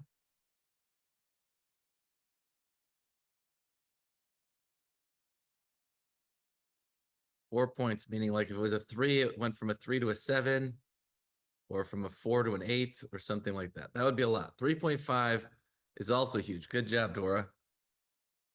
Bente, did yours go up by more than 4? What was your score before? What is it now? Are you talking to me, Bente? I don't know if you're talking to me, but you're muted. You can't unmute yourself. I have to mute you. I have to unmute you, I mean.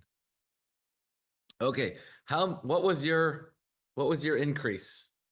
Just go ahead and type whatever the increase was in the chat. 4. It went up 4, Bente. Okay. Congratulations. That's amazing.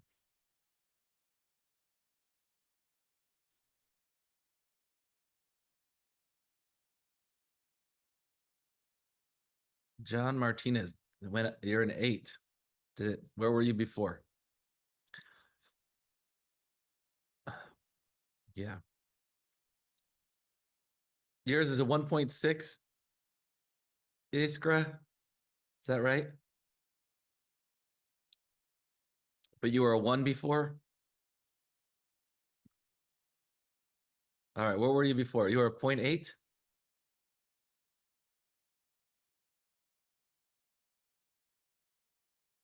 2.4.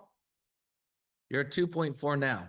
No, I was a 2.4. Now I'm a 4. Okay. 2.4 to a 4. Great. Do you feel less stressed? Yes, amazingly. Okay. Awesome. Great job. Yeah, I was Thank hoping I'd have a chance to work with you today, but we ended up bouncing around a lot of different things. But I'm glad you got a lot of value out of it. And I would recommend you come back and do it again. When? That's a good question. We'll let you know. Okay. Yeah. Yeah. Good. Let's give it up for, how do you pronounce your name? It's Iskra. Iskra. Let's Yes. give it up for Iskra. Thank you.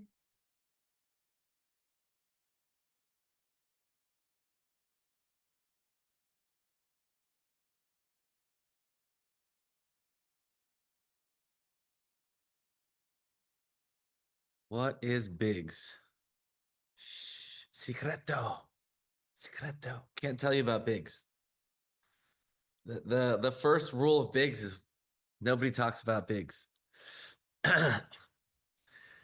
I'm kidding, of course. Biggs is my mastermind. It's called Big Success VIP Mastermind.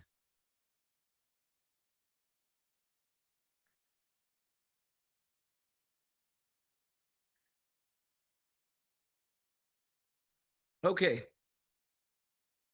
I've got a couple last things I want to do, but before I get to those, can you tell me what did you find most valuable about our time together today? Or what was an insight, excuse me, that really stuck in for you, that really popped out for you today?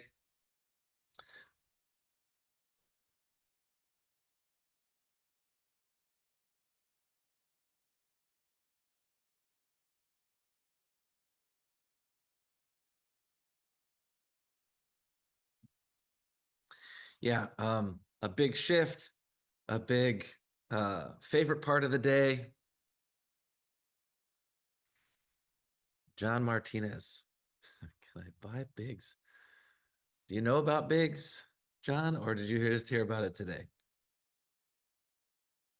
Where's John Martinez? John, were you where it? I don't see any. It's hard. There's a lot of people. There you are, John. Hi, John. Yeah, if you've not been in our, is this your first? Was this your first event with me, John, or have you been to other events? Just do first event, thumbs up, or you could write it in the chat and let me know. That's probably better. Communicate in the chat. The meditation was great. Big shift. I no longer care about dogs barking. That's huge. Not accepting that I do not live up to my potential. I'm just going to do my thing. Awesome. I love the meditation. Being patient. I optimize my life for quality of life. So much I learned again in beautiful meditation. Healing was great. Great meditation and healing energy. All the healings. Oh, you've been to several events, John. Okay, cool. Well, if you're, it's, I mean, I'm getting lots of people telling me they want to join Bigs today. So if you want to know, if you want to join Bigs or if you're interested in Bigs, email support@coacheswithclients.com. Maybe my team will look for anybody that said that they wanted to know about Bigs and reach out. So that would be John and Eliza, I think, said so too.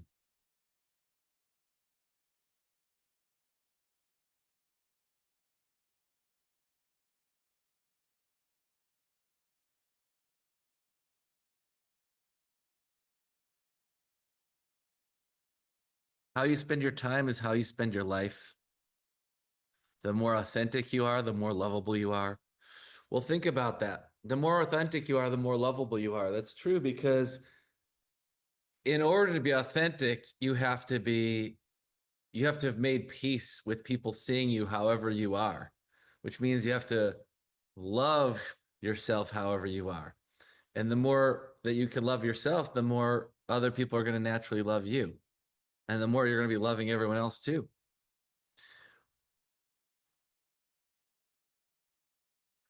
Feeling the difference. This was amazing how it built on the last class. Love the progress I'm experiencing in my life. Awesome. Elania. Stunning energy, and the shift was first up, then down, but it all starts within. Awesome. What I love best, the healings by far. So amazing. Thank you. Cleared so much. And then optimizing my life for quality of life and the meditation. Yes.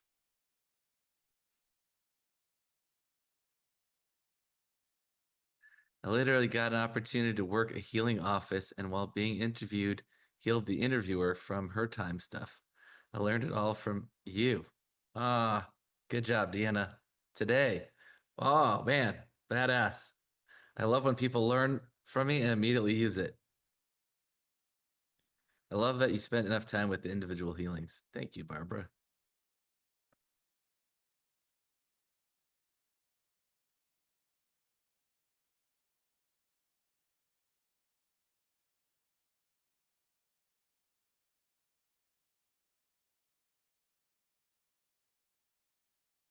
Will this also work when I watch the recording? Yes, it also works on the recordings.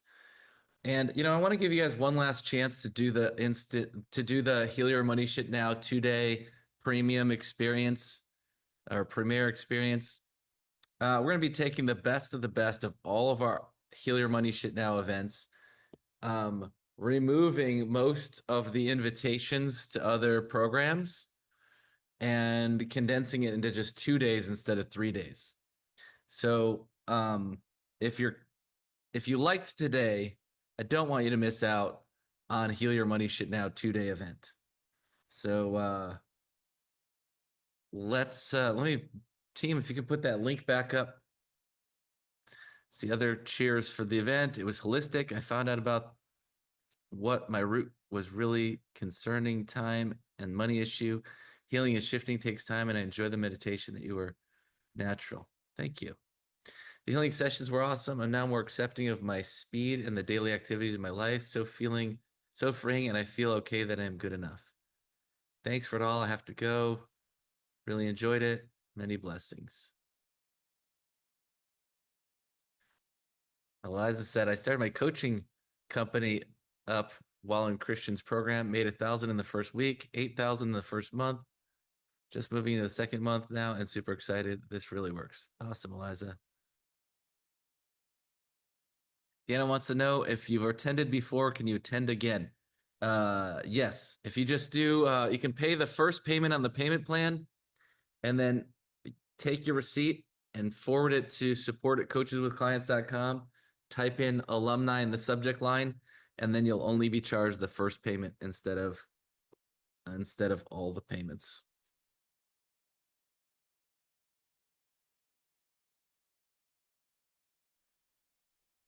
You want to think about Heal Your Money Shit Now, the 2-day premiere experience, as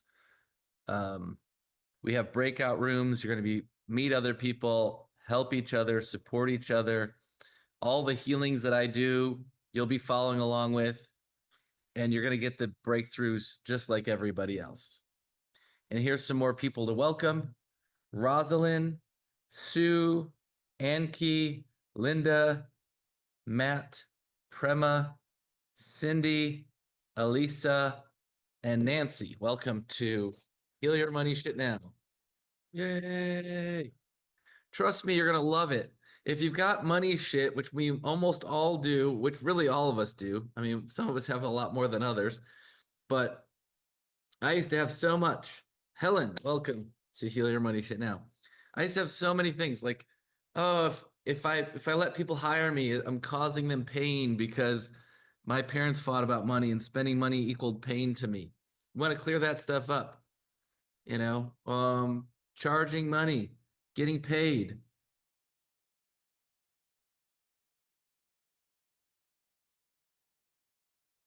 Eliza says that the breakthrough rooms are amazing. Yeah, you don't want to miss out on it. Best of the best. And my team is there in the chat, guiding you along the way, putting you into breakthrough rooms so you're supporting each other as well. It'll be a very powerful experience. Tara and Deanna, welcome to Heal Your Money Shit Now.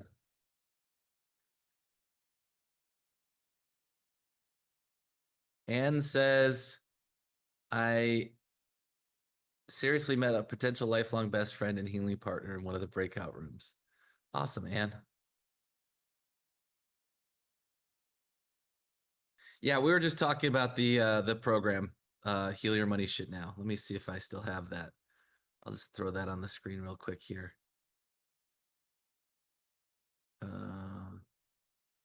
That's weird. There it is. Okay. Yeah, it's the 2-day version of Heal Your Money Shit Now. Why take 3 days when you can get it all done in 2?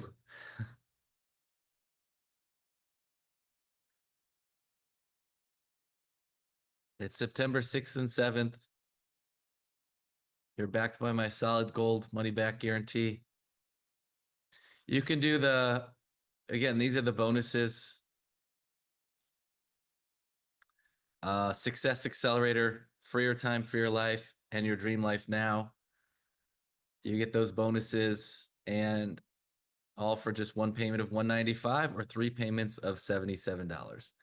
And if money's too much of an issue for you, you can't do the $195 or 3 payments of $77. You can also just do one payment of $99 and just skip the bonuses. So go to Heal Your Money Shit Now if you want to get yourself registered. Okay.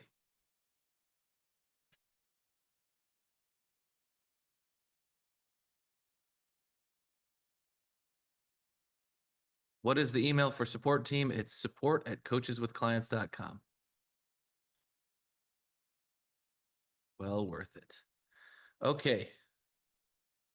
Well, check this out. We kicked ass today. You guys kicked ass today. We're so time abundant that we got done early. How does that feel? It's like you got an extra hour back in your life. What I would do with it is I would contemplate all the stuff that happened today. I'd go back and look. Oh, yeah, we forgot we didn't look at this yet. Take a moment right now, look at your manifestation list, see if it seems even more achievable now, and look at your letting go list and see what you let go of, either fully or partially.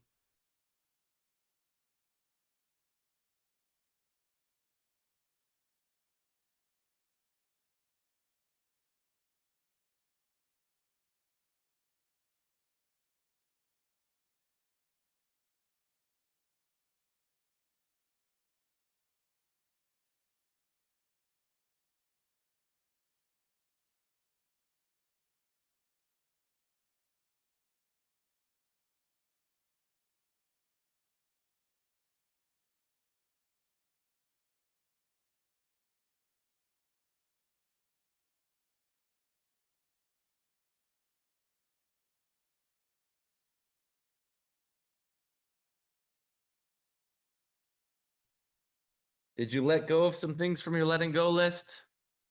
Does your manifestation list look more doable, more achievable? Does it seem easier, less heavy?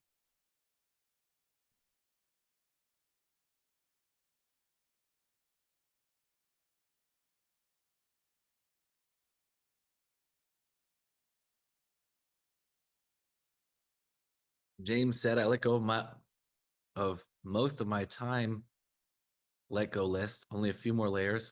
My manifestation list is more achievable now. Awesome, James. Good to see you here again, James.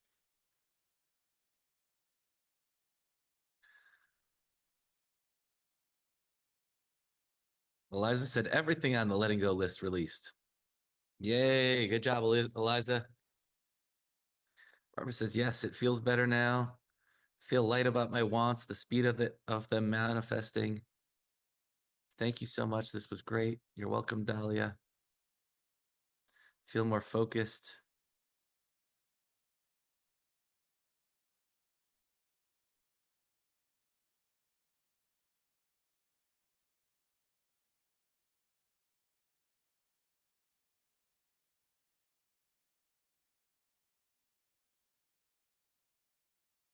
Okay. I want you to sit in and contemplate this idea that we have all the time in the world, the ultimate time paradox. In this moment, we have all the time in the world. In our lives, we only have so much time. We don't know how much we've got. We need to appreciate every moment that we get. Remember that how you spend your time is how you spend your life. Optimize for making your life a masterpiece. I look forward to seeing one of you at one of my events in the near future.